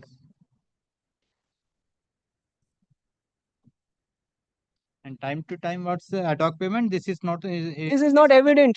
It's a ledger payment. This It is the invoice payment. This is an invoice payment. So if this is not a running in continuous account, this is invoice wise payments, then his entire case, my lord, falls. Yes. Yes. Now, my lord, kindly come back to the original ledger which he filed at page 64 of his plaint.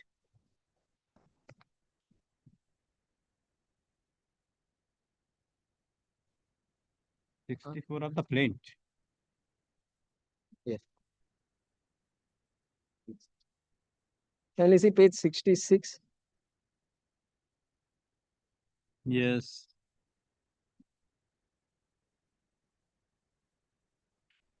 Can you see 19 December 2018, the entry, my lord, fourth entry, Page 64. page 66, please, my lord.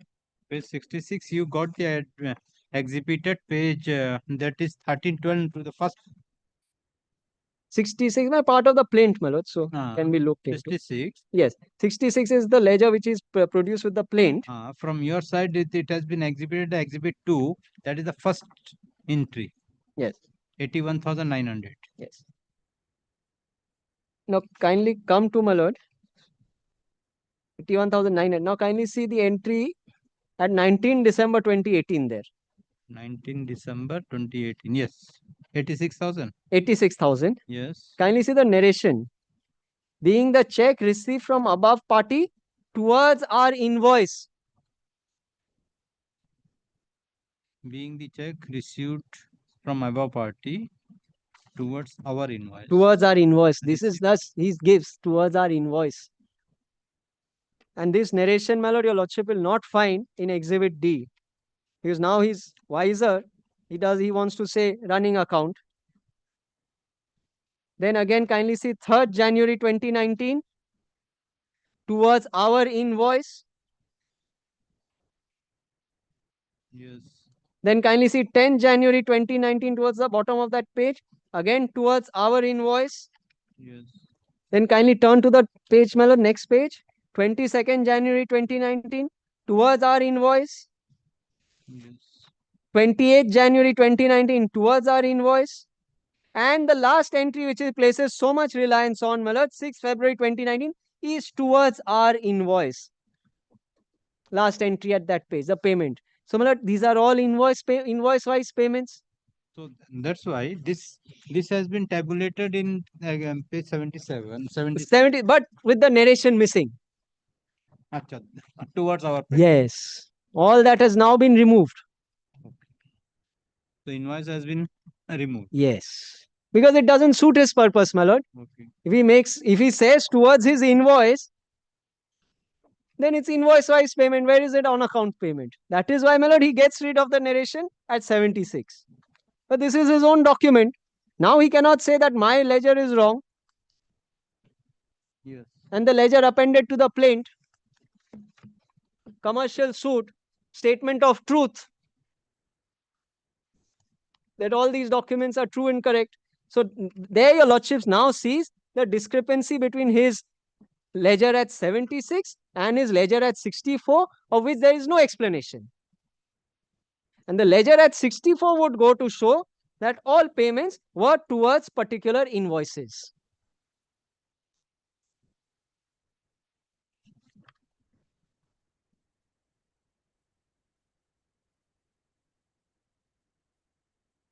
In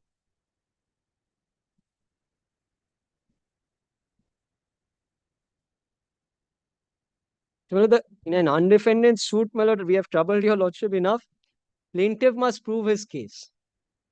And the court examines the plaintiff's case first to be satisfied that even if there is no written statement, have you been able to prove your case?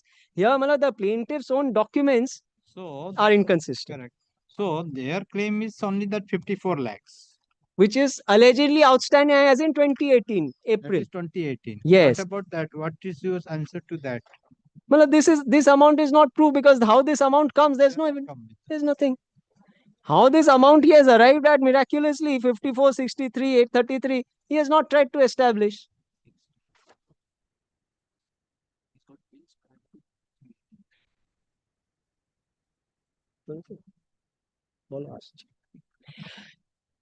There's a fixed matter which has been taken up. May I come back? Kindly excuse me today, please. Okay.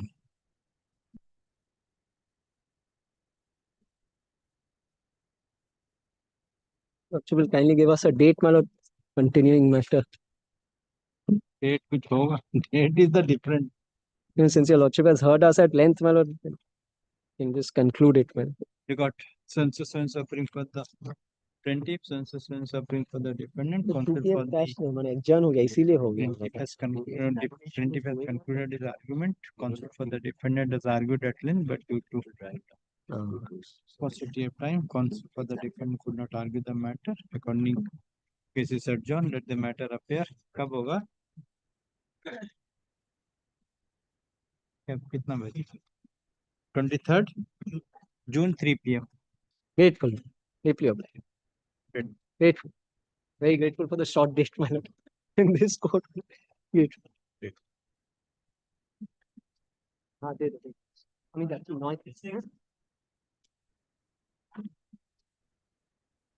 I appear for the plaintiff in this matter. Lordship, in the deposition, there are sirs. Yes. Lordship, in the deposition, there are two minor rectifications. Item number 20. 26, Lordship, it is an undependent suit. Lordship, in the deposition, there are two minor corrections. Independent suit? Yes, Your Lordship. Yes. Where is the deposition? Through commission or be in the court? Lordship, in the court, Your Lordship. Court.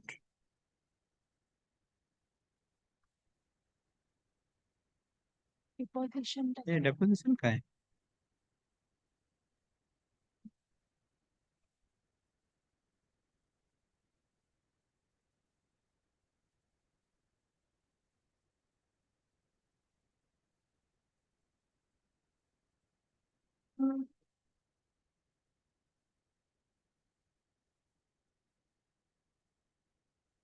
ये witness है क्या? Witness section है.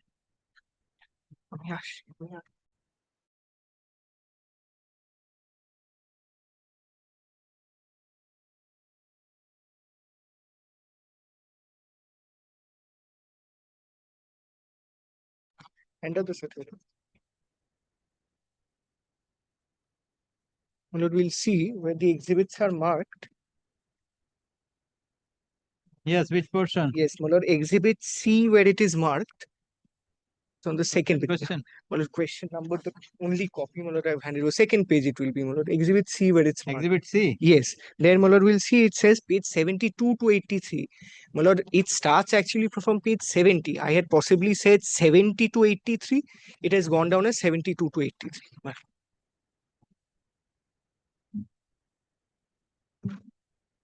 lord, question 13. Question 13, where I had shown the witness. 30. 13, my lord, 13. 13, page 3. Shown document corresponding to page 72 to 83. It will be 70 to 83. 70. 70. Because, my lord, my judge's brief of document, my lord, we'll see these are the same. Delivery challans start at page 70. So perhaps I had said 70 to 83 and that's gone down. Just that. It's a typographical error only, my lord. Okay. 70 to 83. And, my lord, one more. At question 16, it's been marked also page 72 to 83. It will be 70 to 83. ये जजेस brief का है. Exhibit हुआ है ना इसी में.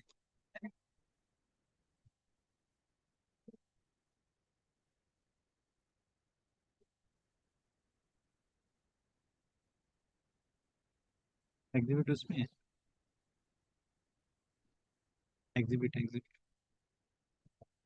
Exhibit कहाँ हो? 70 to 83.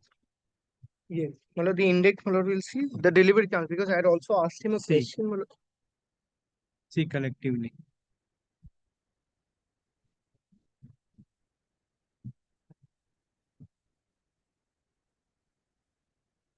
PD3. 70 to 83. लेकिन एक मार्क कहाँ की? हाँ? इसमें कहाँ से है?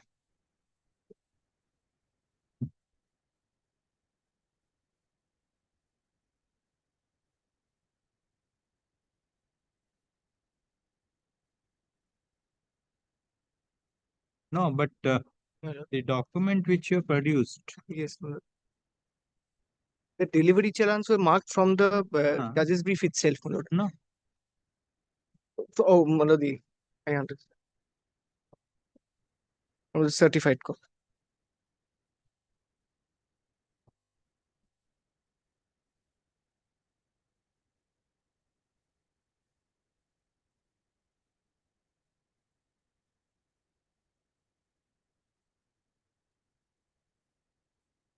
That 70 is different. 70 is different. I think possibly that is. Well, then we'll kindly just adjourn the matter for me to take appropriate steps, well, because two documents we'll have to. Well, we'll kindly just adjourn the matter. We'll just have a look at that. Because these are as it is, well, copies of delivery challans. We'll have to take appropriate steps.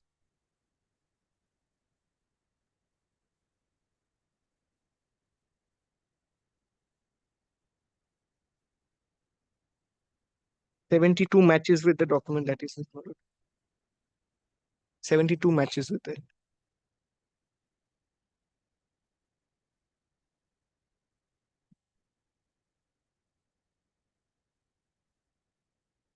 No.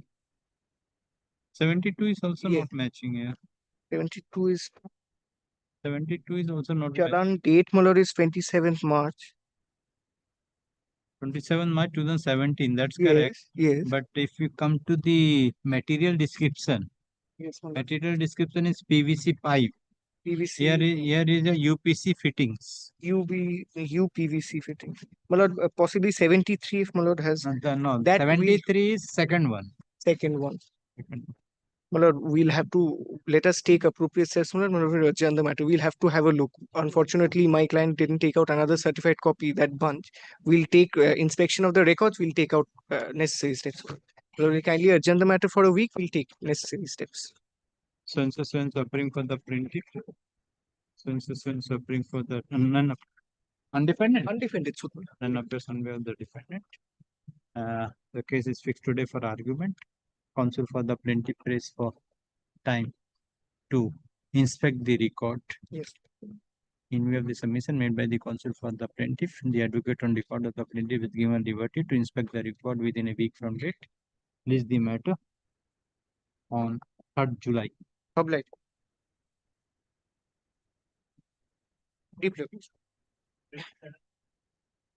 Lordship, here I appear for the plaintiff in this matter. Lordship, Mr. Dutt is leading me. Mr. Dutt is leading me in this matter. Lordship, may be kind enough to. 27. Lordship. Argument. Lordship, it has come up for arguments. Lordship, may be. Undefended, Lordship, contested. Defended. Contested. Contested, Lordship. You adduce evidence. Lordship, their evidence is complete. No, you adduce evidence. Yes, my lord. So you have to start argument. No. They on the last occasion they had We have the argument. So they No, were it has to. probably taking one more day for completion of the argument. No, that is before the other court. Lordship. Now before this But court, they it has to. actually had said that they would require one more day to complete the argument. Lordship, if it may possible, a date and time may be fixed, Lordship. So We will complete in 1 or 2 days, Lordship. Suffering for the plaintiff, suffering for the defendant. As per the prayer made by the counsel for and the case is fixed today for argument. Counsel for the plaintiff prays for time. According case is adjourned. Let the matter appear. कोई date है कोई? 28 July at 11:30 AM. Grateful. Next. Your Lordship. Number 28. Your Lordship, item 28, I'm for the plaintiff. The matter has already been settled. I have the original settlement agreement along with me. Undefended settlement. Yes, Your Lordship. You are appearing for the defendant number 1.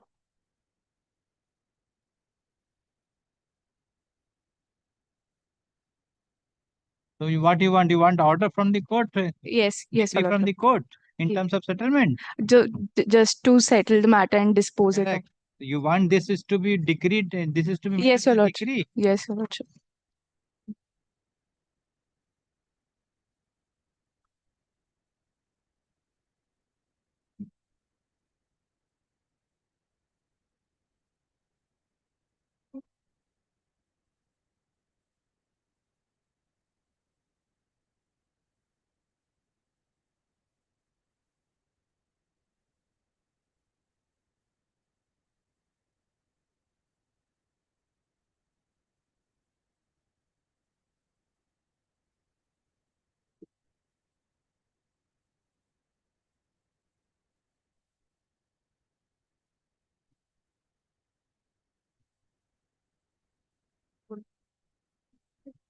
Do you want a degree? Agreement दे दिया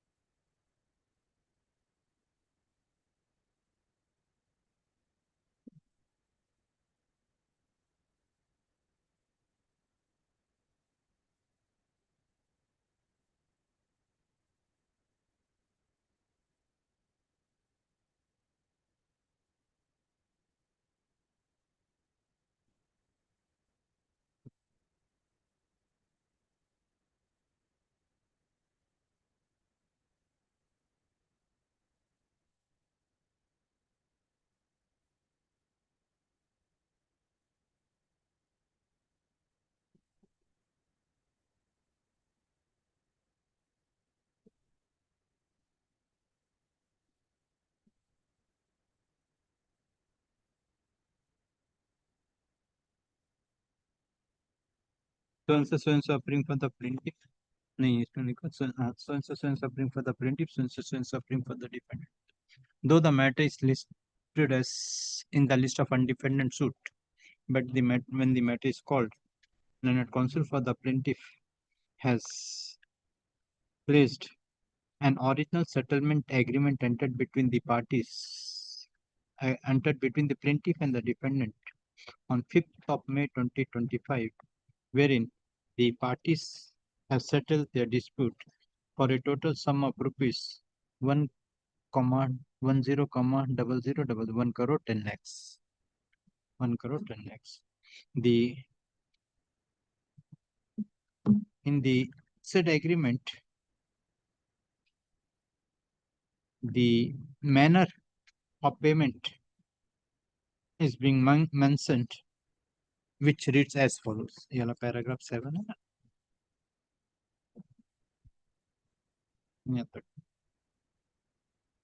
Okay.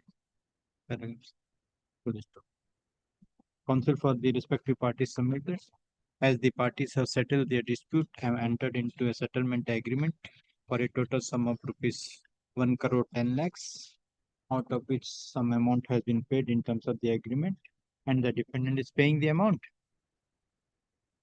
Your Lordship, on the date of the signing of the agreement, a part payment was made and the rest payment will be made after the.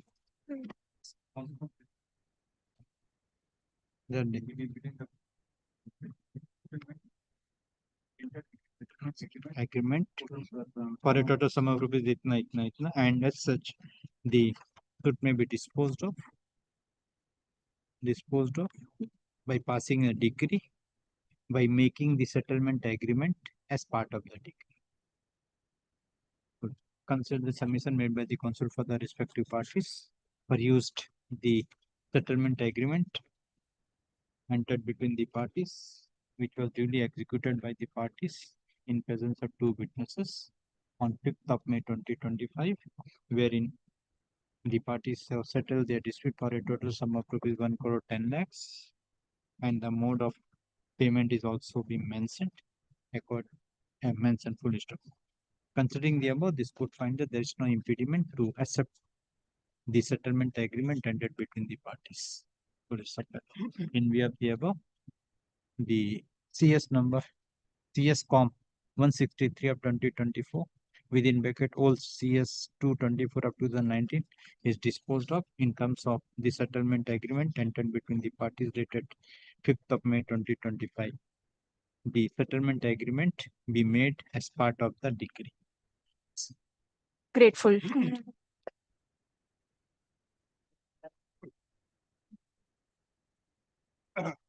This is my application under section 10 of the Code of Civil Procedure. My Lordship already heard this matter at length. We have filed this episode. My case is this, my Lord, that initially we have filed a money suit in the Learned City Civil Court at Calcutta.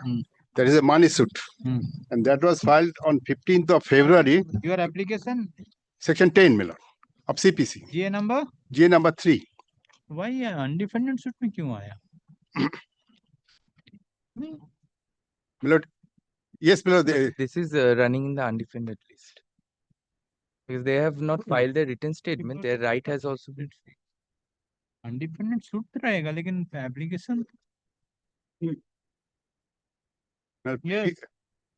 My whole contention is this, my lord, between the self-same parties, self-same cause of action, on the basis of 13 number of invoices, a suit was filed by the defendant in the Learned City Civil Court at Calcutta. That is suit for damages. Money suit claiming a sum of rupees 12 lakhs and 12,76,000 and odd. My learned friend, the plaintiff herein, they have also entered appearance. They are contesting the suit. They have filed the written statement. And we have also filed one application. My whole contention is this, that between the self-same parties, self-same cause of action, our suit being the earlier suit and the plaintiff's suit herein being the suit subsequently filed, that suit should be stayed. This is my whole contention. Milord, that is my whole contention. Yes. Lordship, on the earlier occasion, he had made his part submissions. If he wishes to stop here, then I shall give reply to his submission. Lordship, our contention is both suits are different. They have filed the before that I am being led by Mr. Pranit Bag in the matter. So I don't think it will be appropriate for me to continue with the submissions today. In any way, it's Lordship, it's 3:30. 3:30. It is. Yeah, 3:45. 3:30. No, one matter is fixed at 3:45. You have to bold on that. You are more aware than. Lordship, I'll indicate the So and so appearing for the plaintiff, so and so appearing for the defendant. The defendant has filed an application being GA3 of 2023 under section 10 of the Code of Civil Procedure, praying for stay of the suit. Police counsel for the defendant has concluded his argument. Police counsel for the plaintiff prays for time. Let the matter. Police, it is found that the matter is listed as under the heading undefended suit. Though the suit is proceeding undefended, but the defendant has filed an application for staying the proceeding. According, let the matter appear on 2nd July 2025 under the heading Adjournment motion for hearing of GA3. Defendant petition. Hearing of GA3 and 3 of 2020. Much obliged. Next. Lordship, I am for the plaintiff in this matter. Again, I am being led by Mr. Pranit Bag in this matter. On the earlier occasion, there was a direction for filing the judge's brief of documents. And this is also an undefended suit. Correct. So, Lordship, we have. Evidence. Lordship, I apologize. It is not ready. That is the problem. Lordship, April 2024, this court has passed an order. Judges, where is the judge's brief document? Advocate on record was not doing well. I completely apologize, Lordship. That's what I'm telling. Sometimes advocate on record will not available. Sometimes arguing counsel is not available. Sometimes your client is not available. Lordship, I really cannot be justified in. So supreme for the plaintiff as per the prayer made by the counsel for the plaintiff. So supreme for the plaintiff as per the prayer made by the counsel for the plaintiff. The case is adjourned. Let the matter appear in the combined monthly list of August 2024. Next. I'm great. My lord, in item number 31, I am appearing for plaintiff, my lord. My lord, in this matter, order dated 17 September 2024 has been challenged before the division bench, my lord, and the said appeal is still pending, my lord. So, as such, my lord, praying for a 2-week time, my lord, till the disposal of this We are appeal, my unaware lord. of this because we have not been served You with are a copy appearing of for? defendant, my lordship. Defendant. Is the what is the stage? Witness action? Yes, my lord. My lord, this is for witness section, undefended, my lord.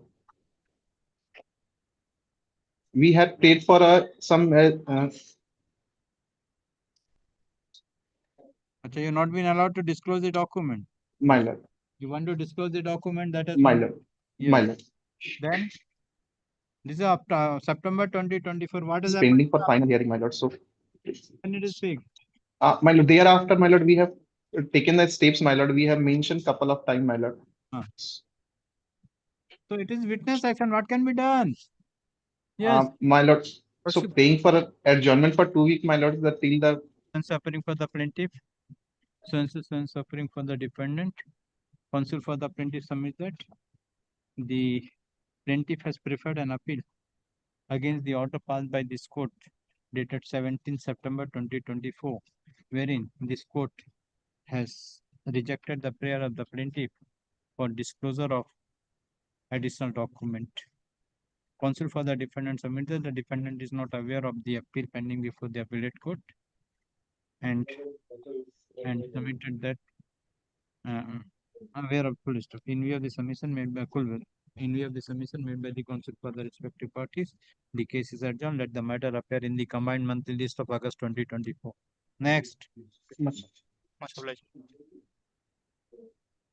Well, the suit I am appearing on behalf of the plaintiff, my lord. My lord, I the- appeared for the witness defendant. action. Huh? For witness action is the second witness, my lord. The Ah. previous witness have been over. Ah. This is the second witness, my lord. Ah. My lord, I am praying for fixing any date and time, my lord, for Today is the witness. fixed. Why you not? Where is your witness? I'm praying Today is for- fixed. I'm praying for 2 weeks Huh? adjournment, my lord. Any date time may be fixed. Today was not originally fixed. Not originally fixed. Today was not originally fixed. It came into the list. It has been in the list. The witness acts. That day witness was present when the first time appeared, but then it was not called on. But it was not fixed any Who is for the defendant? Lordship, I appear for the. Yes. Lordship, we don't have any So, objection. first First week week of of July, the witness not in town. Second week of July, for the we are defendant. Counsel for the plaintiff submitted one witness is being examined and the plaintiff intend to examine another witness and pray for fixing the case But if a time can be on a fixed, specific date and time so that the plaintiff can adduce the witness on the next date fix. In view of the submission made by the counsel for the plaintiff, let the matter appear. They give the date of the witness action. 29 July at. Witness is not last week, my lord. Any date prior to that, my lord. in the Second middle week, third middle week, of third week, नहीं कोई second, 2 third बजे week, 3 बजे last में जाओ अगस्त में जाओ अगस्त सितंबर जो भी है जाओ 14th August at 3 p.m. 14th August 3 p.m. Next. grateful. 3 p.m. 33, my lordship. I am for the plaintiff, lordship. Yes. On 6th February 2023, your lordship has passed the degree with regard to the principal amount, and the 6th defendant February? have already paid the amount, lordship. And only the interest part is there. We filed a GF4 of 2023, my lordship, for claiming of interest, and the matter was heard by the Honorable Justice Shugato Mojumdar, and my lordship was pleased to dismiss the GF4 application, my lordship, and then fix the defendant evidence. And on previous occasion, we also said we have not produced any evidence, my lordship. So Honorable Justice Shugato Mojumdar has fixed the matter for evidence of defendant, my Correct. lordship. Evidence of the defendant. Today is fixed for witness action, my lordship. The You are appealing defendant for whom? plaintiff, lordship. So you will not adduce evidence. No, lordship. On the earlier occasion, on May 10, 2024, lordship, you lordship kindly sees. Counsel for the plaintiff submits that the plaintiff will not adduce any evidence in respect of the claim of the interest. So the Honorable Justice Shugato Mojumdar closed the evidence on our behalf. Yes. So who is the defendant? Not None this. appears suffering for the plaintiff. None appears on behalf of the defendant. The matter is fixed today for witness action on behalf of the defendant. But full stop. For the interest of justice, the case is adjourned. Let the matter appear in the combined monthly list of August 2025. Next. In this matter, my lord, Hmm. I am appearing on behalf of the plaintiff. Huh? I am appearing on behalf of the plaintiff, my lord.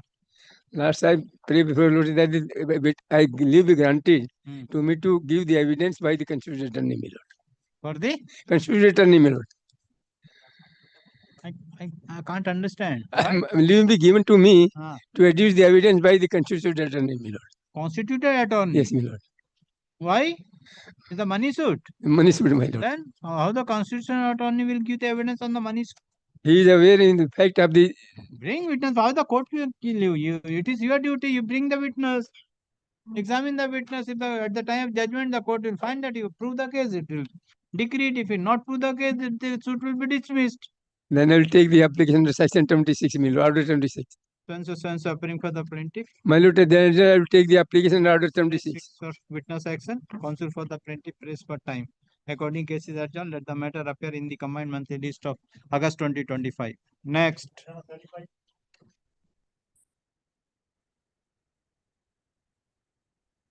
Lordship, item number 35, I'm here on the personal request of Mr. Shortujit Mukherjee is appearing in this matter. He's embargoed. He's addressing a division bench of this court in court number 13. If it can just be made not today on his ground. Where is the witness? Lordship, I'm not aware. He's just personally. So if I fix tomorrow, if the witness will present. Lordship, I'll just take. So appearing for the plaintiff. Though the matter is fixed today for witness action, but no witness is present, let the matter appear in the combined monthly list of September 2025. My lord, I am for the plaintiff, my lord. My lord, to the direction to file affidavit, my lord. My lord, has been prepared, my lord, not been finalized. Your lordship, it has been prepared, my lord, but not yet been affirmed, my lord. Lordship, give it 2 days time so that we can. Lordship, this is pending from 3rd May 2024. The last order of for witness action, first order of witness action was passed on 3rd May 2024, and they are constantly taking time in regarding this matter. Under the circumstances, they do not have any. Who is the Chandi Prasad Poddar? My lord. Witness. My lord. Cross-examination of witness is going on. Where is your witness? No, my lord. No. It has not yet started. Not yet commenced, your lordship. They have not yet filed the affidavit. Not yet commenced, your lordship. We have prepared, your lordship. I just 2 days time for affirmation, your lordship. No, I am not giving a time. You kindly, your lordship, because. Yeah.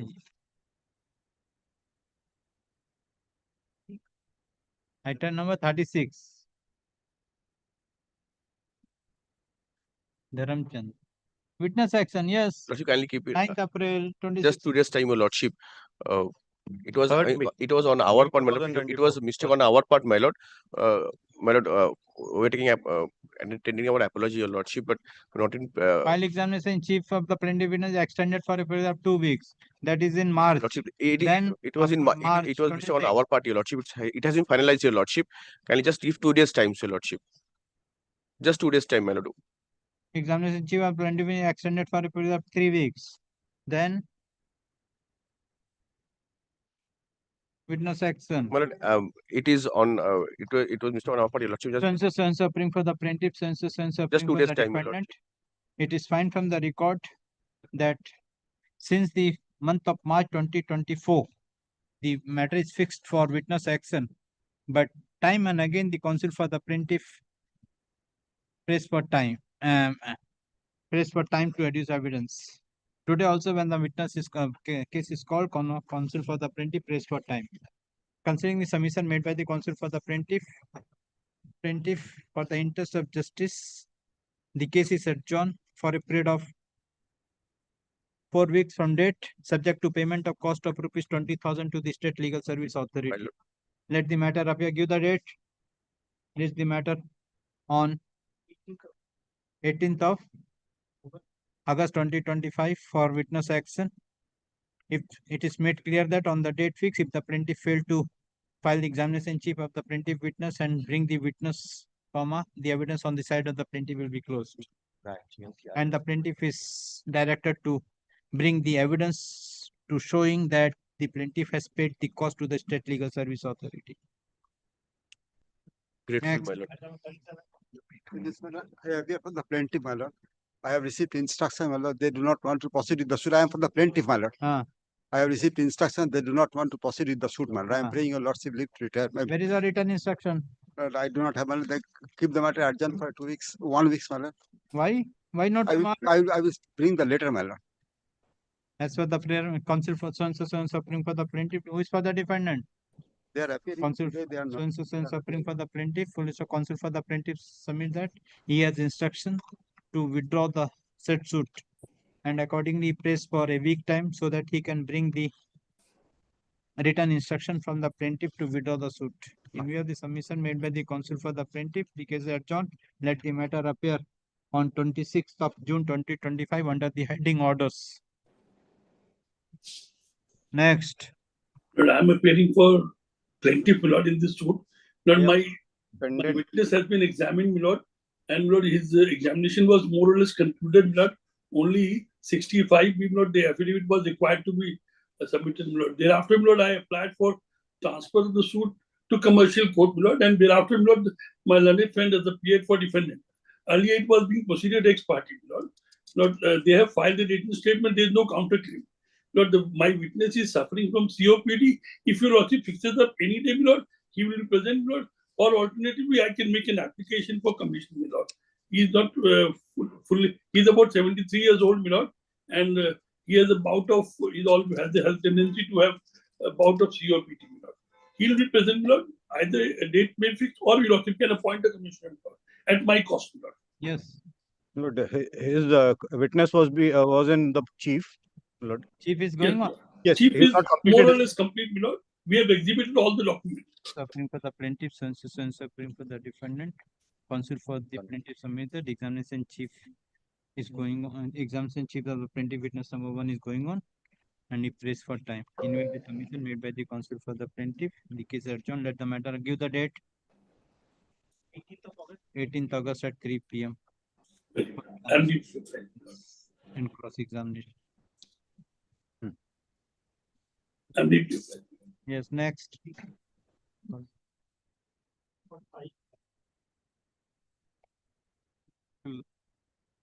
I appear for the plaintiff. Yes.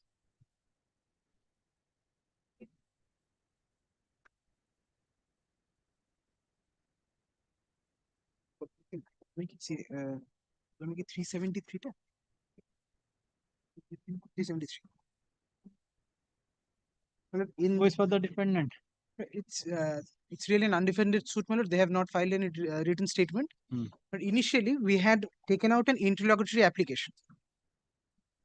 That application was allowed upon contest. They had appeared, filed objection, filed affidavit in opposition. On contest, it was allowed, giving the defendants, my lord, liberty to secure that amount in default decree. So we are enjoying a part decree. My lord, that part decree constitutes, my lord, the principal as well as interest till, my lord, 31st of December 2021, which is about before filing of the suit. So, my lord, what we want is, my lord, on and from that day till the date. That is the only thing on interest. My lord, everything is admitted, and your lordship would get in the, my lord, in the decree which has been already passed in the suit. My lord, may I hand up?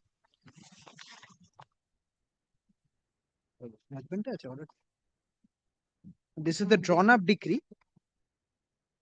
Orderটা এখানে কি অর্ডারটা আছে?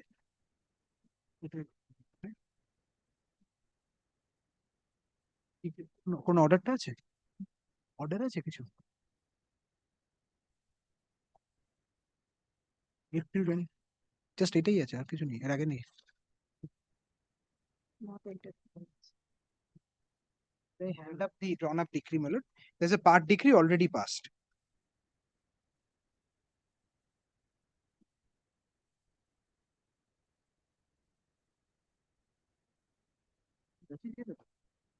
So they are appearing, my lord. But I appear for the defect.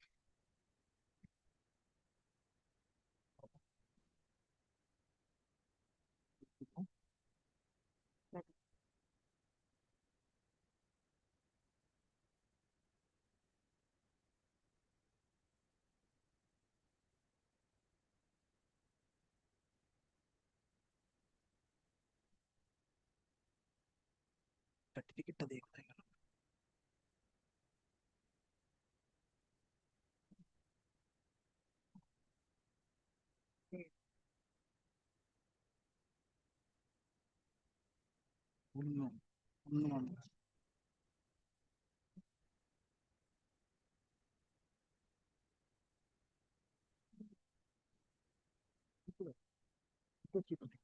Yes. So your lordship has seen, my lord, in the third page, your lordship would kindly, my lord, note the content with regard to the amount, not the content, the quantum, 173,43238. Now kindly takes a look at the plaint, my lord.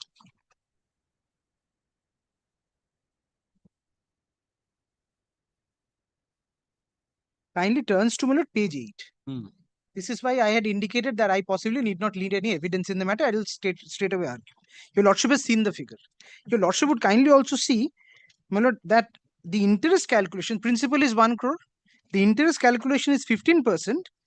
My lord, this is from 1st April 2018 till 31st December 2021. The suit was filed sometime in March 2022. So we had because the interest was being paid quarterly by the defendant all along. So we had calculated till the last quarter, which is ending in December 2021. Right? 15% interest. So this entire interest at the rate of 15% has already been granted. I shall trouble your lordship with 2 or 3 documents to interest granted. Yes, because till 31st December 2021, this has already been granted. Decree, your lordship would see. Okay. 31st of December 2021. Yes. So it has not been granted as pendentility interest. After 31st of December till the Yes, realization. from 1st January 2022 till the decree and thereafter post decree. They have paid the amount? No. Not paid. Not paid. No appeal preferred. So this stands. Well, what we had done, and I should be candid to your lordship to indicate, we had taken out a review application before the concerned honorable judge.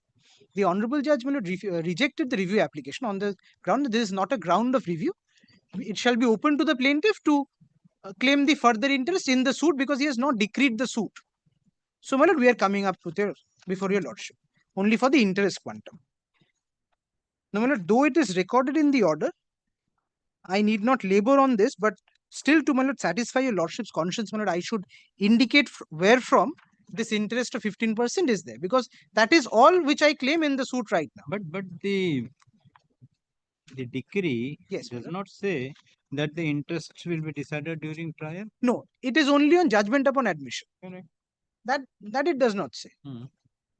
It was only for a limited period when that it was filed. So the balance is, the suit is there. The suit has not been decreed.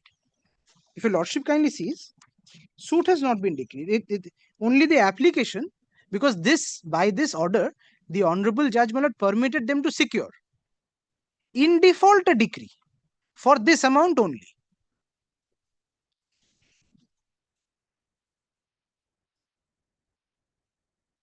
What is your application? GA1? GA1 is disposed of. May I hand up my copy, my lord? Yes. GA1 is otherwise disposed of. Yes. What is the application? What is the prayer in that? Yes, my lord, I'll indicate. If your lordship kindly permits this to be handed up, my lord. Kindly ignores the markings, my lord, it's my copy.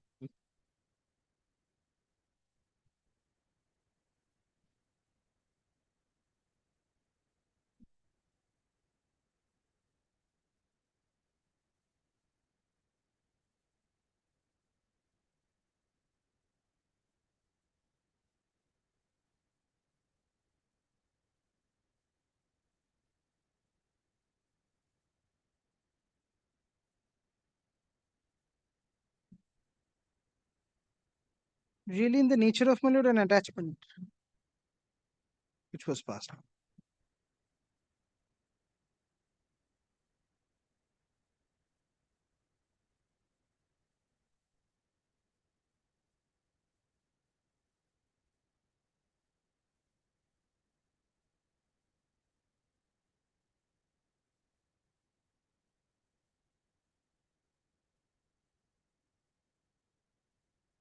In this application, your decree has been passed. Yes, because my lord, what was done was they were granted opportunity to, my lord, secure within a particular time, and the order was that I am looking for the order, my lord, and the order specified that in the event they do not fail to, in the event they fail to secure that amount, there would be an automatic decree for that amount. So, my lord, this is how the things spanned, my lord, and the pendentility interest and post decree interest is yet to be granted in favor of the plaintiff. Okay. That is all, my lord, I have come before your lordship for. Okay. Now, my lord, to satisfy your lordship, my lord, with regard to my entitlement at the rate of 15%, and I need to satisfy that rate, your lordship would kindly have a look at, my lord, 3-4 pages, and that's all I shall trouble your lordship. Kindly, my lord, takes a look at page 18.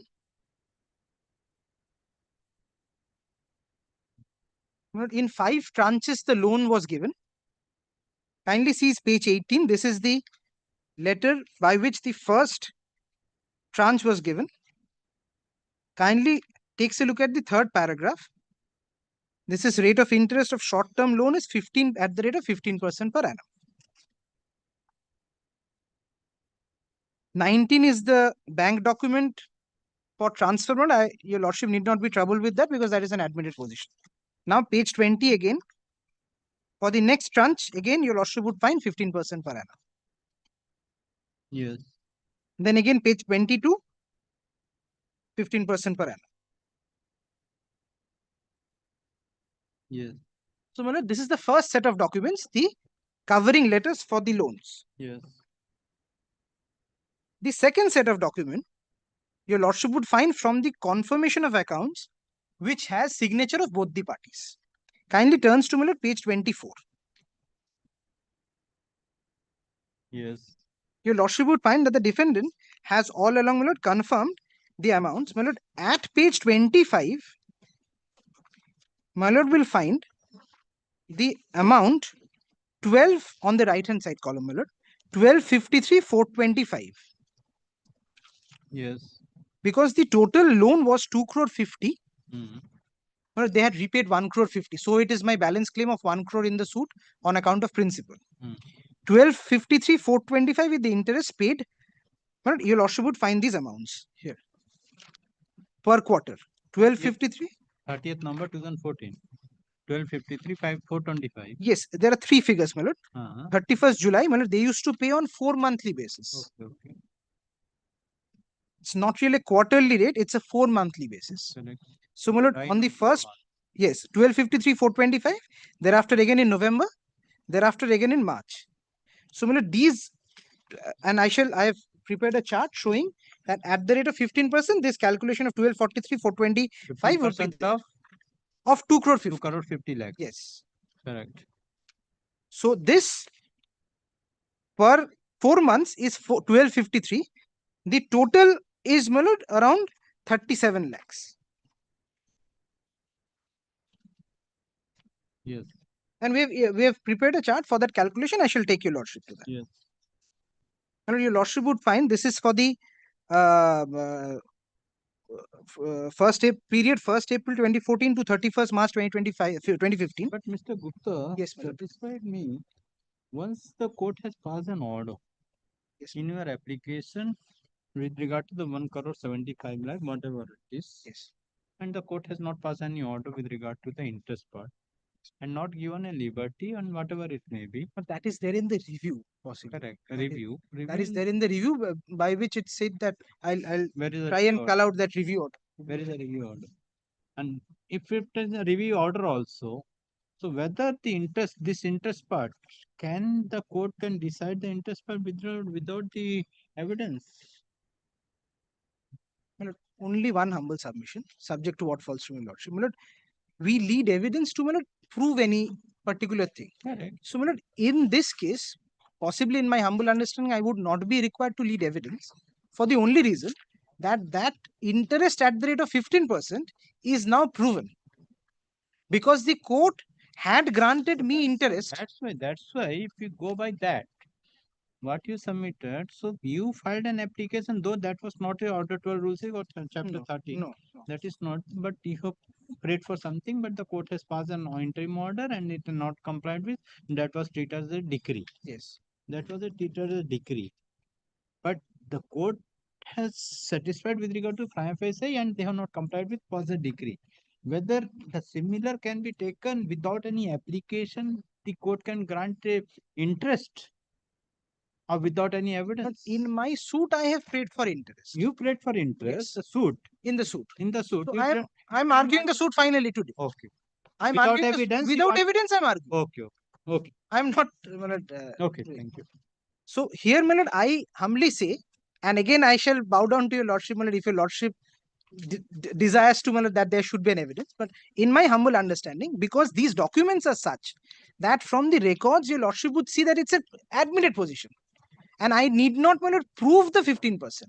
Then, my lord, possibly I am entitled to a degree, again subject to. Okay, I got your point. Yes. But if your lordship kindly, my lord, turns to page 25, Yes. this is for the 37 lakh interest it is admitted. yes. But this is 1st April, this for the year 2014, 2015. Correct. Then page 26 is 2015, 2016. Yes. Then it goes on. Page 27, again, 2016, 2017. Thereafter, page 28, my lord will find it's 1 crore now. On the right hand side, and not, my lord, 2.5 crore. For the simple reason, my lord, they had repaid 1.5 crore, which we have adjusted in the plate. And I shall give your lordship the dates of the repayment, which is also there in the record. I shall indicate that. Yes. Now, my lord, this is the second set of documents, the balance confirmations. First is, my lord, the loan letters, second balance. Now, the third set, and this is the most crucial and there cannot be any dispute, is, my lord, the TDS, forms 26AS. Kindly turns to page 31, your lordship. Yes. Well, this at the top, your lordship would find that this is in respect of the plaintiff, power tools and appliances. Your lordship would see at the top. Yes. Now, if my lord is pleased to turn to the next page, page 32.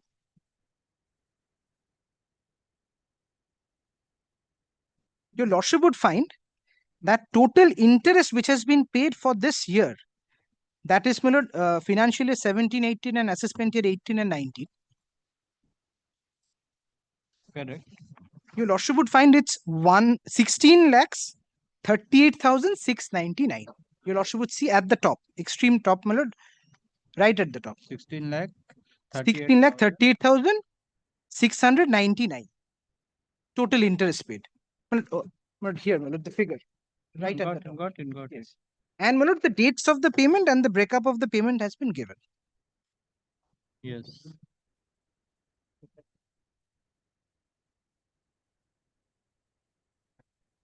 Yes. But first is, my lord, your lordship would see the left-hand side column. It's paid under 194A of the Income Tax Act. That is interest on loan. Then, my lord, your lordship would see that this figure of 16 lakh 30,699 and how it has come. I need to also show this because now it has reduced to 1 crore. My lord, the repayments were made of 75 lakh on, my lord, 21st of April, 2017. And, my lord, 75 lakhs. 75 lakhs, first repayment, 21st April 2017.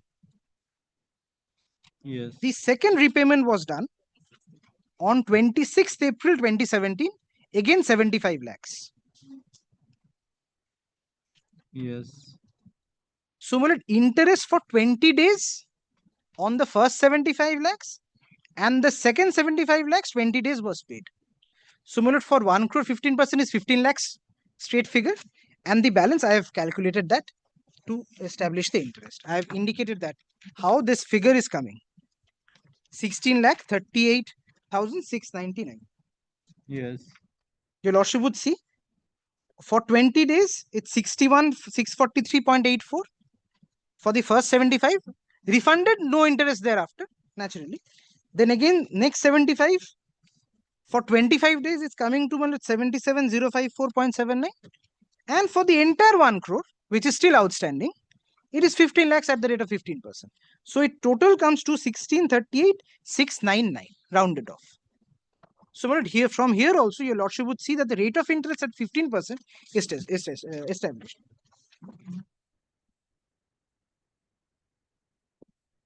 Now, my lord, there are TDS certificates for the other years also, but the issue is, my lord, they had stopped making payment on and from, my lord, 2018.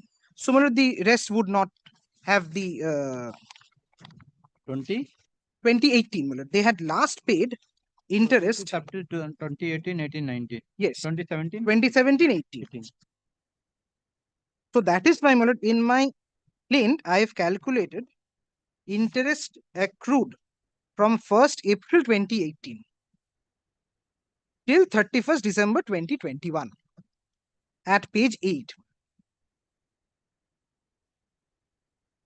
Yes. We have given credit for the interest received before that, and also, my lord, the repayments of the principal amount of 1.5 crores.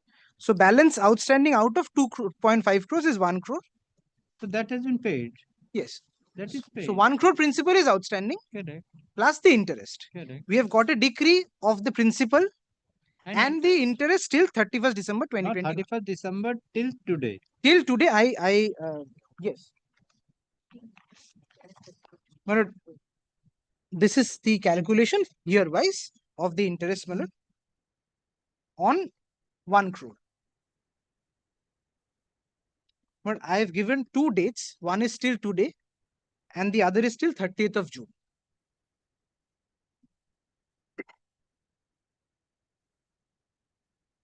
This is what is outstanding at the rate of 15% on that principal amount of 1 crore. 51,78,000. Yes, till as on date.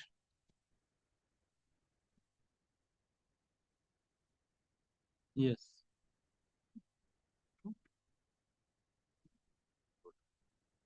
Yes, my lord.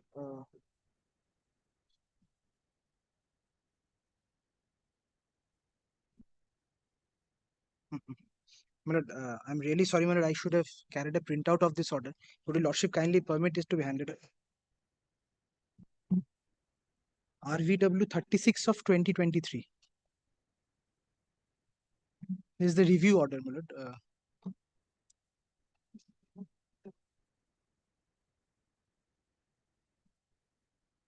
আমাদের 36 এটাই Not rules.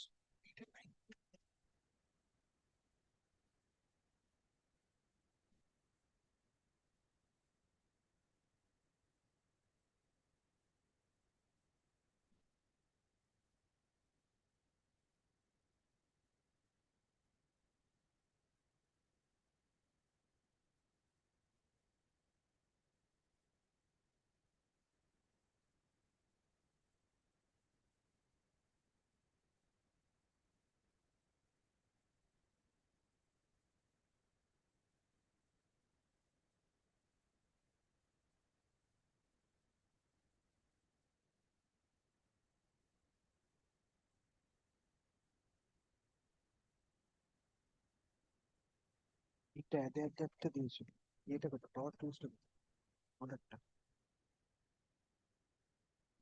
ডিগ্রিটা না order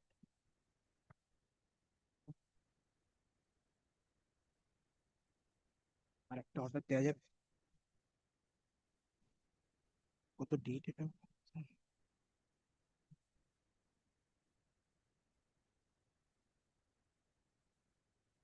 19th April এই অর্ডারের ডেটটা কত যেটা তুই আইপ্যাডে মার এটা হচ্ছে CS number 91 of 2022 2022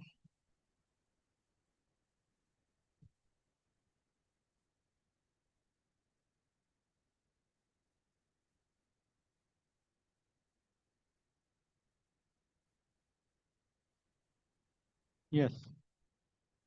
So that last line when the court has that last line when the honorable court has indicated that this will not prevent. Yes.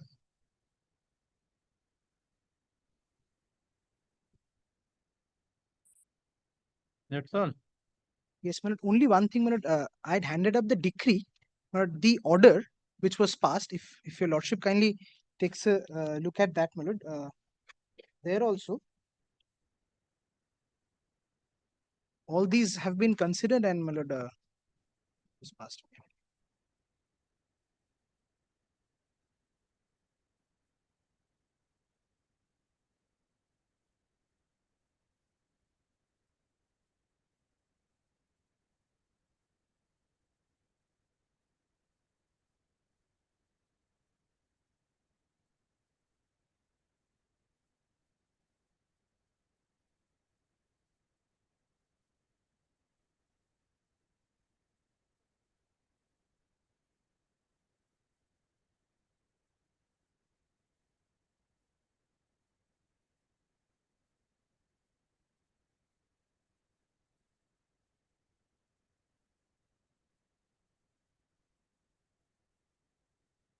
I need to satisfy your lordship with regard to one issue. With regard to the payment for the Bengal Money Lenders Act. Yes. That I need to satisfy to your lordship. Now the difficulty here is, my lord, it's a change brief for my present solicitors, my lord. There was a erstwhile solicitors, my lord, the client had indicated that it has been deposited. But from the change records which we have got, I do not find anything that it is there. So, my lord, but we have been told that a fine of 5,000 which has been directed to be deposited is there. But I do not know whether it's in my lord's records. Yes, this is not a. But we have tried, we have issued a letter to the registrar. The registrar is yet to get back to us on that. That is one issue which I need to satisfy your lordship before getting decree, if any. Yes. Otherwise, my lord, I have nothing more to add. But that is one issue I need to satisfy to your lordship. Those are yes. Lord, as my learned friend has indicated, my lord, the security was directed to be paid, my lord, and in default a decree was passed, my lord. But my lord, my point today, my lord, your lordship kindly take my written statement, my lord. There is a point, my lord, to that extent, my lord, this suit. Yes, sir, not filed. Yes, fine. No. Never taken on review. No. Sir, never taken on review. Even otherwise, my lord. Hey.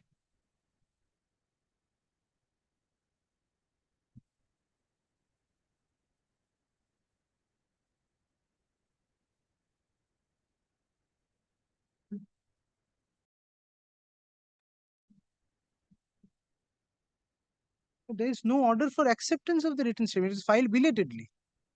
They had never moved an application. This is what I have been told. Admitted, presented and admitted by the master.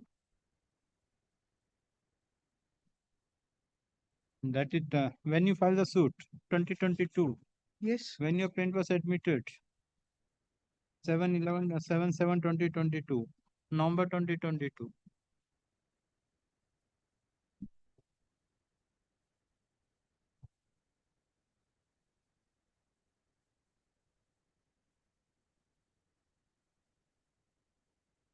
Yes. Yes, my lord.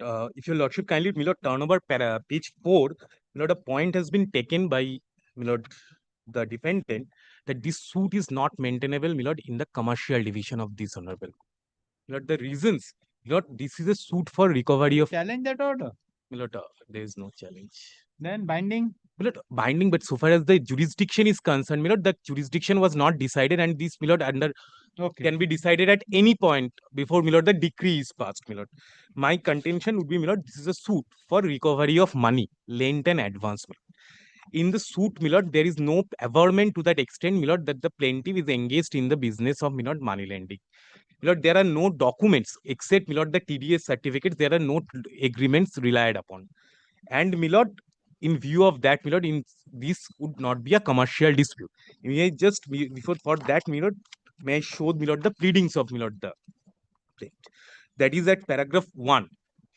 In or about 2011, one Mr. Rajiv Kankaria, holding out to be a director of the defendant, approached the plaintiff at its office within the jurisdiction of this honorable court, represented the plaintiff that the defendant is engaged in the business of motion pictures and property development as in the urgent requirement of funds for his business. 2. At the office of the plaintiff within the jurisdiction of this honorable court, it was inter alia agreed by and between the parties A, that the defendant would pay an amount of approximately 2 crore 50 lakhs by the plaintiff as a financial assistance as business of the respondent was facing acute financial crisis.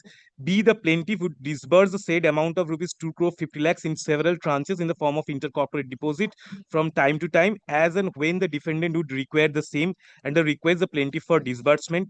C, such amount would carry an interest of 15% per annum, which the defendant would make over to the plaintiff at intervals of 4 months. The defendant would start repaying the interest on amount received immediately thereafter and would keep paying interest on the total amount lent and advance. The money so lent and advanced by the plaintiff would be refunded along with the interest by the defendant on demand by the plaintiff.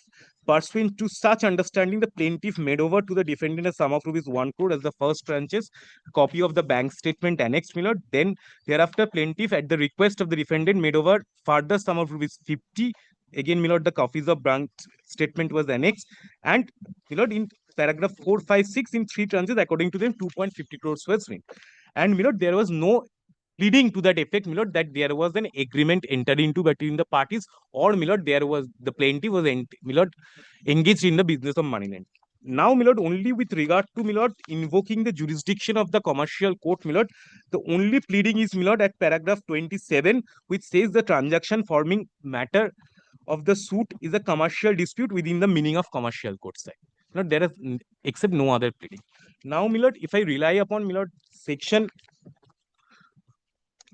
21C, my lord, sub Roman 1,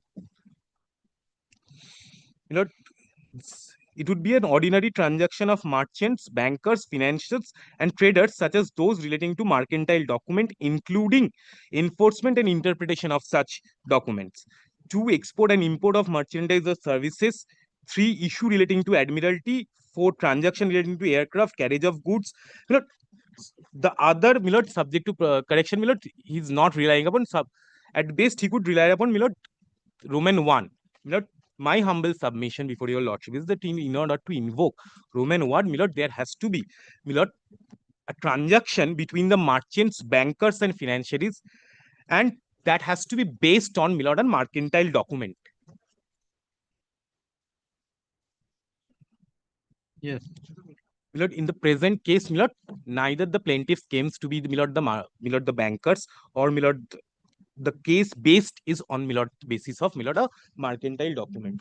My lord, in this, my lord, I was relying upon.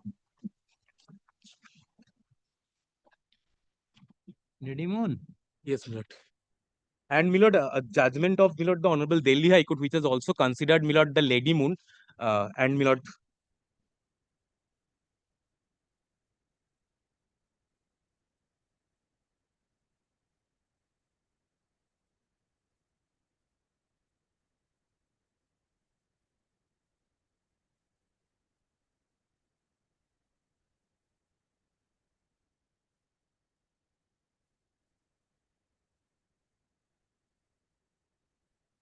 reported 2021 SCC online.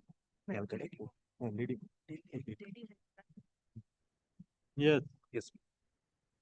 My lord, paragraph 3, my lord, it has quoted, my lord, what would be, my lord, the definition of, my lord, the merchant, and then, my lord, in order to ascertain whether the present dispute qualifies as a commercial dispute within the purview of that act, it is necessary to break down the class of persons and transaction contemplated in the above clause. Since clause 2 and 12 do not apply in the present case, as it is, my lord, in the present case also, the construction of 2(1)(c) falls for consideration in the present case.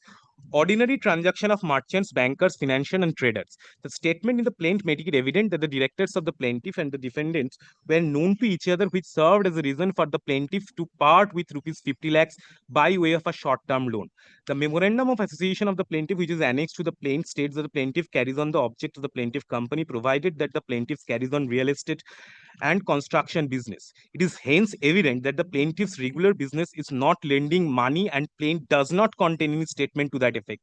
The loan given by the plaintiff to the defendant was based on a familiarity between the directors of the parties, and can hence be assumed that the loan was in the nature which was occasionally referred to as a hand loan and was not given in the regular course of business or as a commercial loan. The assumes importance in the difference recognized under Section 34 of the Code of Civil Procedure 1908 between the rate of interest be adjusted on a decree for payment of money and the liability arising out of a commercial transaction. The aforesaid would find support from Mahesh Rajkumar and such, wherein it was held that the taking a hand loan from starting a business of the agency cannot come within the four corners of the definition of commercial transaction. Then, my lord, that it was these merchants, bankers, traders, and financiers were, my lord, defined. Then, my lord, paragraph 10, the above definitions would make it clear that the dispute between the plaintiff and the defendant, which arise out of a loan given by the plaintiff to the defendant on the basis of a personal relation of familiarity, cannot be brought under the individual definition of transaction between either merchants, bankers, and financial traders. Commercial action The Punjab and University and Unit of Trust of India 2015 2 SCC 669 set out the definition of the term commercial as defined in Schroders Judicial Dictionary. Under this definition, commercial action was meant to include any cause arising out of the ordinary transaction of merchants and traders, and without prejudice to the generality document of the foregoing words, any cause relating to the construction of a mercantile document, the export, import, and merchandise.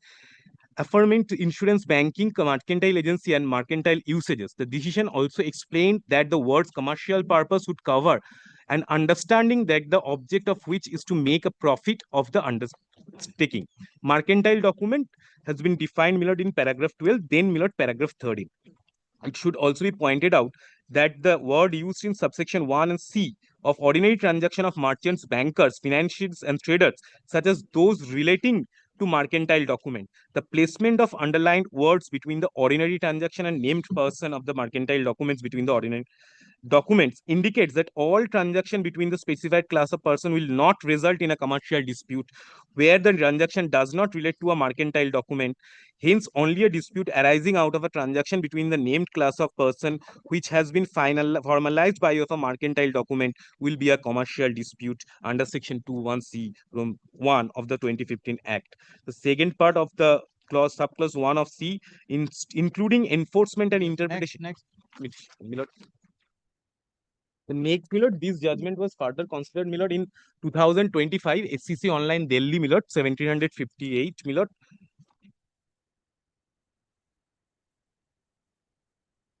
My lord, it starts from, my lord, paragraph 17.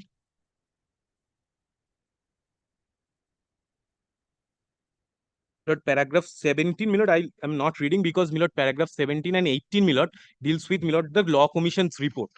And then, my lord, the definition is there, given again reproduced at paragraph 21.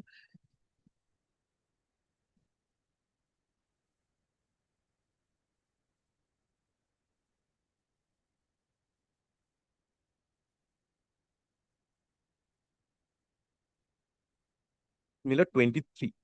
My lord, after, my lord, setting out the provisions, my lord, of 2(1)s.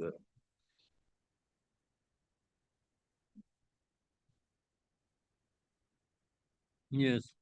The provision sets forth an exhaustive enumeration comprising 22 specific categories of dispute that qualify as commercial dispute. By providing this exhaustive list, the legislature has unequivocally articulated the scope and extent of matters falling within the definition of commercial dispute, thereby ensuring clarity, precision, and predictability in its application.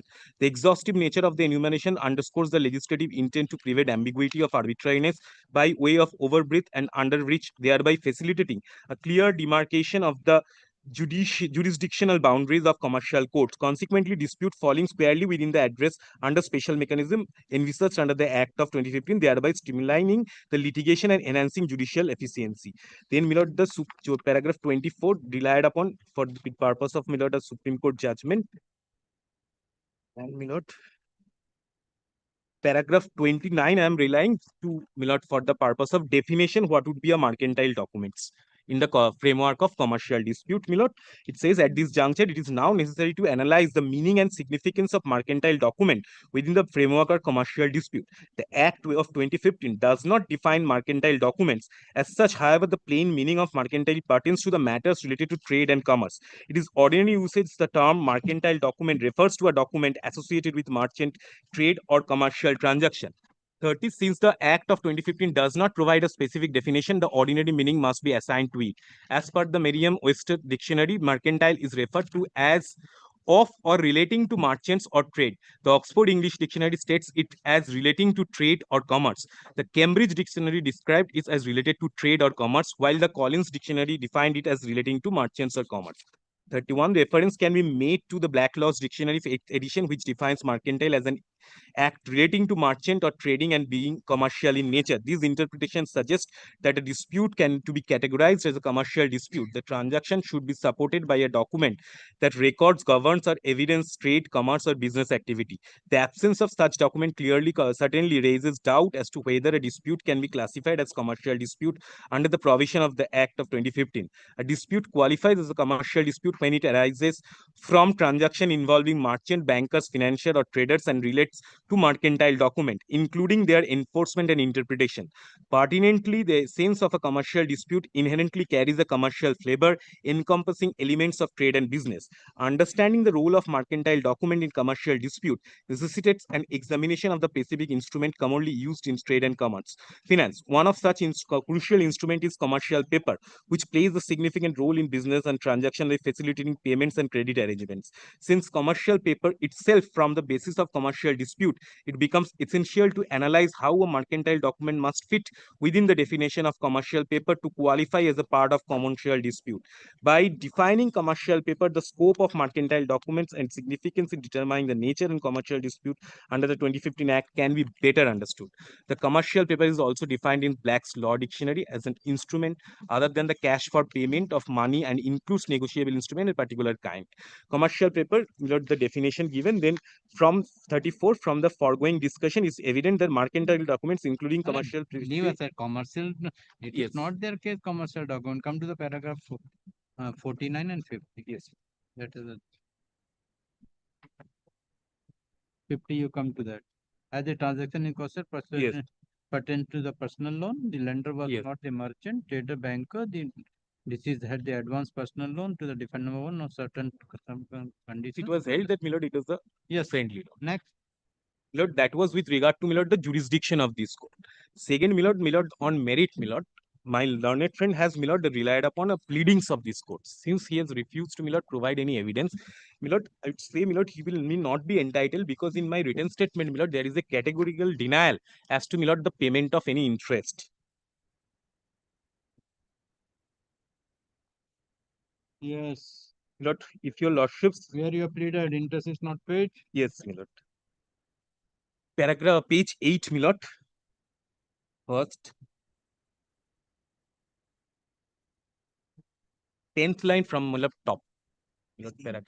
Page 8 of the written statement. Yes. It is stated that the ledger maintained by the plaintiff gives completely false picture and it is emphatically denied that the payments made by the defendant will pay. May I sincerely apologize? We have been served with a WS where there is page 6 and page 14 after that. Page? ওটা xerox copy আছে তোমাদের নিশ্চয়ই ভুলে যায় এরকম কেউ দেবে What is that? Page 14. Page 6 and thereafter 14. I don't know. Copy আছে তো? No, I have to. You're also not having. I have a copy, that is there, probably, there is a change brief while xerox, it has been misplaced from my learned friend. By the defendant to the plaintiff was on account of interest as alleged or at all. It is further stated that even assuming but not admitting the money was advanced plaintiff to the defendant was an intercorporate loan, no interest can be charged. Then again, at page 11,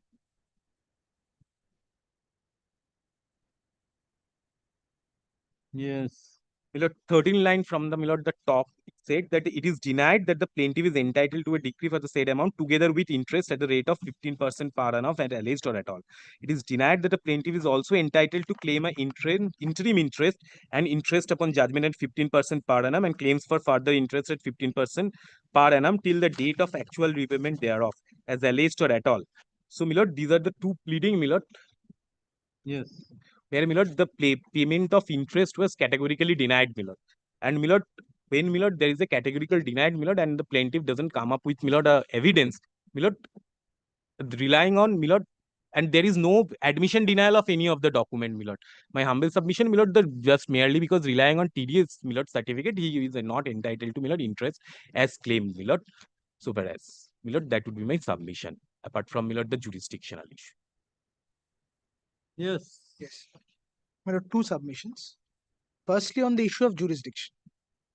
My lord, possibly section 21 of the Code of Civil Procedure would come in, that an objection as to jurisdiction ought to have been taken at the first possible instance. But they have not only file the written statement, but they have already suffered a decree. A part decree in the suit has already been passed in their favor. They could have challenged that. A. B is in that judgment also of the coordinate bench, but there is no objection which is recorded with respect to their issue of the suit not being maintainable in the commercial side. Now kindly takes a look at section 11. But it, under the law, which is barred by consent of the parties, can the court? No, I will otherwise satisfy also. I will satisfy that. From two angles, I shall satisfy that. But kindly takes a look at first, my lord. I shall satisfy this query of your lordship. Kindly takes a look at section 11 of CPC. Of CPC. But possibly, my lord, explanation 5 would come in. Principles akin to explanation 5. May I put it? Section 11. 11. Res judicata. Hmm. But explanation 5 is any relief claimed in the plaint which is not expressly granted by the decree shall, for the purposes of this section, be deemed to have been refused. So the principles akin to that would possibly come in against the defendant. But why I am any relief claimed in the plaint which is not expressly granted by the decree shall be deemed to have been refused. No matter why I say that we can import this provision, subject to what falls from my lordship, of course, my lord, is that the defendant's contention that the suit is not a commercial suit is what did not weigh with the learned judge, and that was negated by passing a decree. That was not even considered. The court has not, this issue was not raised. No, in the affidavit, it was on contest. If this issue is not raised, then they cannot, they have waived that issue. So that is why I started with section 21.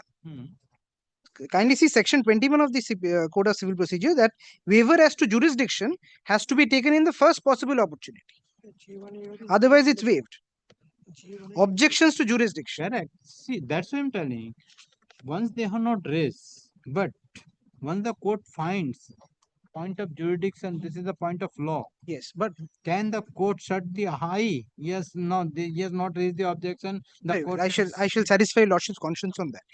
But as I placed with regard to the res judicata, res judicata is every stage. At every stage of the same proceeding, it can.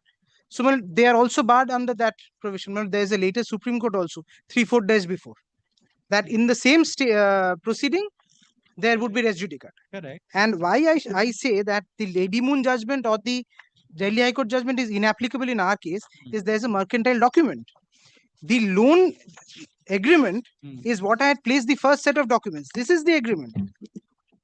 So it is not that it's oral. Lady Moon was oral. Where is kindly see page 18. The letters I had shown where the interest rate is there. Okay. So these are the documents under which was issued to them, and kindly see the last line. Please return a copy of this letter duly signed and stamped by you as a token of your acceptance. Correct. They have stamped, signed and given it back to me. It's not my letter unilateral. Correct. So all these letters, page 18, 20, 22, your lordship would find their stamp signature and they've returned. So once that is there, but I possibly need not labor on to any other points and say we are falling under that. That is from one side of the coin. The other side would be, we have been directed to deposit the fees for the Bengal Moneylenders Act. Once we deposit, we are a lender. So then we squarely fall within 21C1. So that way also. But where is the evidence you have deposited? But that is, we have written to the registrar. It's a change brief. I am really sorry, and I am also without a lot of other instructions with regard to written statement and all. So, once we deposit that fine under that act, then the plaintiff becomes a lender. So that is then also, then that way it becomes a financer, comes under 21C1. I don't know why they have not challenged.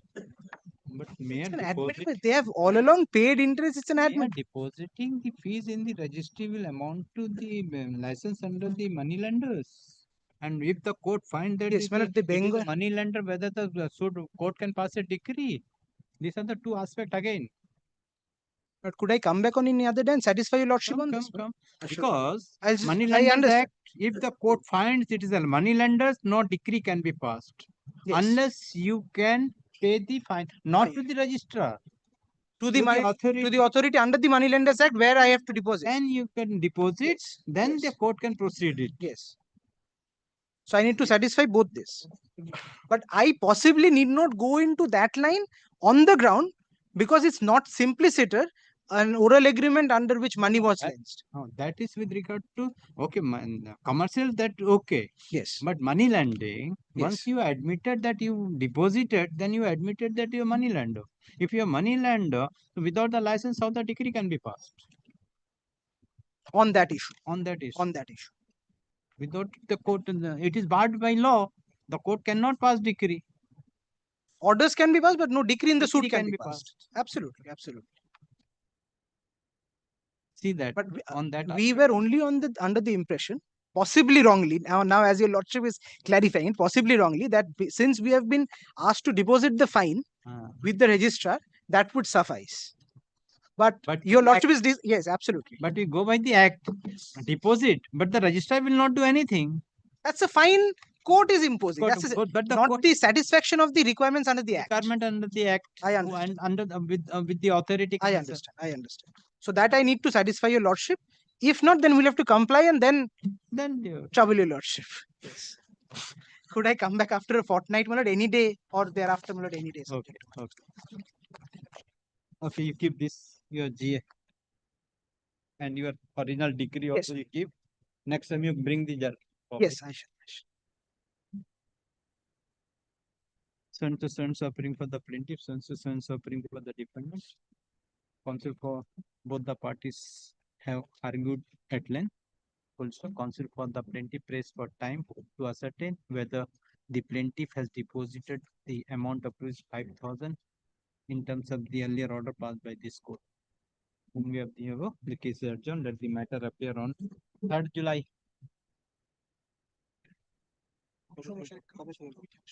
But could it be after the 7th, my lord? After 7th July? Yes, after 7th any day, my lord. 10th July. Let me have your lordship's leave But to could the mention. next suit also wait till the 10th of Same, July? Because this would have the identical issues. Let May I have your lordship's leave to mention a matter, your lordship? Only then let the matter appear on 10th July. No hearing, eh? Malad, this is pertaining to the Purti suit that was going on.